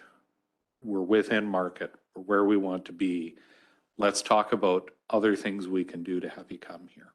So, and we do that a lot, particularly, we've recently hired some high-level management positions where we've got people with high levels of experience. If they've recently worked in a large municipality and they pulled down $180,000 a year, the job they're coming to here doesn't fit that. I've had good success once there's a framework. Sticking to it is not as hard as when you don't have a framework, and then there's the temptation is always just to make things work.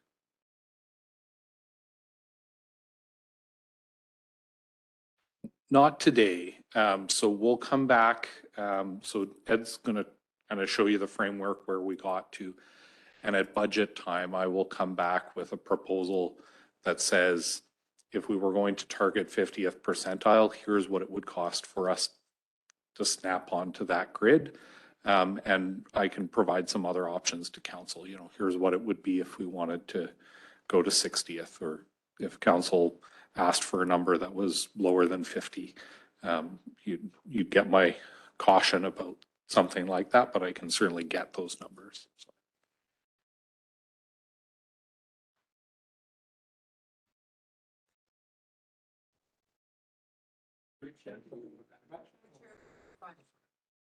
Just asking, we are going through this process just to understand the challenges that you're facing, right? Is it retention, or is it attraction, or is it both, or what? So there's a couple of pieces. The first indicator to me that we had a problem and we needed to do this review was the first time that Alicia came to me and said, here's the paperwork to hire a vacant position. And so I asked a couple of questions. Is it in the budget? And what's the range? What group of employees does it belong to? Unfortunately, we didn't have groups of employees. Almost every position is individually looked at. Most of them have a range, but it's not indexed against anything. So I think the first time Alicia came to me and said, well, we don't really have a range. This is what we paid the last person. That was an indication to me that there's no framework. So when we go to recruit somebody and sit down with them, the best we can do is say, what would be your wage expectations? And they throw us a number, but because we have no framework to measure it against, it becomes really challenging. If once we have a framework in place, they're not confidential. So I would simply put right in the job advertisement that the wage range for this position is blank to blank. So that way you can make sure that when you're getting people into an interview room that they're prepared to accept a wage you can pay, those types of things. So there are individual positions in the organization where attraction and retention is problematic, and there's things we can talk about how we do that. Good examples are water treatment plant operators, CPOs, other highly skilled positions that are specialized for municipalities are really challenging. But what I want to be able to do is the next time we're hiring a CPO, I want to be able to say, this is our range and it's comparable to other municipalities. And here are some of the other things we can do to attract you to the position. So that we don't find ourselves in a position where somebody comes in and they're really good, but they want 30% more than market. But we don't know we wouldn't have known what market was to be able to say, no, that's too much. So with this system, we'll be able to address that. So when you're establishing this framework, what are you going to establish it with, the market value or what we're paying now? So we'll establish it based on the market. And so when we implement that, that means there is going to be the majority of people will fit within their bands. So you might have people who just started who are on step 7, and you might have people that are been here for 30 years and are at the beginning of their band, but the majority of people will land on the band. You'll have a couple of instances where people are paid above the market band, in which case they get red circled till the band catches up. And then you'll have a handful of people that need to be boosted onto the first step. So at the time of their recruitment, the wage that we offered them was far below the market. And there's a number of ways that can happen in a private business. Often if you find somebody with good skills and they're out of work at the moment, you can often attract them by simply having a job for them. You don't need to pay them top dollar. In a municipality, though, that creates a problem, especially if you've got 5 or 6 people doing comparable work and one of them is making $15,000 less than the others. It creates that internal equity issues, right? So that's when I say we'll come back at budget time with the cost of implementation, those are the costs, moving everybody onto the grid and then getting everybody on a step.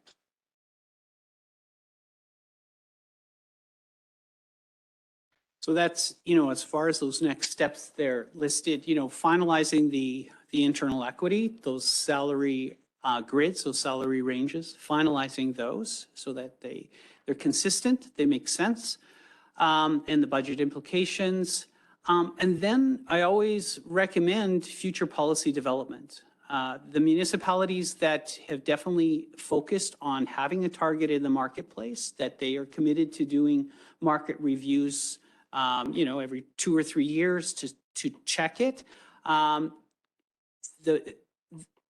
The next market review and the market review after that, there are less and less changes or things that have to be adjusted unless there's major adjustments in some of the roles and changes in the marketplace.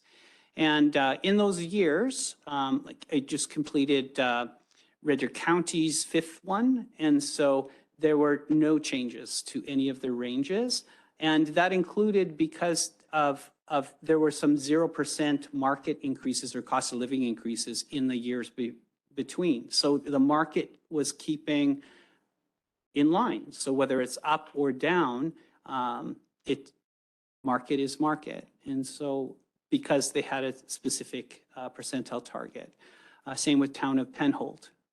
Very little changes the last review that I did for them. And so policy development is very helpful. And that's assurances to everyone that we've got this. We do pay attention to our compensation.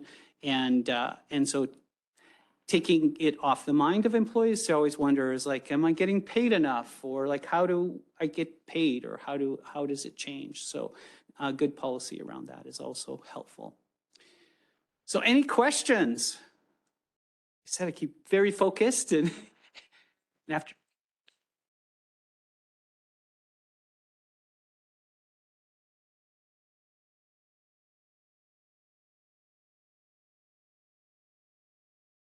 Yeah.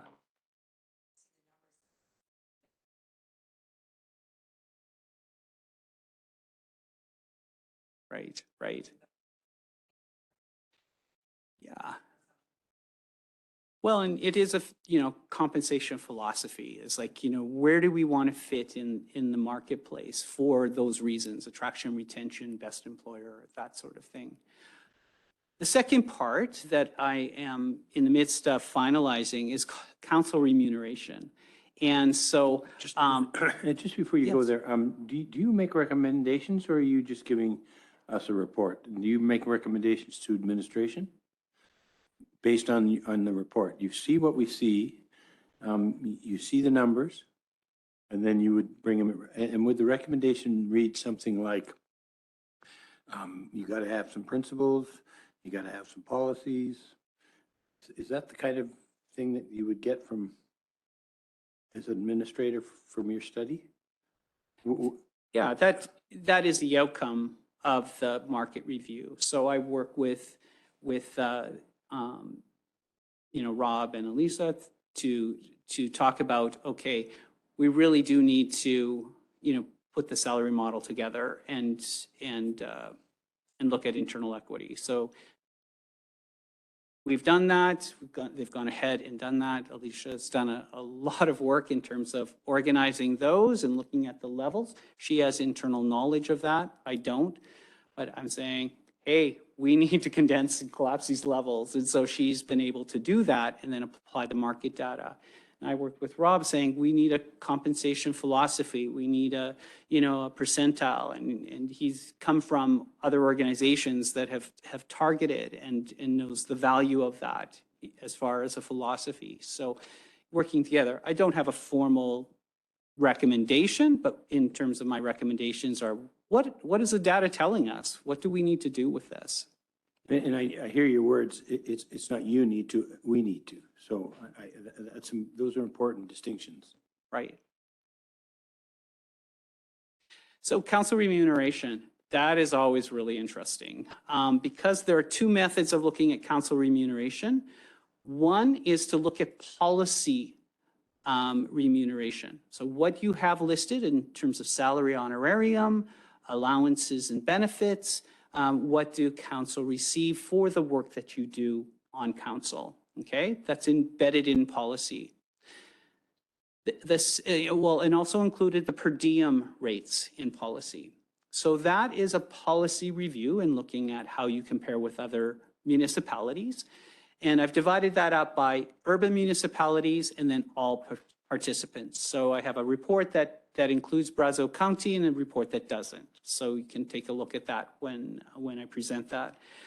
The second review I find even more interesting is what actually happened in the course of that year that council performed their responsibilities.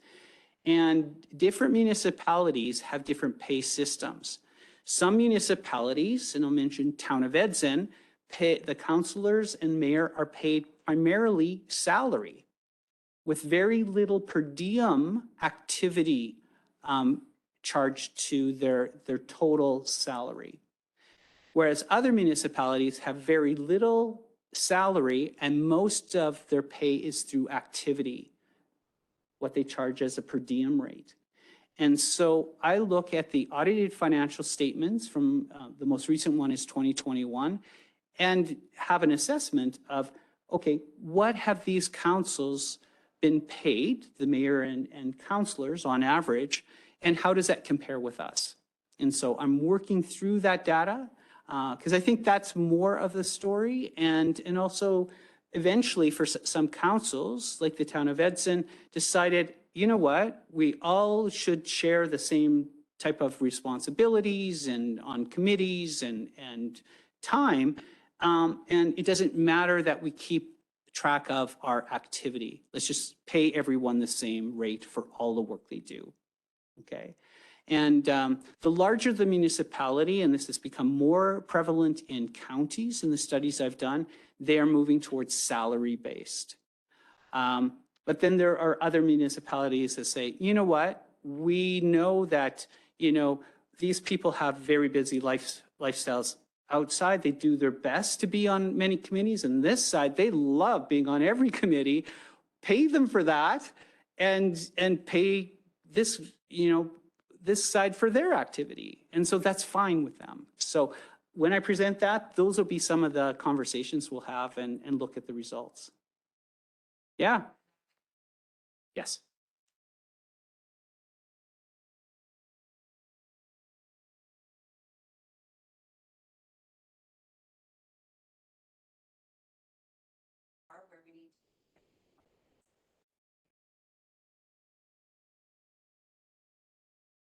Great. Thank you very much. Yeah.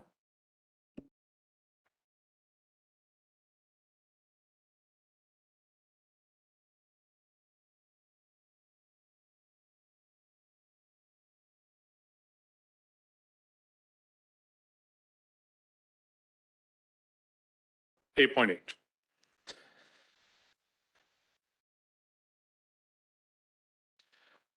All know how to explain Yeah. the learning of the day. So I'd gone through, I received an email from Colin, the acting CAO over at the county, and they have prepared a draft of an ICF agreement. So there was already a draft of this agreement. It was, I think it was even passed in 2020. However, it needs to be updated for the new agreements. There was actually something in the newspaper, I believe, that the county was sending this agreement to us. And so this is what it was alluding to. Are you still there, Rick? Can you hear us?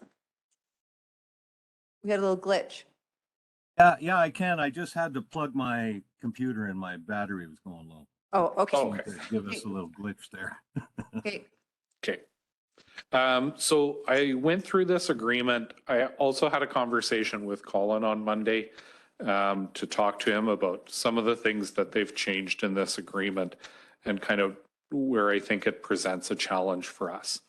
So I believe the principal reason this agreement's come to us is that the county would like to come to an agreement on the ICF agreement, pass it by bylaw because that removes the ministerial obligation of the ICF.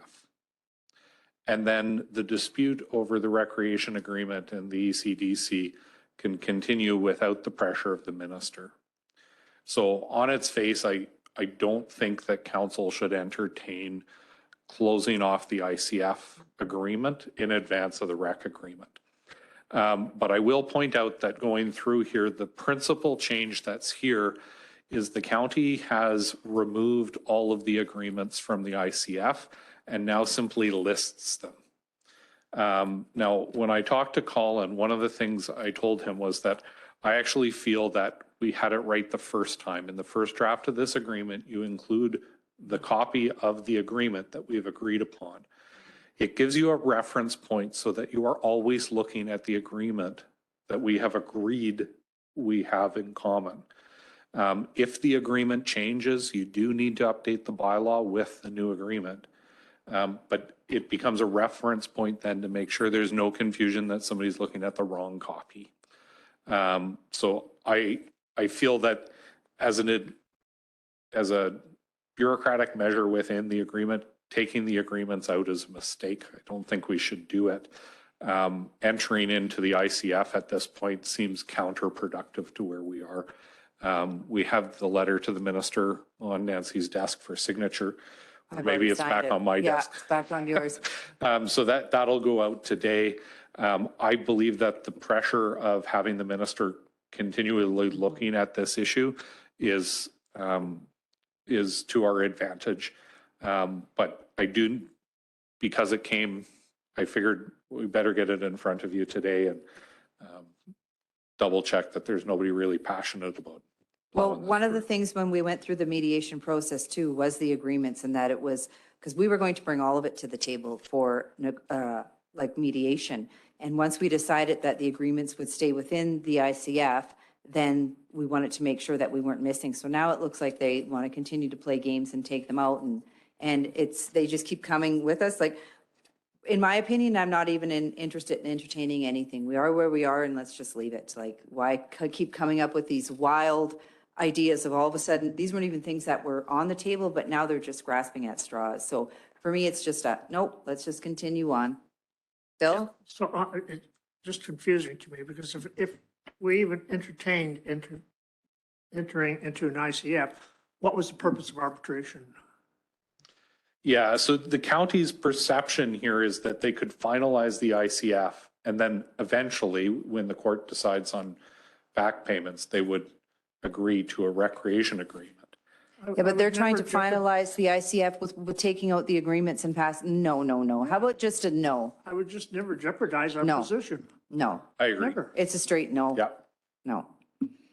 I think we can all agree. and it no. was not coming with my recommendation that we look at this. It's part of the things I have to do is show it to you. I think what they're trying to do is that to say to the minister is that we tried to sign this before the deadline. Town didn't agree, right? That's why we are getting this. Well, they're just Nothing else. scrambling and trying everything Nothing else. possible. They know we would say no. That- They're just sending this just to say that. Yeah, no, I think the letter's been made, it's signed, and no more. Like, let's just move ahead. Yeah, thank you for bringing this. Let's move on to the next item. Just one point that what was Colin's position? Does he take a position? Does he have? Well, he's the acting interim. I know, but does he really get to express what his opinion is? I don't know.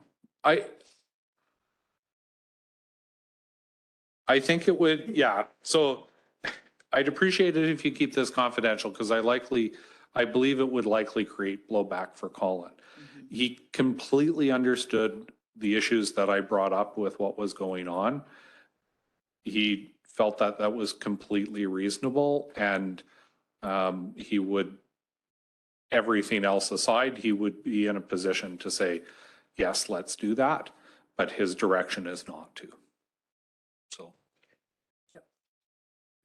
He had a position, which I appreciated. Yeah. Okay. Yeah. And I don't know if he would have said that to anybody but me, but Okay, I think probably shouldn't. you have our answer. Okay.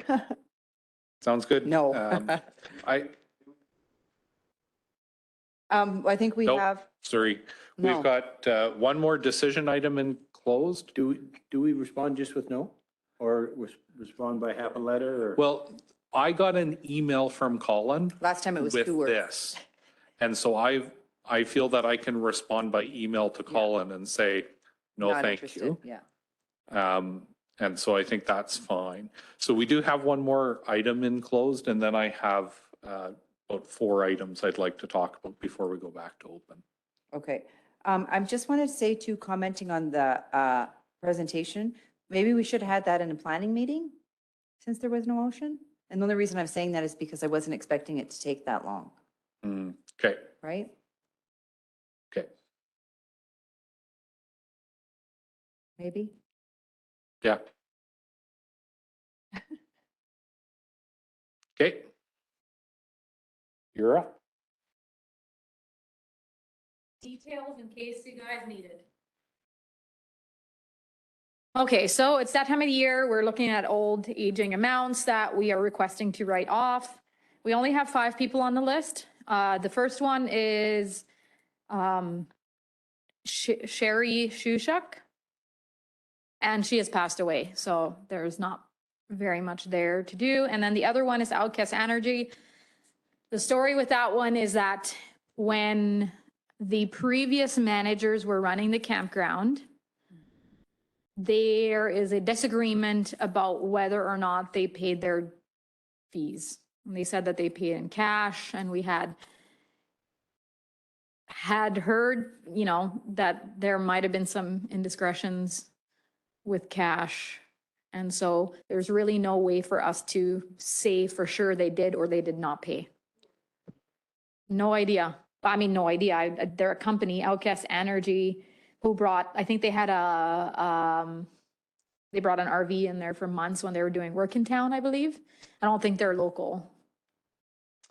And so it was kind of like a he said, she said situation where there's really no way for us to prove whether or not they had paid, whether it was like a bookkeeping error on their side. I don't know. So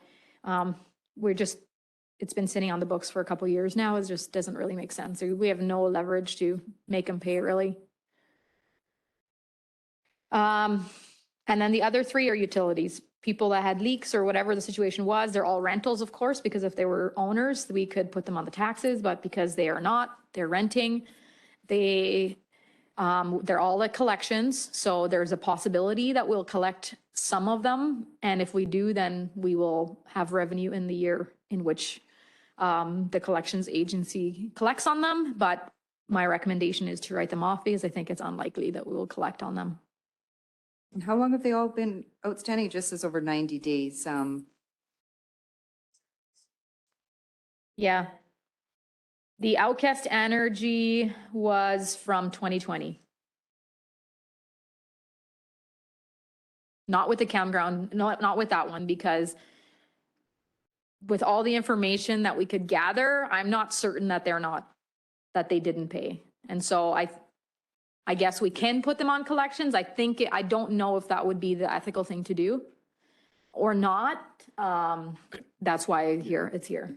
I think collections would refuse it because one of the, like with utilities, we have a sign on where the customer has said, I want these utilities. With the campground arrangement, we likely have no paperwork at all. And further complicated by the fact that they may have paid in cash. I think the collection company would reject it. I mean, we could submit it and see what they say, but because they didn't apply for a receivables account, generally the collections will simply refuse them. Yeah, it's Bill? a unique situation. Tyler? I'm a little bit, my meds are wearing off. For utilities, can you not charge them back to the previous owner No. if they're a renter? Like, I would love for us to be able to charge it to the owner of the house, but we can't do that right now. So it comes back to that same issue of the sign on. So the utilities are signed on to by the renter. So the renter is responsible. So you can't They are charge it. responsible, but I was led to believe, and this was when I was in Red Deer and I rented my house there, that if my tenant did not pay, that it could come back to me.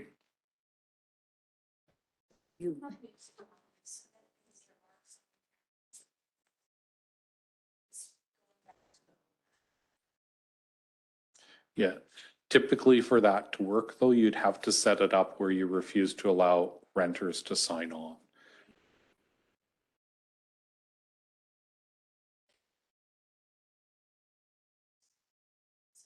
Yeah.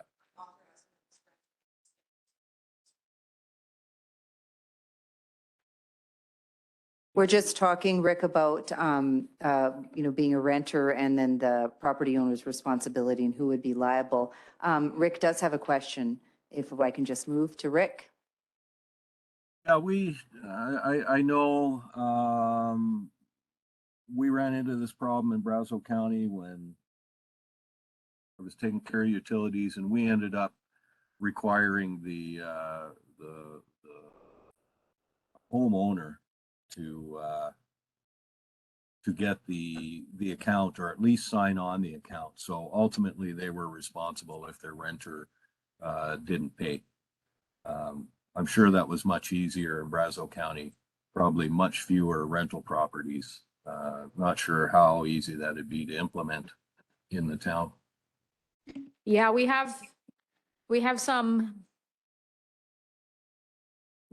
pretty well-known businessmen in town that own a lot of rental properties and would probably be pretty opposed to this. I can guarantee you they'd be opposed to it. Doesn't mean that we can't enforce it, but it would definitely be the council would definitely have to make that decision to want to hear it from the public as we roll that out.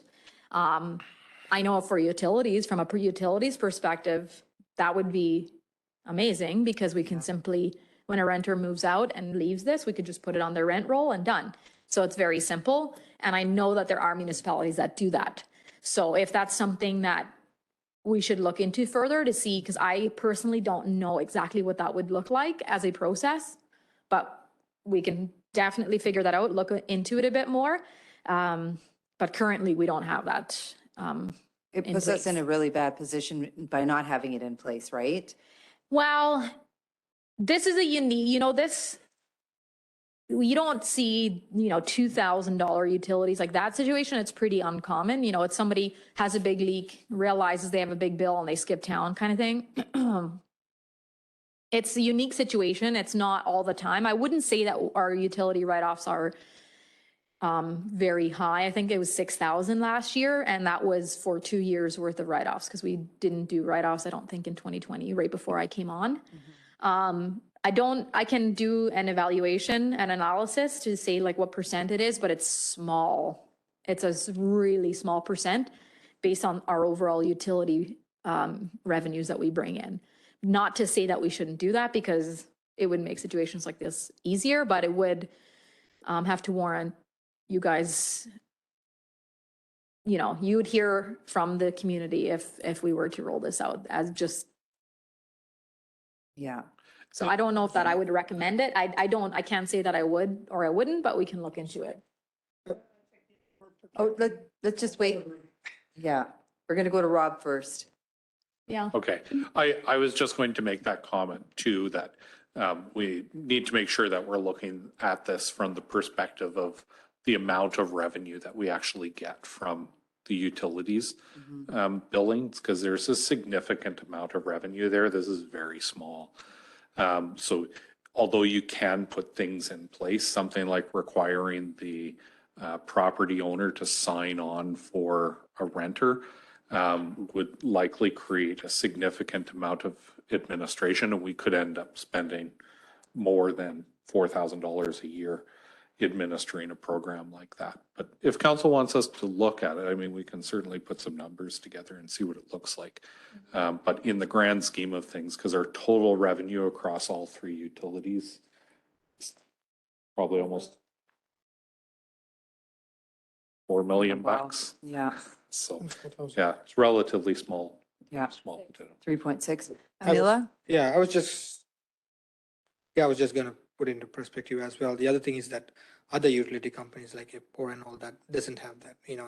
They will go after the renter, not the landlord. So, and that's I think that's fair. It's not landlord's fault that renter didn't pay, right? So. Bill, did you have another comment or question? No? Okay, I think that we need to make a decision here. I just would make the point that $2,000 utility, is that 2 months or do we start, we have a policy? That's a leak. That's a leak. Okay. That is a leak. Yes. We have a policy that if somebody does. Yes. We start. We cut him off. We cut him Yeah. off.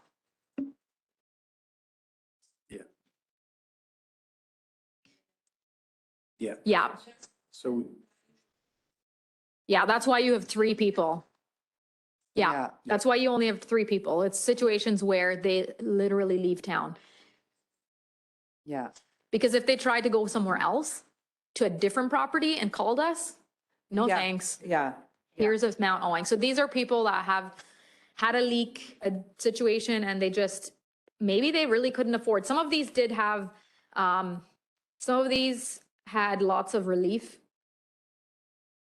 from the, yeah, so they were cut, just above the cutoff notice, and then they got enough relief to get off the cutoff notice. Yeah. And so, they really didn't have the money to pay it, but either way, we could not contact them anymore. They're on collections notice. But yes, this is not, we would never let someone go month over month over month to get that amount.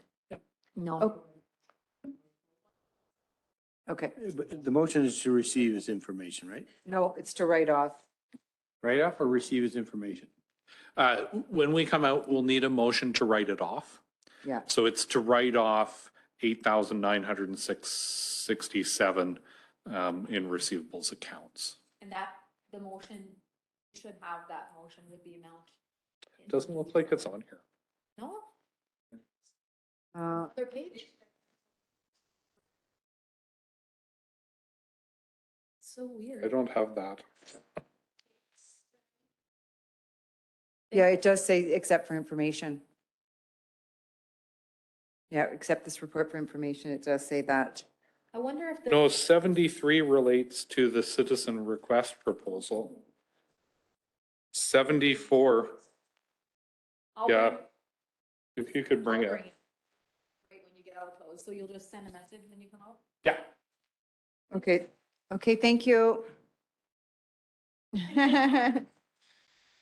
I just had a couple of items today that I wanted to make sure that we get through.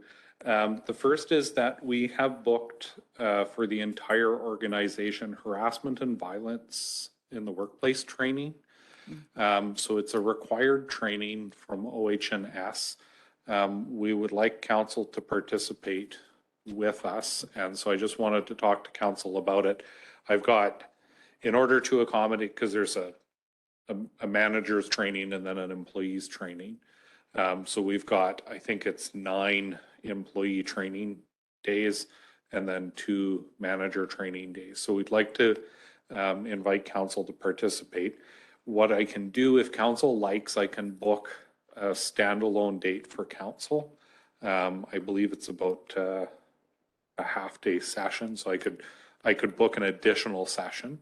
Or if council likes, we can book you into one of the pre-existing dates. And we can set you a table so that you're aside from the others, or if you're comfortable, we can mix you right in with everybody, but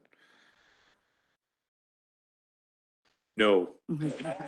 I am pretty sure in the harassment and violence training that there will be a no-touch rule. I think, Yeah, sorry. yeah, No. I think whatever, in my opinion, I think whatever's easier, right? Yeah. Yeah. So it's probably easiest if council doesn't feel like they need to go together. I can simply give you the dates of all the sessions and you can register for one that works in your timetable. Okay. I think that's great. Sounds good. Yeah, and it maximizes the number of people that see you doing it. So Yeah, that's exactly. It's fantastic. good to Okay. agree. Rick, do you, yeah, oh, I know Rick will agree. Of course he will. I'm speaking for you, Rick. Thank you. I appreciate that, Nancy. Would you like to say anything differently? Go ahead. No, I'm perfectly fine with that. I agree. Okay, thank you. All right. My next item is about the council meeting structure. So for the months of July and August, we were trying out the planning meetings. Because in July and August, we cut down the number of meetings. We've only had council and planning once each in July and August. But coming up in September, we'd like to roll out a schedule for people. So I wanted to talk to council. So previously we had met 2 weeks in a row and then taken a week off. We could continue to do a planning meeting. We could do a planning or a council meeting, a planning meeting, and then take a week off. I had, when I'd originally looked at it, I had suggested, I think I mentioned to council last week that I had looked at a council meeting, a planning meeting, a council meeting, and then a week off. So you'd have 3 meetings in 4 weeks, which would be slightly more meetings than, so it's the same number of meetings, but more meeting days in a year. If we did 1 each and a week off, it'd be the same number of meeting days.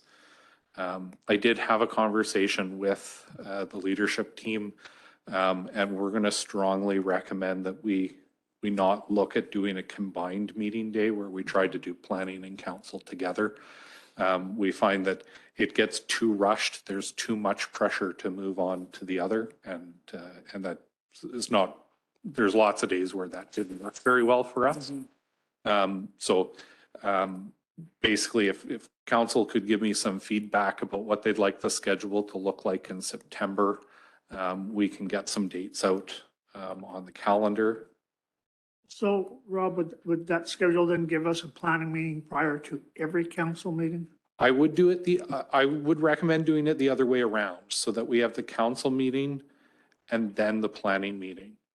What I don't want to do is create a situation where anyone would feel like we are having a planning meeting ahead of a council meeting to get the decision-making out of the way. So I'd recommend the planning meeting The after. whole idea with the planning meeting was though, so that we would have information prior to us having to make a decision at council. Yeah, so that might be a good case for the 4-week rotation, because you'd have a council meeting, you'd then have a planning meeting, you come back and have the next council meeting. So you could do exactly that. Can we not just keep it however our schedule is right now, but wherever it says G and P except for on the double day? Yeah. Would it just be planning and then it works out to be the same amount? Or are we missing a couple? You could. The challenge, I mean, I would be concerned about the perception that you're having the planning meeting before a council meeting.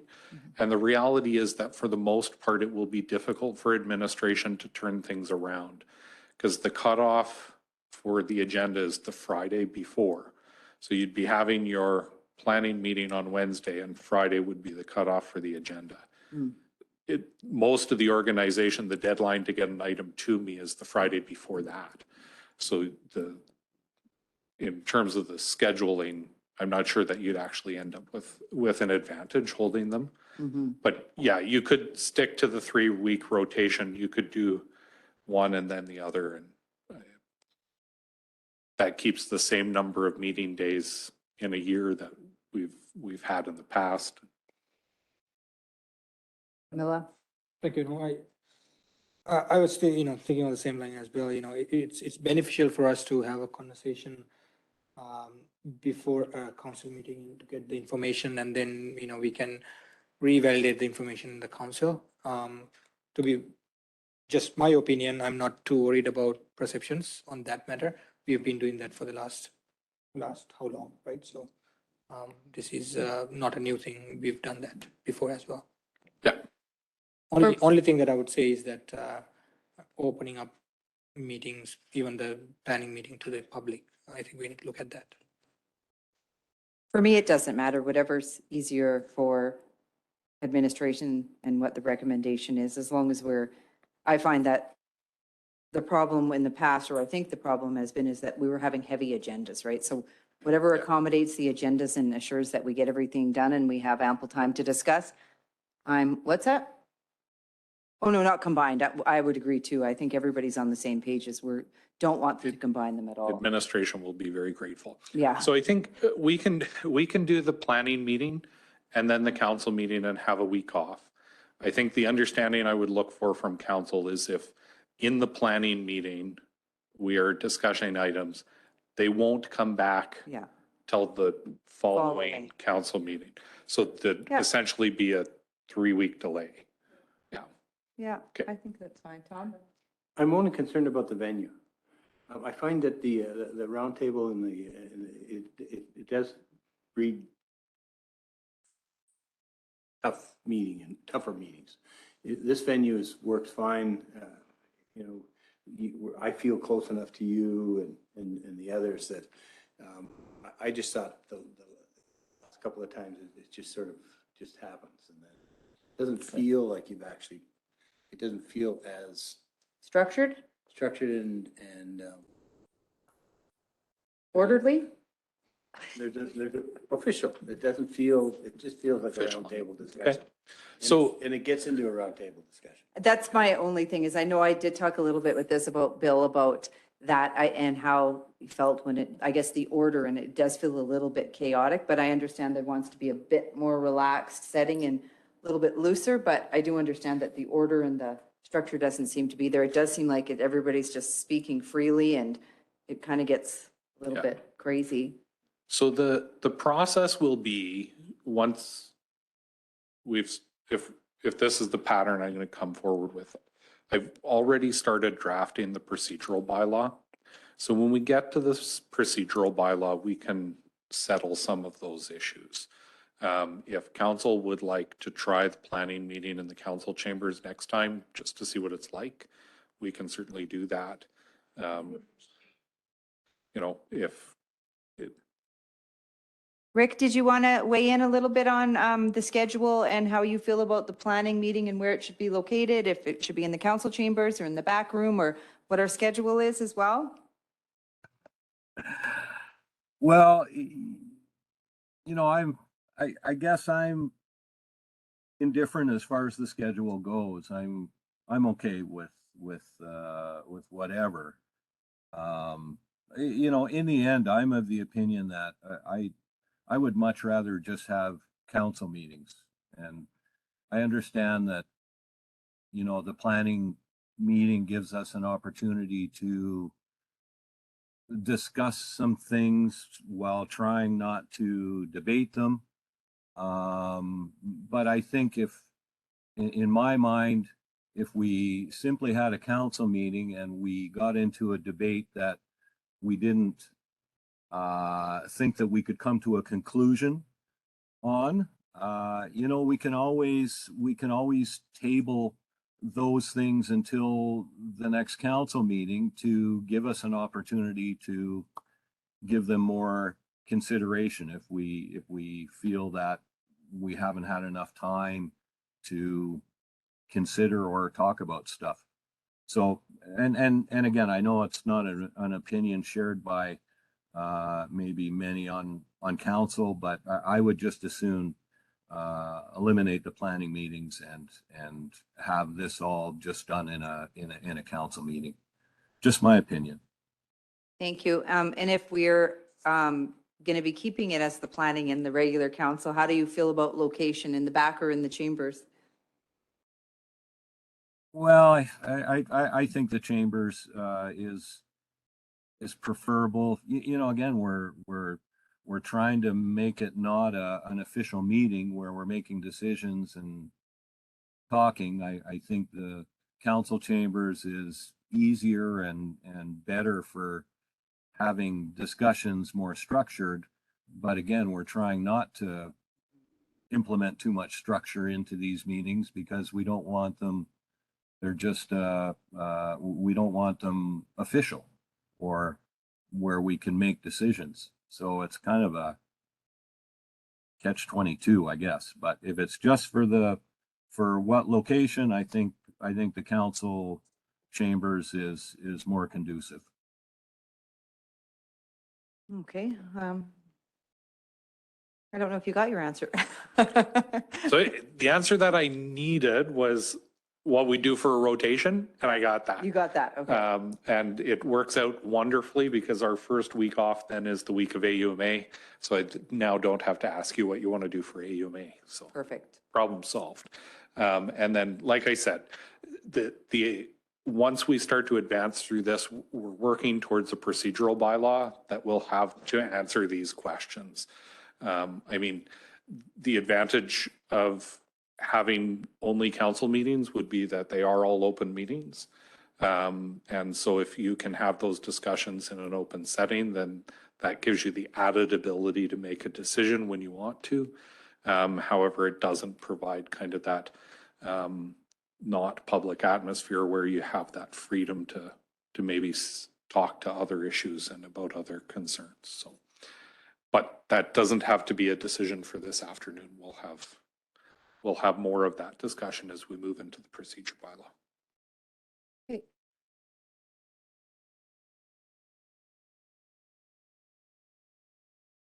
No, I was just saying we had GMPs public as well, right? So whether nobody shows up or some shows up, we were having those discussions in the GMP as a normal setting. So I'm assuming that we can do the same with planning too. You know, having opened that to public, I don't think it will change the environment for me anyways. I don't know why we are not opening it up to public. I think it's the structure of the meeting and kind of. Yeah, well, and fundamentally, There's no decisions It's- being made. it's not open to the public because it's not actually a meeting of council. And if it is open to the public, And it is is a it not a meeting of council. meeting of council? And if it is, then it should probably be a council meeting. Right? It's not a planning meeting if it has all the earmarks of a council meeting. It's not a planning meeting. Just because we did it in the past doesn't mean that it was right, right? So we're just trying to. It does, though. We were saying that for years.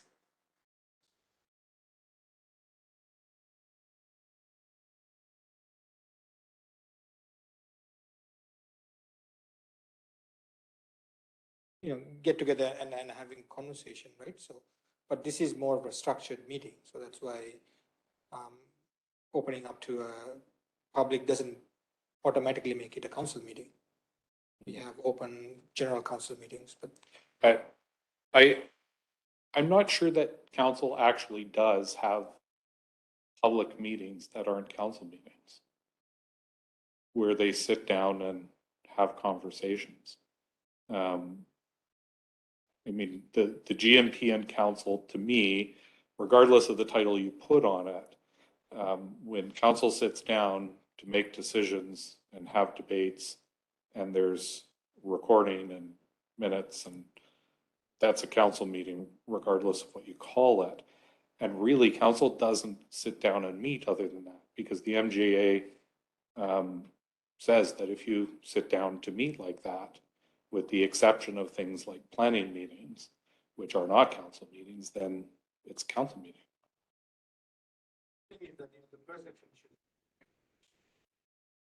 the perception issues that you mentioned will be alleviated if you do that. Yeah. Right? So Yeah. that's where I'm coming from. I haven't heard anybody complain about the perception, so, to me anyway, I have no one saying, why are you meeting at a planning meeting? No, so.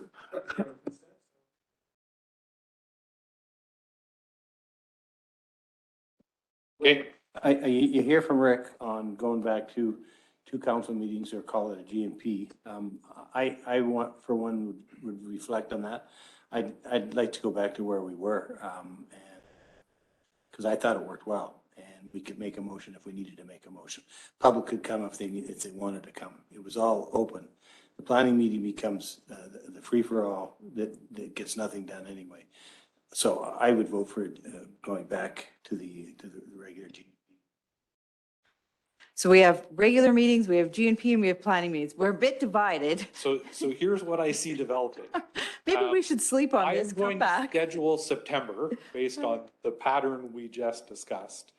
And then I think I'm going to have to bring an item to council on preliminary discussion about a procedural bylaw.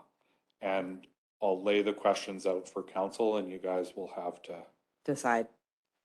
duke it out till I got some straight answers. So, I have to leave in 10 minutes, just. okay. I had just two other things that I was going to touch on, and we can probably leave them alone. The Norquest survey had come up. I mean, I'm not sure that we could stop them from doing the survey, but in talking with Jen and Tanya, the recommendation was suggested that maybe we consider approaching them about rebranding their survey into our own.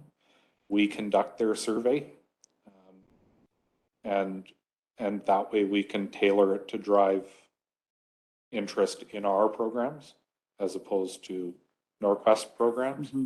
So if council's not opposed to that, we can. I think that sounds great. Yeah. We don't want to be Can I driving ask a people to question? their programs whatsoever. Bill? So Rob, they're still stewards of our community. Yeah, so the province appointed them the regional education steward or whatever. They are a title regional is. steward, but we've been granted or given the blessing to work outside of the regional steward and with other partners. Given the blessing, but nothing official. So So, we do have a letter. yeah, but they still are the stewards, so they can do whatever survey they want. That's right. And so the recommendation from us would be to first approach them and say, let's rebrand your survey so it's coming from the municipality.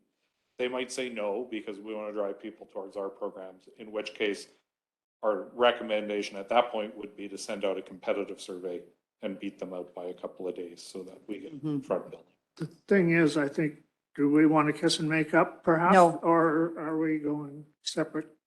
You want that divorce final, do you? Well, you know why, Bill? It's because we have been burnt so many times by them. We've gone back to them and they've kind of, you know, they've came back and said, well, we'll do better this time. We know we've messed up and we'll do better. And this person now is going to be who you're going to deal with and we're going to work together. So then we get all suckered in and we get left hanging again. And not only. Yep, we're not going to get any further with Norquest because the thing is, My next one. they have damaged our reputation that we're trying to build. And not only that, but we've had programs that were slated to happen and students lined up and then just to be disappointed. Like we've just been down that path. I think we've been burnt so many times. I am of no interest in marketing them. And we did market the crap out of Norquest for what? Yeah. So our concern would be that Norquest doesn't offer any local programs. They're drawing students out of the region into programs in other areas. And so we have programs in the area and we want to drive students towards them. They had And a good international program going. So, They weren't interested in um, pursuing that program with us. so they're still the designated steward for the area, even though we have a letter from minister saying that we can pursue other institutions as well, right? So what they are doing is that they are just doing their due diligence to show to the province that they are still trying to cater to our Oh, they area. are. And it's about money and numbers. And that's why. Yeah. But having said that, have had finding a proper partner yet for to cater to our international cohorts. So, because of that, as well as I don't see a downside even having a conversation. This is just me with Norquest and see, if there's, of course, if they are going to fit what we are looking for and if they can deliver what we are asking for, I don't see a downside, not having that conversation. Even having that conversation is not going to make We anything have had that different. conversation several times. We when it comes did, to we did, international. absolutely. But, having another conversation is not going to make any difference. so my last item is to talk about the current arrangement with Everest and Olds. What is stopping Norquest from saying, we don't have to work with you? We can rent a space and we can open the college there. They can do whatever they want and they can continue So to. now then we got nothing. They're not But going we to, already don't have anything with them. But I'm saying, why wouldn't we want to have a conversation and see where they're at? So I wouldn't close doors. yeah, no, and I don't think that's what administration was suggesting, was just when we went through the survey that Norquest has prepared, it's designed to be a survey to employers to say, what kind of programs would your employees be interested in? And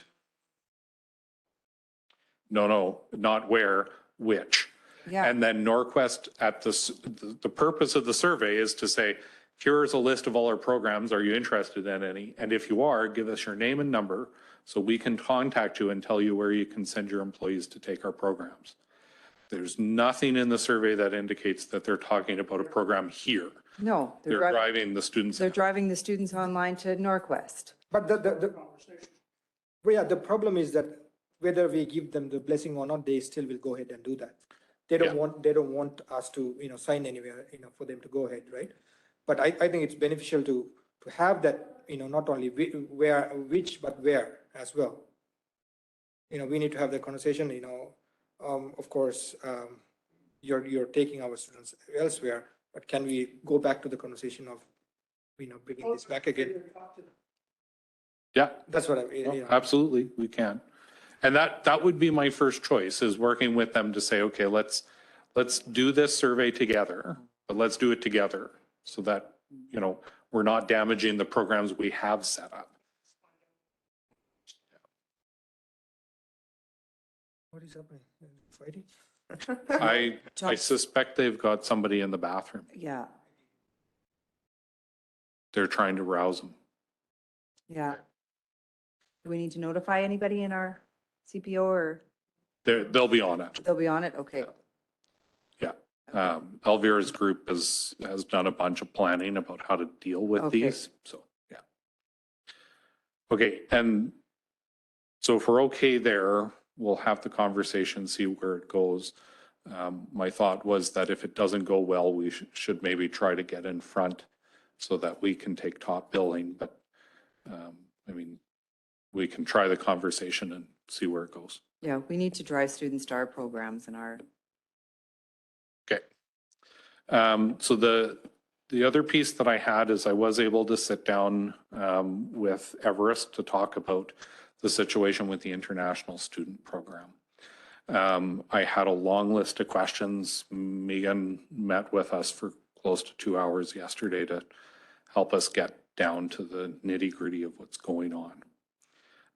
So essentially the key points here is that between January and June, the reality of international students in Canada changed. The government of Canada early this year redirected a lot of its immigration efforts to focus on allowing Ukrainians fleeing the conflict in the Ukraine access to the country. As a result of that, they've seen massive backlogs in the immigration office. The statistics we've been able to get a hold of is that the current backlog is approximately 1 million applications. About 200,000 of them are student visas. Talking with some of the other universities, all of the programs that Everest works with were not able to meet their targets this year. Most of them significantly. Olds, for example, typically has a large quota of international students that attend the Olds campus. This year, their entire international contingent across all their programs wouldn't be enough to help us get to the minimum with the students we were able to recruit. Megan had just had a conversation with the University of the Fraser Valley in BC. They have over 300 students who are currently on hold, unable to start classes in September because their visas aren't yet been considered. The typical process is that applications come in between January and June, and the federal government starts focusing on them in June, and they get a rush of approvals in July. That rush never happened this year.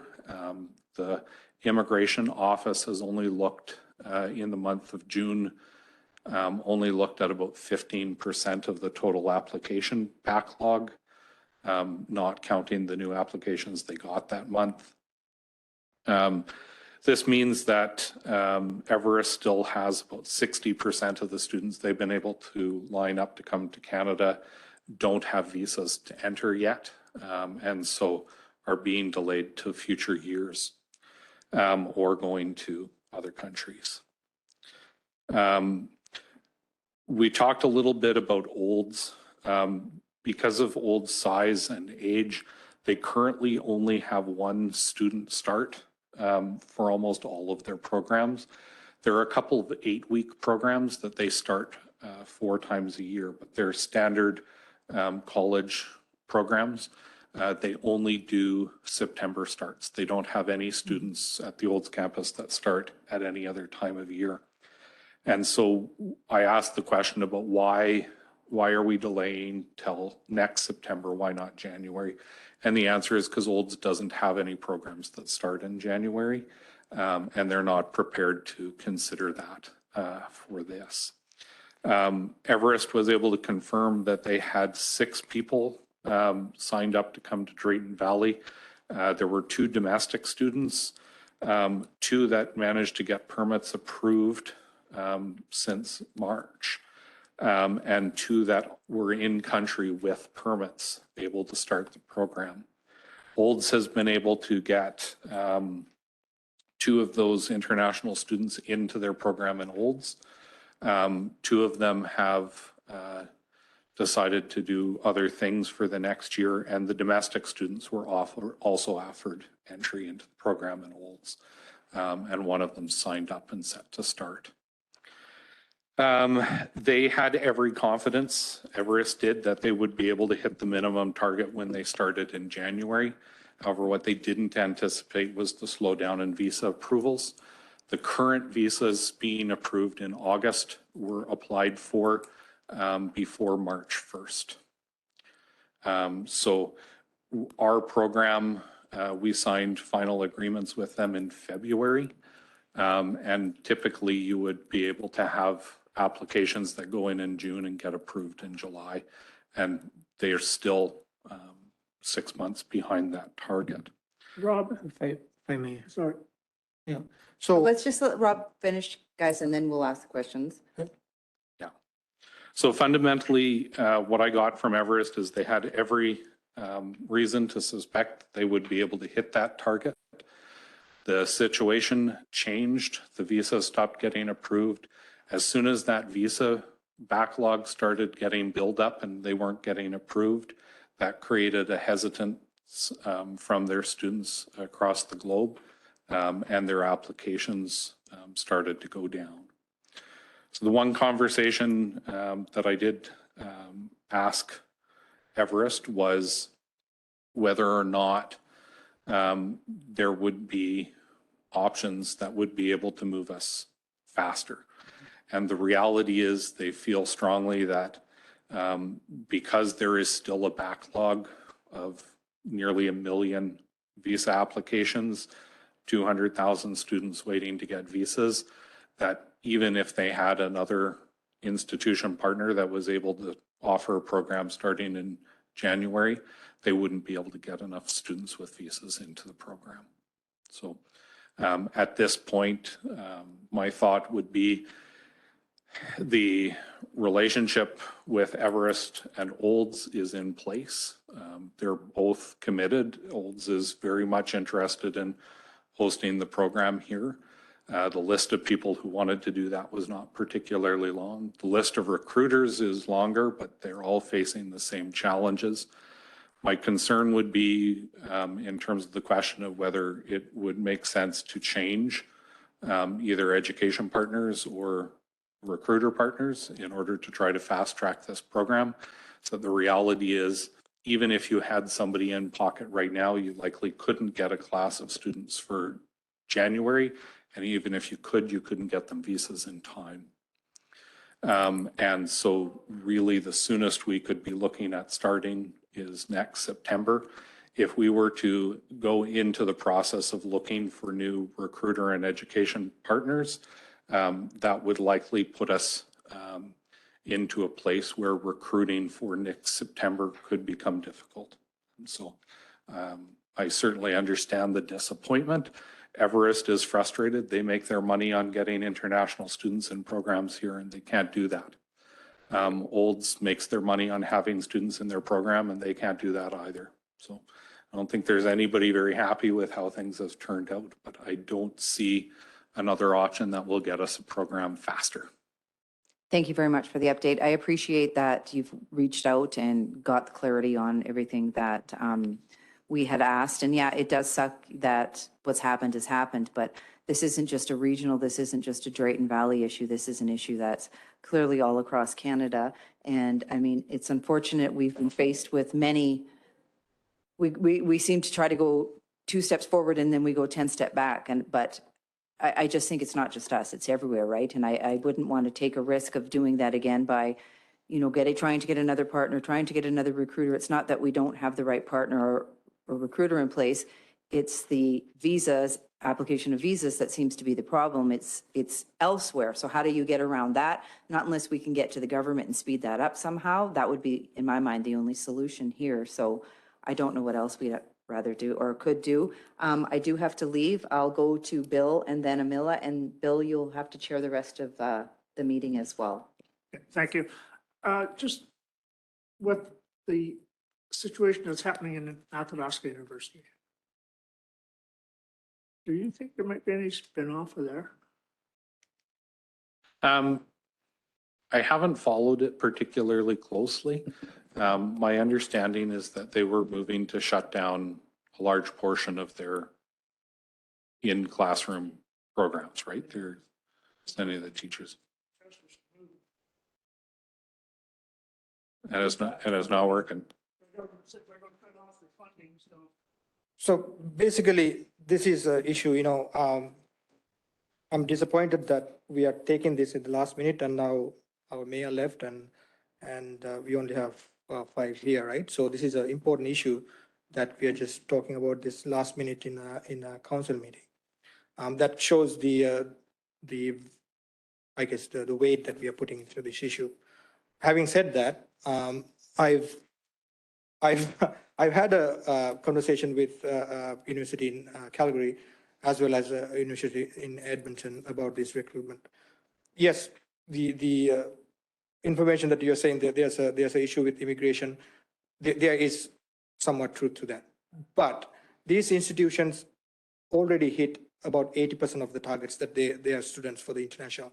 And they are thinking of, they would probably hit the 90% mark by September, or when they actually start the courses. Yes, there's about 10%, 15% issue with recruitment, not as what the numbers that they're throwing out here. In my opinion, probably what's happening is that they had this 10, 15% shortage, and they are pulling the students from Drayton Valley to fill that there, and they are not giving the priority to Drayton Valley. That's what's happening. If that's the case, we are going with the numbers of 70 to 80, 85%, then we should have from 24 students, we at least should have had 15, 16, 17 students recruited for earmarked for Drayton Valley. So I'm going to say that is, just use the word bullshit. It just shows that the commitment that they have for Drayton Valley to have these courses.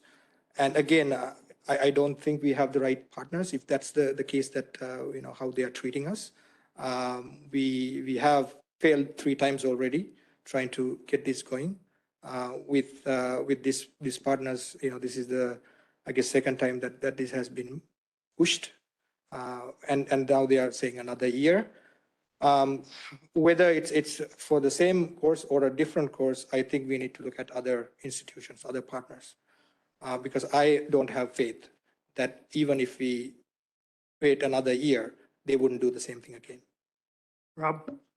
So I think the thing we need to be careful when we look at university institutions like Edmonton and Calgary, they very well might be hitting higher percentage numbers than other places, particularly our program, because they would have year-round recruitment. So they would have been recruiting last August for students to start this September. They could have had applications in before Christmas for visas, and they would have had them approved. And so a large portion of those approvals likely came before this. Our agreements were not signed with Everest, and so they couldn't begin the process.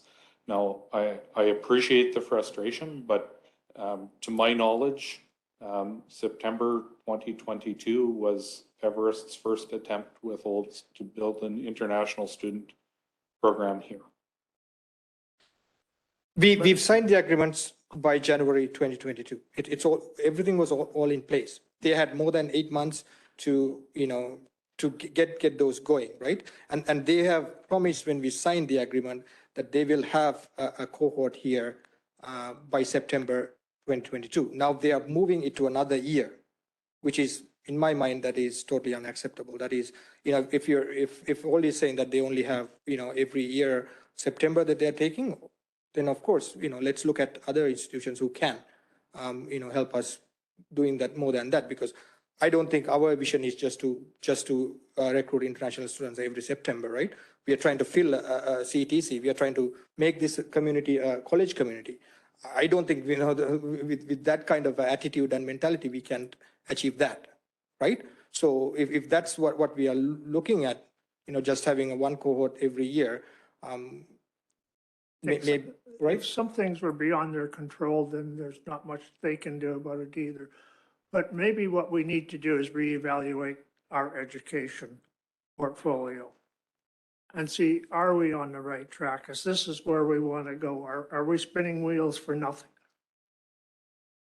I wouldn't say we are spinning wheels for nothing, Bill. I don't think we have the right, I don't know, right eagerness to get it done.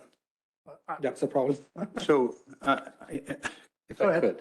could, I take some umbrage with the comments that you've made about whether or not we have it as a priority. It just happens to be that we're in a closed session, we get it to the end of this and people have to go. It happens all the time. So the other thing is that what you're hearing from the CEO is what you're hearing. It's not his problem. It's a problem with the whole system, visas, and et cetera, et cetera, et cetera. We just happen to be out in the hinterland that creates that. That's what the reality of where we're at. It has got nothing to do, in my view, with the energy or the level of concern or the capacity of our staff. And so you want to be just a little bit careful of how you approach that from my point of view, because it feels a little like it's a personal thing, and it shouldn't be. So, but there's nothing we can do. If we're going to shop around again and again and again, we're still left out. 22 is done. 23 if we stay close, possibly 24 if we start shopping around. So, in my view, we're in a discussion that we need to ponder at some other time. By the way. Yeah, no, we have to have this discussion again. Like I said, last minute on a meeting, having this discussion is fruitless in my mind, right?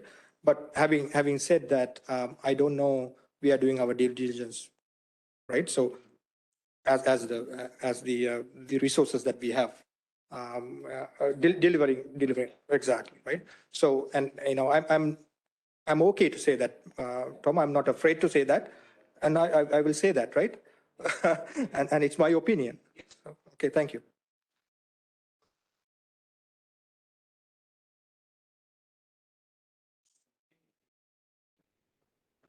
Right.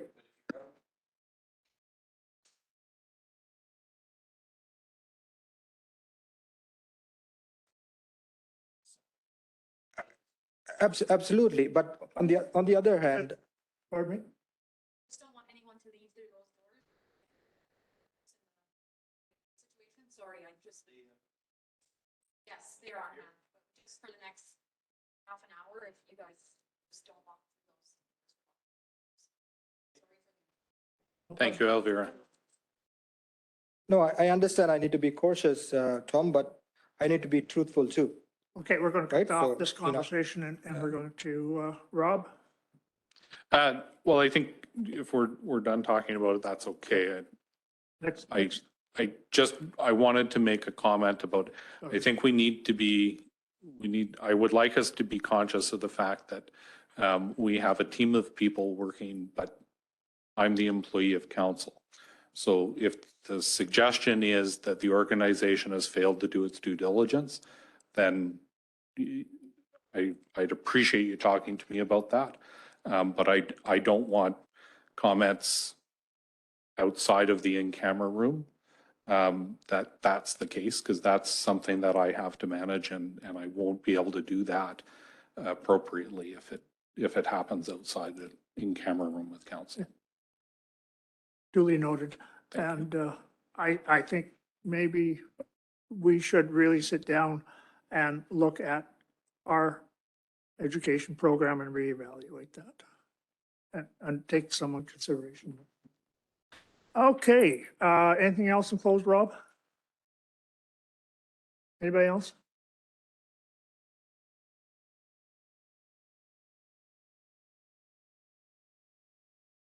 Let's go on. Rob, have you had a chance to look at any other, at the planning meeting, suggested maybe looking at other education programs like forestry, wetlands, anything like that?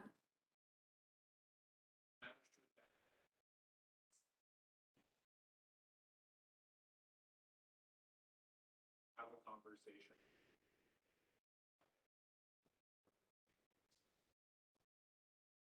Hmm?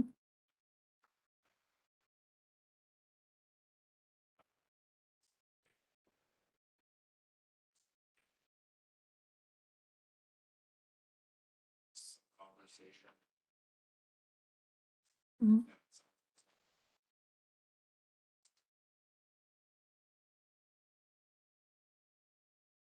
As far as we go. Okay, So no, just one.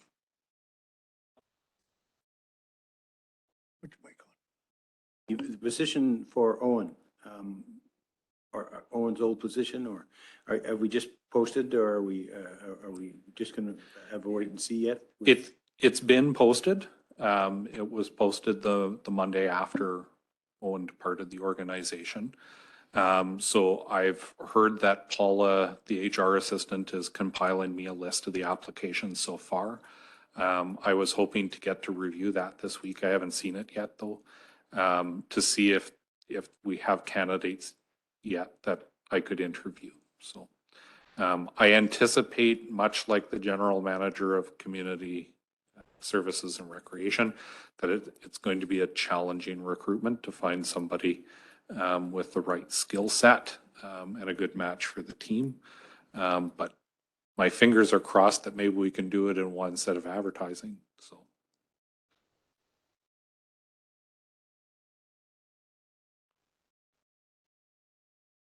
Yeah, so I've had a copy of the DeBee Land agreement pulled up. What I didn't see there, which was a bit odd to me, was any conversation about subsidized housing, affordable housing, any conversation like that, because I believed that to have been part of the agreement.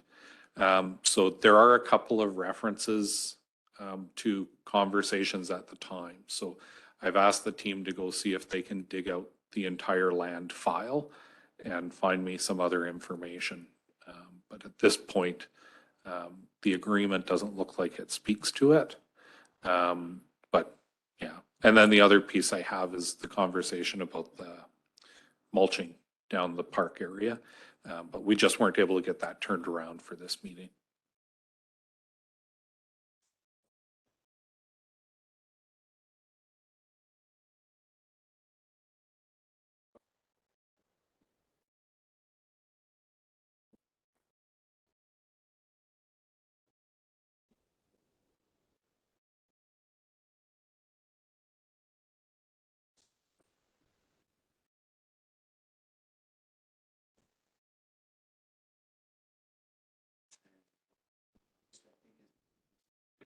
Probably, yeah.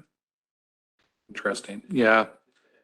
Hinton was successful in getting that grant that the Humans Helping Humans had applied for. So they got like $8 million in the deal now. So it's fairly lucrative business in Hinton. But we don't have that kind of money here at the moment because we didn't get the grant. But we'll certainly have a conversation with him. I'd like to know what he's thinking about.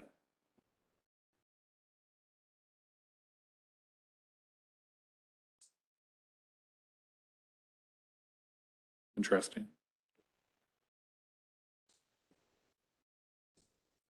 Rick, you got anything? Are you there, Rick? Yeah, no, nothing. I couldn't hear half of that conversation. There was some mics that weren't on. Oh, Oh, nothing to add, thanks. yeah. Well, you missed a good one. Oh, I caught some of the more colorful stuff. Just the last couple of exchanges here I missed, unfortunately. Mila, you got anything more? No. I had a call yesterday from Mark Smith in regards to a company called Symbiotic. You've heard of them? Yeah. And apparently they would like to do a pilot project here where they can take the wastewater and make hydrogen. And he got talking to me about things that, hey, Mark, not my forte. Don't understand what you're talking about. So I suggested maybe that you could talk to the Economic Development Committee, or maybe Rob, you could get a hold of them and see if they want to come down in a delegation or something. Because I know what his thinking is, but I don't understand the process, where we're at doing what we're doing now. If perhaps if that company came in and is there some changes that we could make that could reduce the cost of what we're doing now? And is there the opportunity for revenue? And apparently there is. But what is their skin in the game? You asking me straight up? Yeah, So here's what I believe to be the deal. There are dozens of companies that have unproven technology to address wastewater treatment. And they are shopping from municipality to municipality, looking for somebody to let them in so that they can test these technologies.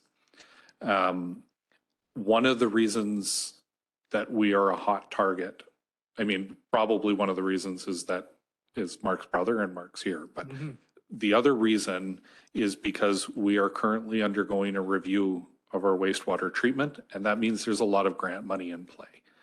The problem we have with these technologies is we have to come forward with a treatment technology that addresses our needs.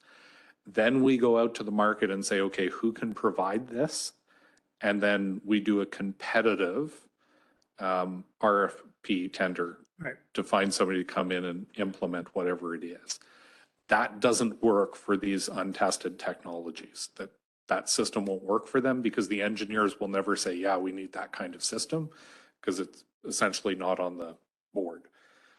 So what I can do though is I can reach out. I've been trying to stay low and out of the sight line of this, but what I can do is I can reach out, and what I can suggest is, rather than targeting trying to get in as our wastewater treatment, because that process has to be complete by a certain date to meet federal regulation and all of this stuff, we could likely set up a trial for them to implement their hydrogen business separate from what we're doing with the treatment technology, and give them the ability to test and prove their technology.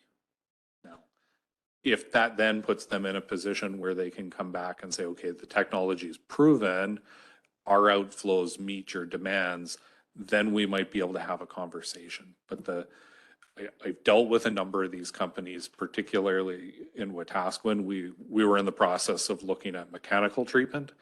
And so we had, in the space of 4 months, there was 9 of them came to us that all had various ideas about how they could make water that was cleaner than we'd ever seen before and stuff like that. Yeah, and we've been hesitant to let them engage in that because you could get in a lot of trouble if you go to tender and Symbiotic gets selected. Somebody will come back and say, well, Symbiotic talked to you a year beforehand, and that's not fair.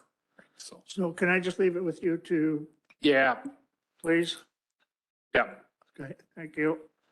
Okay, nothing else from closed? Somebody make a motion to come out of closed? Counselor Gamana? At 3 o'clock.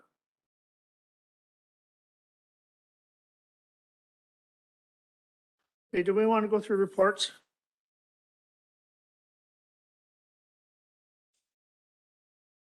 So I can get everybody back here in a few minutes. We can go through reports. Okay, let's take a we- 5-minute break and get everybody back here. Yeah, and then we have one motion coming out of closed Oh, session right. on the right.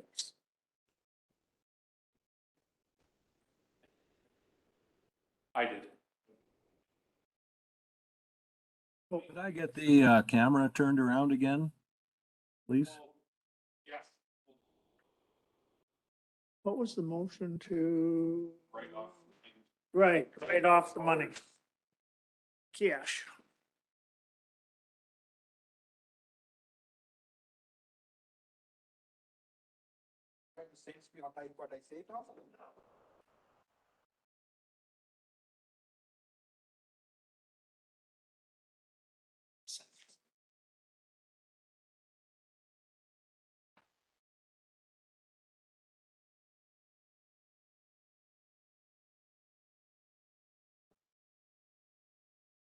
What could you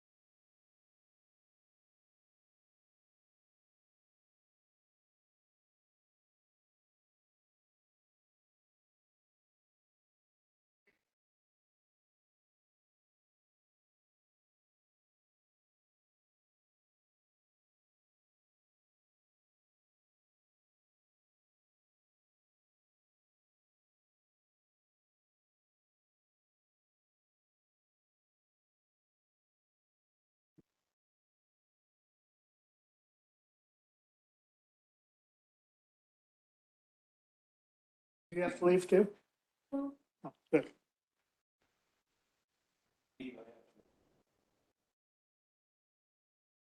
Oh, you're in a hurry.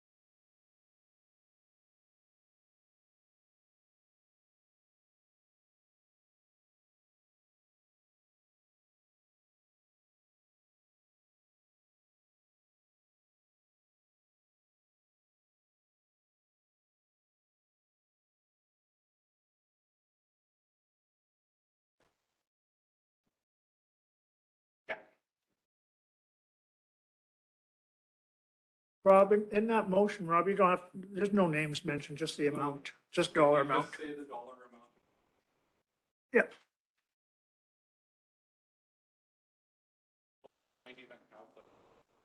Written motion for you.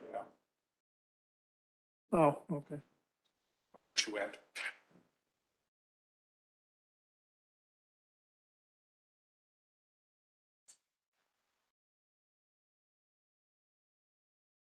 We might have to look at an operational change to the public washrooms. I just asked Doug in the hallway and he wants me to consider just having them locked after 5 o'clock. So it's one thing when town office is open, but when it's only as library staff, Yeah, there's there's nobody. more than they can deal with. Right? So. It's a lot. Yeah. It's a lot. Elvira, do you have the written motion? Yeah, give it to Tom, that's good. There's a special place you have to check for a close. Is what? It's just the way the motion's put. Oh, okay. Okay, we reconvene at 3:05 p.m. We have one motion to make here, and Councilman McGee, you'll make that motion. I will, Deputy Mayor Ballas. I move that council approve the request to write off $4,802.92 of utilities receivables and $4,103.75 of other accounts receivables. Everyone hear the motion? Rick, you hear the motion? Yes, I did. Thank you. Any debate? Call the question, all in favor? Okay, move on to item 8191, Planning and Development Department report. Ken.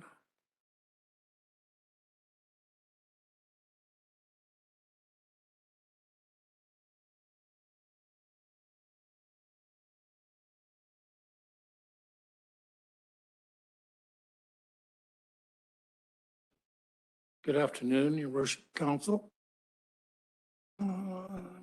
Administration will be bringing forward to the next council meeting to land use bylaw amendments.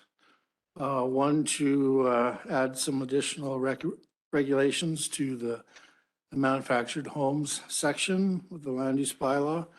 This will be coming forward with a public hearing and second and third readings. And the second one will be bringing the first reading for revisions to separation distances in the land use bylaw for cannabis and liquor stores. We have also prepared an RFQ for to prepare a survey plan to do a survey plan as requested by the province for the airport. And so we're also going to survey out all of the lease lots as well. We've got some new businesses in July. Stone will be bringing a list of those to you.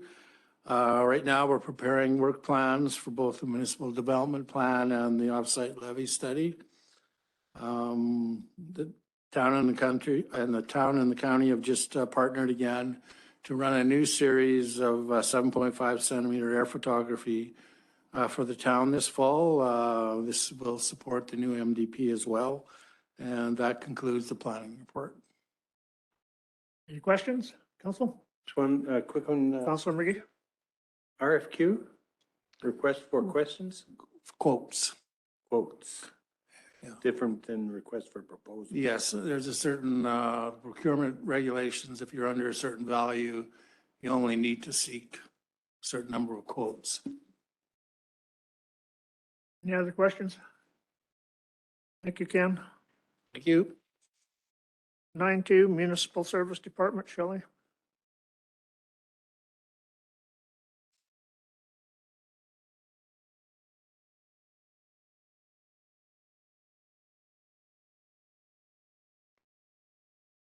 Okay, so the Utilities Department, Rob has mentioned that the rehab work on cell 4-5 berm is well underway. There is some additional items that have come up. There is a slump on cell 4 as well that appeared.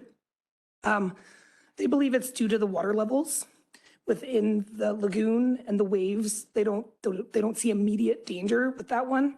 So we are still just focusing on cell 5 currently. And a report will come from the geotech engineers for all of that. We are going to have to ask for an extension on our bypass due to the weather that we've had this year. It's kind of slowed down construction on the berm. So we will be engaging with Environment Canada and Alberta Environment to extend our bypass so we can complete the work by the end of November. Our lagoon truck dump, this is where the trucks come in to offload when they clean up septic tanks and things like that. When a truck was offloading, there's a concrete structure that kind of sits up against the gravel bed. It's fallen. This is going to have to be a complete rebuild of our truck dump structure, but we need engineers involved in that. So it's on hold until next year. Right now we have an additional plan for how trucks will offload so the town can still remain getting revenue from all of our wastewater trucks. Desludging actually commenced yesterday.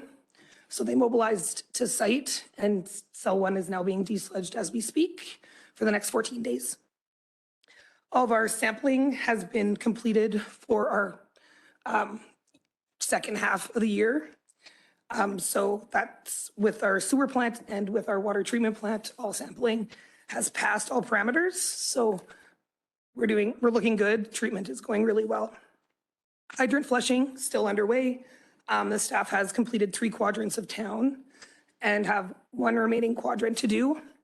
The scheduling is getting a little tight for this now because we do have to start winterizing hydrants coming soon, but they are still working hard on trying to get the whole town flushed for you guys.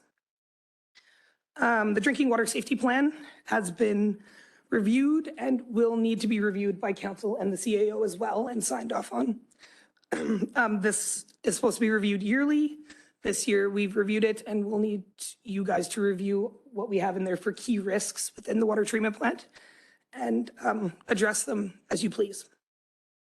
Public Works, sidewalk repairs are pretty well complete and line painting is still ongoing, but we have a crew out today working on some crosswalks and things like that to get those all up to where they need to be. There's been a couple culvert repairs and mowing is all caught up. The grass has slowed down significantly in growth, so it's a lot easier to manage now. Discovery Park has been worked on. The contractor is now complete. We've completed with the contractor work in Discovery Park, but it does look a lot better and we've got lots of reviews on that.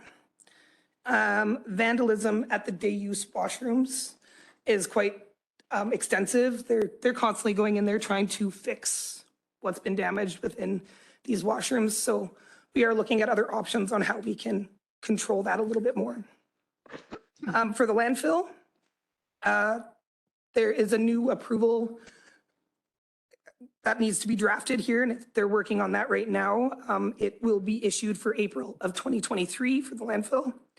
And they're working on the design for the new cell 4E and 4F construction. And that's all. I mentioned to Rob this afternoon about the Omniplex and the crosswalk down there. I wonder if that could be possibly looked at because it's getting really busy down there and it's barely noticeable. Sure. Questions? Counselor? Sheriffs. Thanks, Bill. So I have one question regarding sidewalk repairs. It says sidewalks are almost completed for the year as budget for this type of work is exhausted. Yes.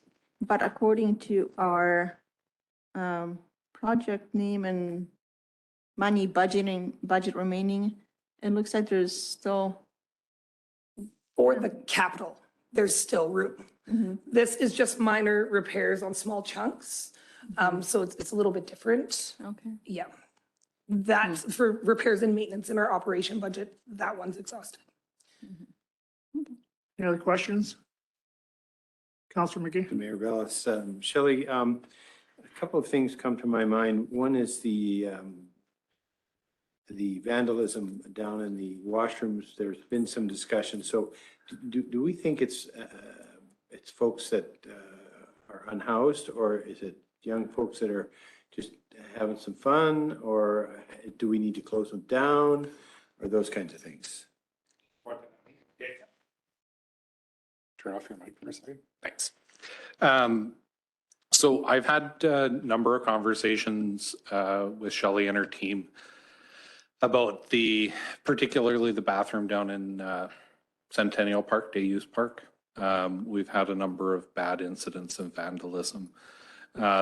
The types of vandalism we see there's kind of two types.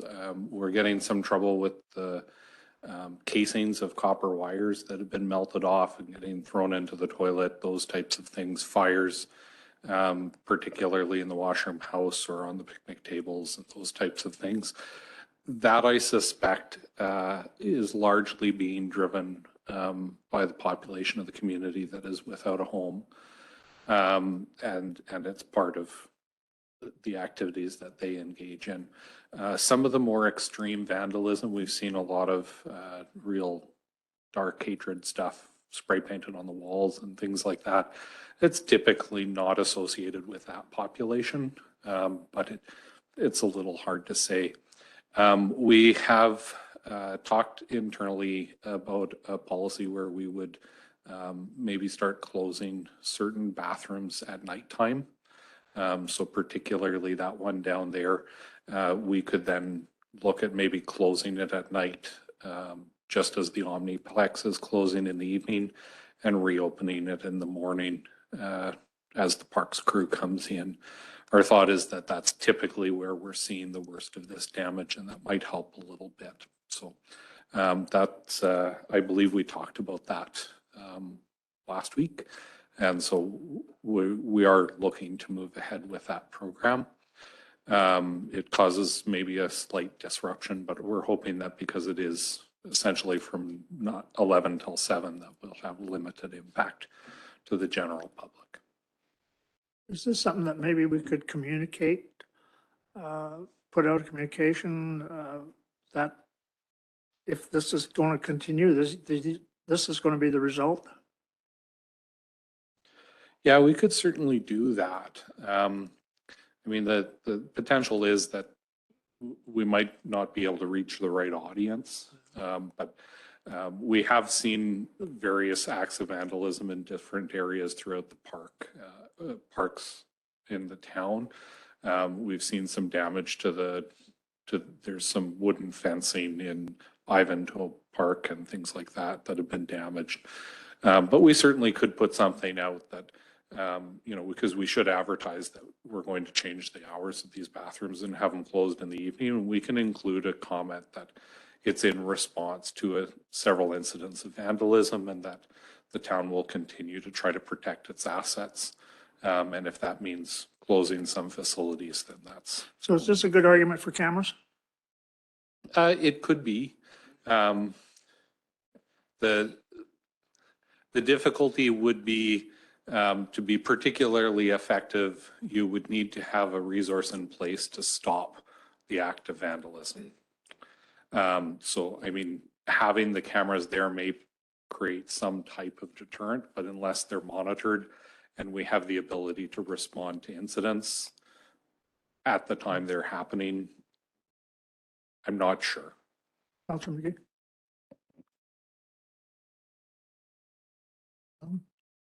Councilor Sheriff? Councilor Gamana? Sorry. Thank you. Finally.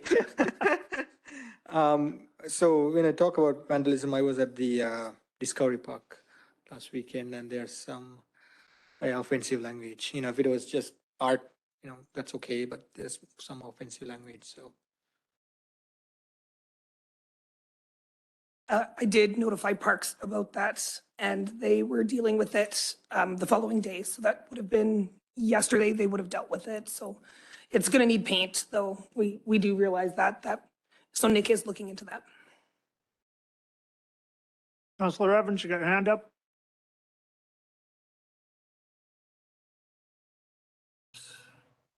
Rick, are you there? Sorry, pressed the wrong button there. Yes, thank you. I have just a couple of questions. Shelley, I was going to ask you about the additional failures in the lagoon and if they were opposite the prevailing winds, which you indicated is the case. Some of it's due to wave action across the lagoon. Kind of disappointed that they didn't pick this up in the beginning. Typical, it seems, with engineers, starts out small and gets bigger. Are they considering armoring those slopes, like putting some large rock or something to prevent that, or do you even know that at this point in time? Yeah, there isn't a whole lot of information. The reason they didn't see the slump on cell 4 is because it didn't appear until the water was drained. So once the water got to that level, then that slump, obviously, we visually could see it at that point. But it's the entire berm, so that's why they believe it's from the level change. They think that the best bet is to put some more topsoil on the top and get some vegetation growth on there to kind of stop those slides from happening. That was their recommendation. So still not a whole lot of information quite yet. Gotcha. Okay. My next question is with the dump failure. I guess I would ask, and you probably don't have this number right at your fingertips, but how much revenue do we see from external dumping?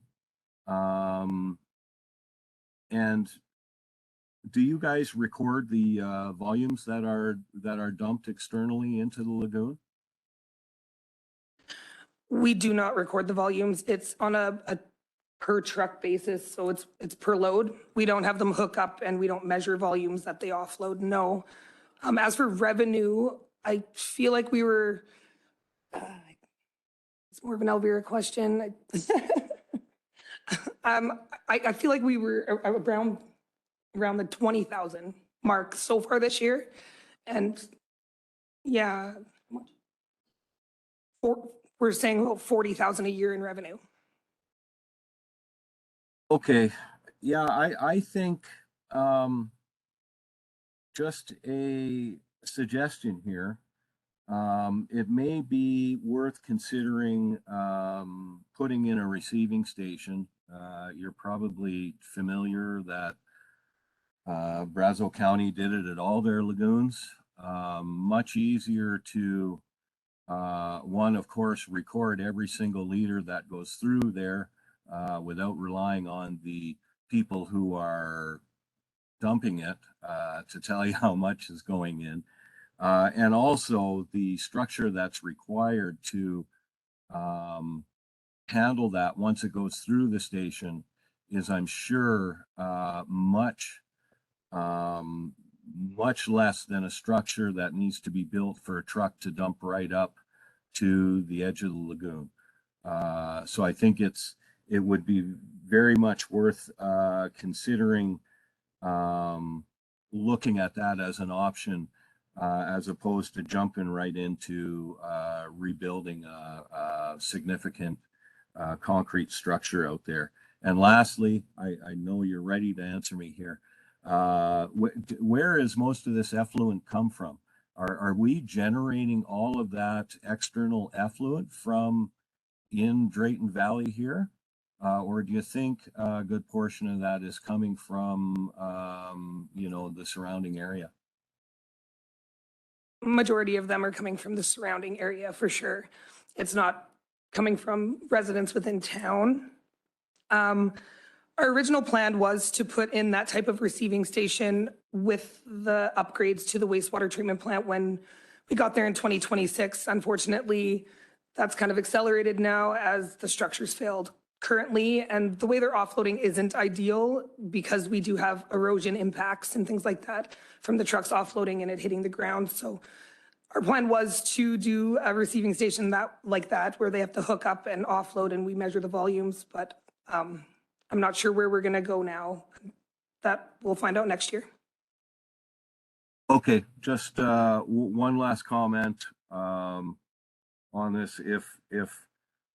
I think we also should look hard at what kind of revenues we're generating by treating effluent that's coming in from outside our municipality, and whether it's really worthwhile to spend the money even on a receiving station or another dumping structure. I'm going to assume that that's a pretty significant cost, and it just may not be worth it in the end. We may just have to let those folks dump in the lagoons in the county.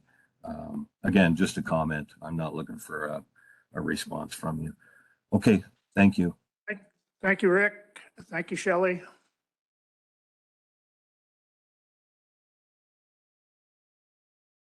Nine three, Community and Recreation Services Department. Hans.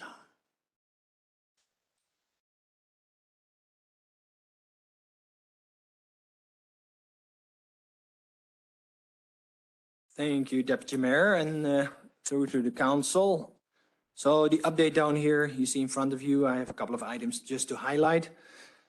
For ECDC, nothing, let's say, for the programming itself, but we keep an eye on what is developing for other daycare opportunities that come into town as the current opportunities might arise. So we are keeping an eye / support or inform people about that. The Omniplex, we are getting ready for the start of the ice season. So yes, it's summer, but we have ice already inside. Went fast and good. The user groups are starting again. We are finishing the flooring in the sense of the foyer flooring over there so that we are really ready for the influx of people that we'll see in the wintertime again. And also the ice rink outside, we started conversations with our volunteer groups that still are eager to maintain it if they get the right support and communication with us. For the Park Valley Pool, it's been already mentioned that the hot tub is up and running. It's good. It was a big work basically to do that, to make sure that it stays up and running for the remainder of the months that we have, of course, in the Park Valley Pool location. We are very happy with the new location, more and more coming, let's say, concrete finishing and seeing that further developed by our other contractors. But we have Kelsey Slovishak, who is our new pool manager for that facility, already working with us and working very well with the team and making sure that we get ready for training, safety procedures, and working really well with our current team and our contractors. In community services, we talked about the shelter pots. The reason that the bell is repaired and now wired in is hopefully that we see a better communication happening and receive our customers. And last night we were full again in our pots. That triggers, of course, our internal conversations and getting ready for what does that mean if we are getting this demand and success basically for all our other facility usage over there, or even what council mentioned earlier for the upcoming winter season. There's a lot of activities happening. One of the things that I can mention is the street party that's happening again in 2 days from now in our downtown corridor.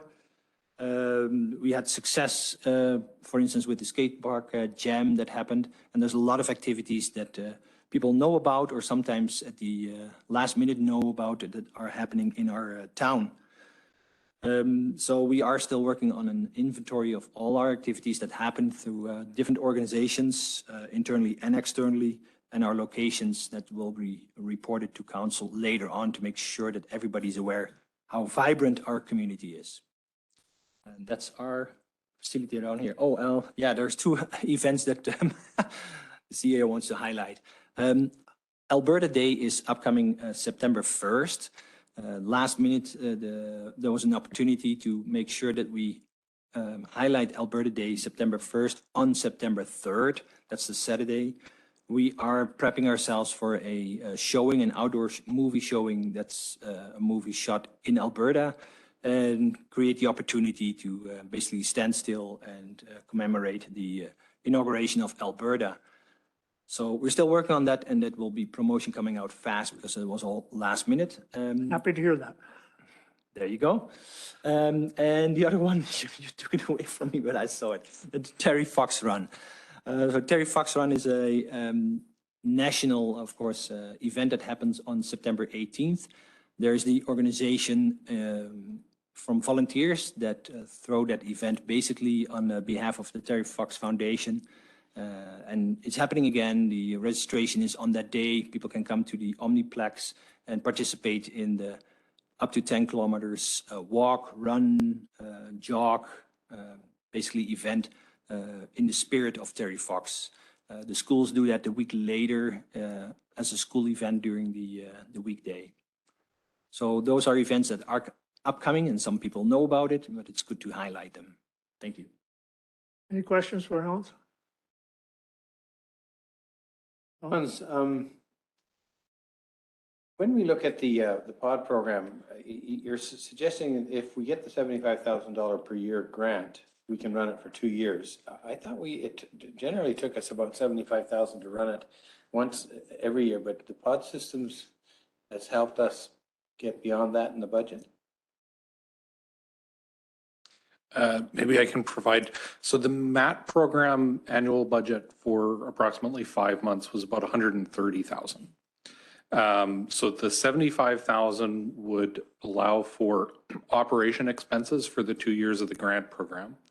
As well, there is some thought that in addition to that, we'd be able to address some of the other facility needs we have, such as storage space and other pieces like that. Okay, it actually, we're still looking for the 130,000 plus 75 then, is that correct? We're looking for 200 grand? No, we're not going to do the MAT program while we have the pods. We won't even ask for that funding. That's right. We're asking for that funding so we can maintain the pods. Okay.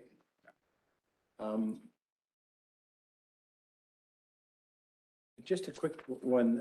We had a discussion about affordable housing and RDN and the Sustainable Housing Initiative.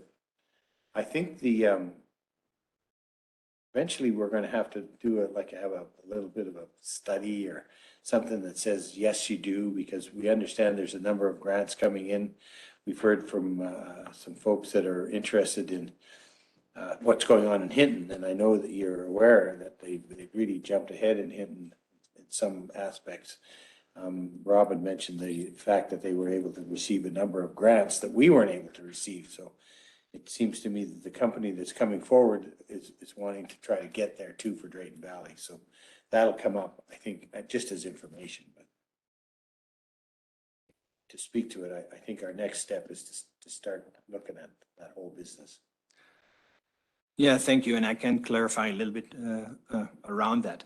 So basically RDN, the grants that happened in the past, it's something that we apply for again, and the studies throughout the, with the University of Alberta provided the opportunity for RDN to help us out and achieve funding. That will be harder coming up, but RDN still wants to work with us to make sure that they can achieve funding so we can still be able to, let's say, initiate certain projects for affordable housing. So we need really their support, and they want us to work with us to achieve that as their entity, because they basically need, of course, us to be successful in grant funding opportunities. Rob? Good.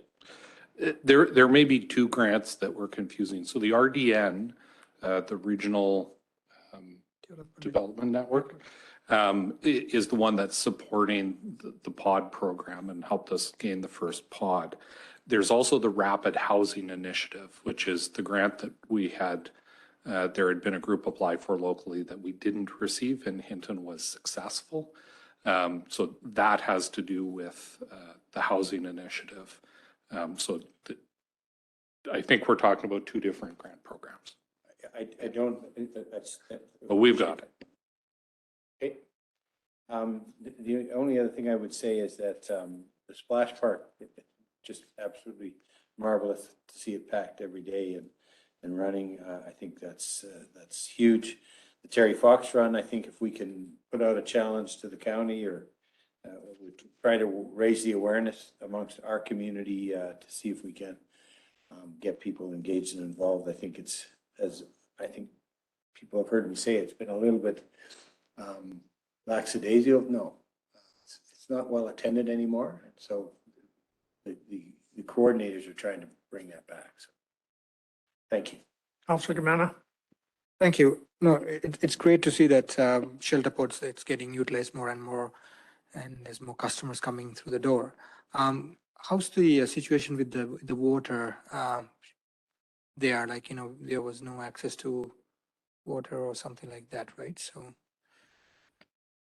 Thank you for that question, Councilor Gamana, and through to the chair and the rest of council. So basically, yes, we know the situation that customers were looking for water and the source is, let's say, in the immediate area with other businesses. So we've been in conversation with them as well. So we are looking with the opportunity of getting more funding for an opportunity to make something happen at the compound itself. But it needs something, of course, to revise, because there's water in the building next door, but it still has to be accessible for the users of the compound itself. Any other questions? Councilor Sheriffs? Just a quick one, about the beach volleyball area.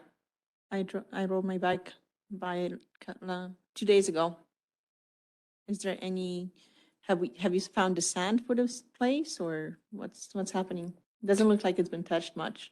I think if we want an update on that, we probably have to ask Shelley, because that's a parks initiative. But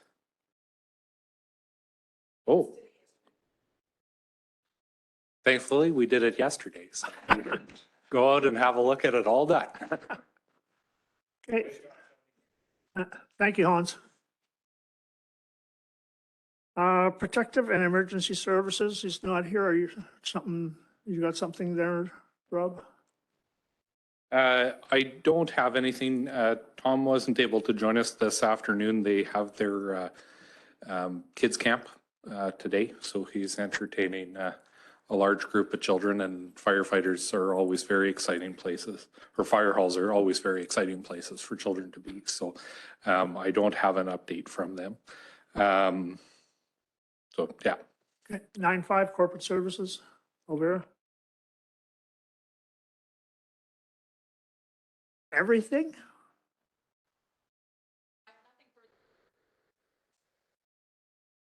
Thank you.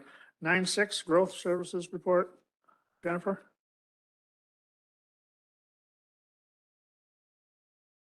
Good afternoon, Council.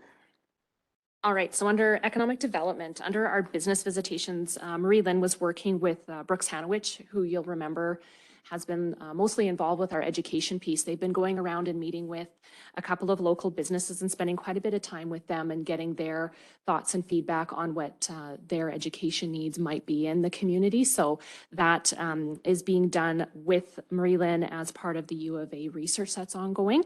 So that's really good to see that that's all happening. We are, as we kind of mentioned, I think a couple of meetings ago, we're working with the Chambers Initiative on that magazine that they're looking to publish. So we're just providing some collaborative efforts there.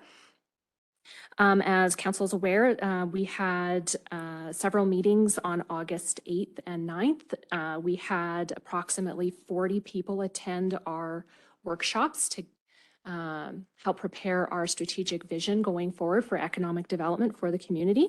And we're expecting a draft of that by the end of the month.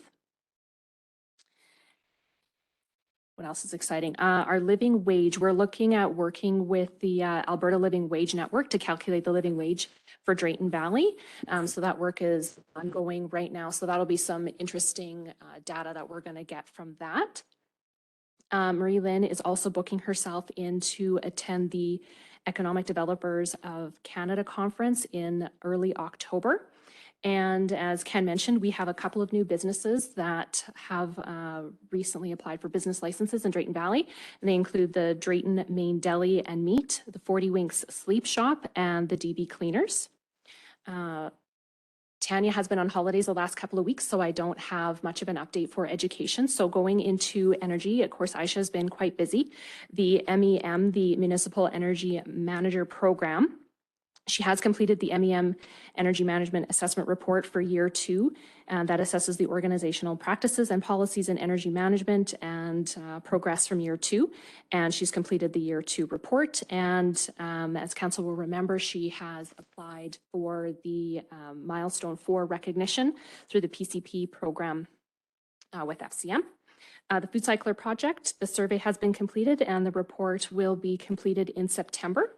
With the Agents of Change project, council may remember that that was that EcoCare, EcoShare garden party mixer that Aisha had organized with the library that was held on July 24th, just in front of the Civic Center here. And there were over 50 participants. So that was really good to see people getting engaged. And she is also looking at preparing resources for the overall program, including the forms, volunteer guidelines, waiver forms, and developing the evaluation process, etc. And that was kind of just some highlights if council has any questions. I do. I have one. When we had the economic development presentation, or 40 residents, roughly between 40 residents and councilors attended. Was he happy with that number? I'd have to speak to him specifically. He's probably dealt with larger groups. In other community engagement events that we have had, 40 is a pretty good number. Good. Yeah. And the second thing, have you heard of Crown and Vape? The which? Crown and Vape. I see their signs around and they're saying they're open in town, but I have. Oh, do you know of it, Ken? Oh. Nobody knows about them. Have you? I think they're in the Dodson Plaza. I don't know what that means, whether they're connected to the liquor store there. Oh, okay. Don't know. I'm not sure. I see the signs. Crown Okay. and Vape. Don't know what it means. Yeah. It means you can buy Crown, Royal, or Vape. I guess so. I don't know. Okay, thanks, Jennifer. No problem. Well, you're right there again, communications. This time we'll call on Jen. Thank you, Deputy Mayor Ballas. For communications, we've been fairly busy. A lot of ongoing work with Public Works, their hydrant flushing program, just making sure that residents are aware of where that activity is happening and what they should do if they start to see some discoloration in their water. As far as council goes, we're advertising that the Mayor's Gala is coming up and that tickets are available. And we have been, I'm sure council's seen them, we've been working really hard to create some business cards for council's consideration and selection. On the economic development front, we are putting together a mural. You know, when you go through the Tim Hortons on the south side and they've got all those little pictures that when you go through the drive-through there, the RISE project is going to be redoing that. Tanya and I, as part of the education piece, are putting together a mural to be displayed in that. So I'm hoping to have something together and have council look at it before it goes in. For community services, we're posting updates on the progress of the Ricochet Aquatic Facility and just some interesting facts just to keep some interest going as we lead into hopefully the opening later this year. And you may have seen on our social media that the air handling unit was installed at the Ricochet Aquatic Facility last week, and communications are going out and giving a shout out to HADEC for the installation of it. The finance team, of course, is busy as always. We've been advertising for the TIP program and the insurance portal that we'll have. So makes it a lot easier for people that are renting space at the CETC and the Mackenzie Conference Center to get the appropriate insurance that they need for their event. So that should be going up soon.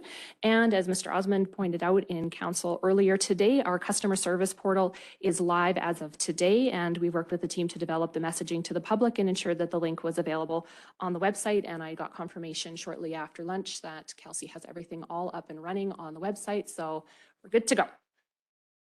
And what else we got here? Questions? A quick question on, I see we gave a shout out to HADEC. Was that an in-kind? Not that I'm aware of. We just wanted to make sure that they were tagged in our social media posts so that, just because they're local. And you saw that we were having a discussion about ACR and in-kind. Yes, I did. Yes. So we'll just have to try to keep track of that, because if it was, that's very cool. Yeah. Thanks. Any other questions? Thanks, Jim. Thank you, Council. Okay, that concludes our department reports. So we'll move on to council reports, and it looks like I'm up. So, what have I done? Not much. On the 26th, we had the, in my glasses, unsightly premises bus tour. And then on the 28th, PPRC meeting, 29th, we had Middle Necks tour. Then I went to a wedding on the 30th. That's good.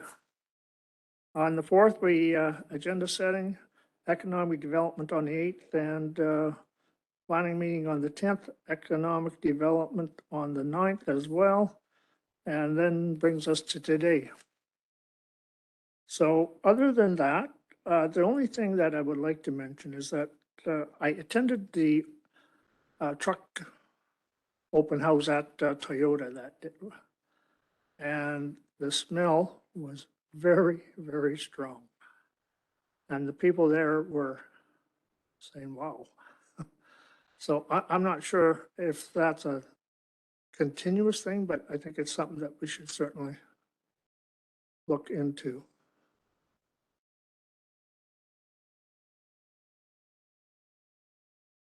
That concludes my report. Councilor Gamana. Thank you. July 21st, attended the EcoCare.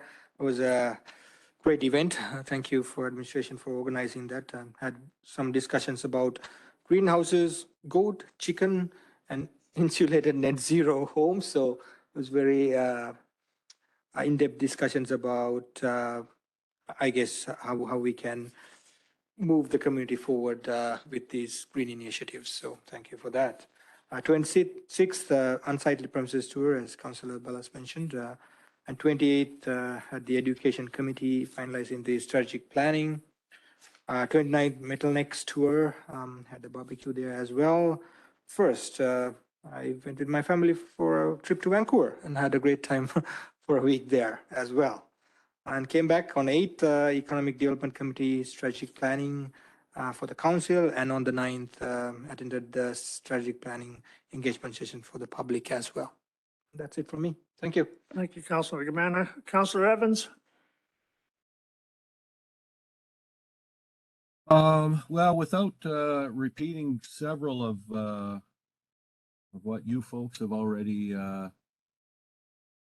reported, let me see. I got the return for Revenue Canada signed today for the Healthy Communities Coalition for them to submit, and library board meeting tomorrow, which are always interesting. And I think I'll leave it at that. Thank you. Thank you. Council Sheriffs? Few of the tours that we did, economic development, strategic planning, that we all attended, well, most of us. I went hiking with Mayor Dodds, Brandy from the Free Press, and Geraldine, who is a newcomer to Drayton Valley from Toronto. And we went and hiked the Nordic trails, which I've never been to before. And I'm definitely going to be going there from now on. It's really, really, it's beautiful trails. And then having our last RISE meeting tonight at CALS. And we'll see where all the projects are at and when we're going to be doing some reveals. That's it. Thank you, Councilor McGee. The only thing I would mention is we had the economic development forums with our public, and so I'm genuinely looking forward to the report from the Paige, our consultant, and we expect that in a couple of weeks, and so I'm looking forward to that. Otherwise, it's just been busy. Yeah, thanks. Thank you, Tom. And we'll move on to 11 council items, council initiated items. Think we have anything under there, do we? Rob? No, there was nothing added to that section. Council standing items, nothing under there. Any committee updates?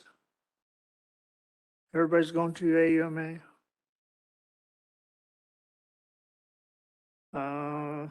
Upcoming meetings or conferences? AMA, that's it. I probably will register for RMA. I think that's coming up in November, is it not? Yeah, the November 7th to 10th. Yeah, I'll get Sabine if you could look into registering me for RMA, please. I don't know if there's any other members that want to go. Me too, Sabine, if you could. Uh, Oh, the backpack, sorry. sorry, go ahead. Sam HT with White Bull is doing the backpack giveaway on August 31st. Yes. Yeah, just letting the public know and everybody know.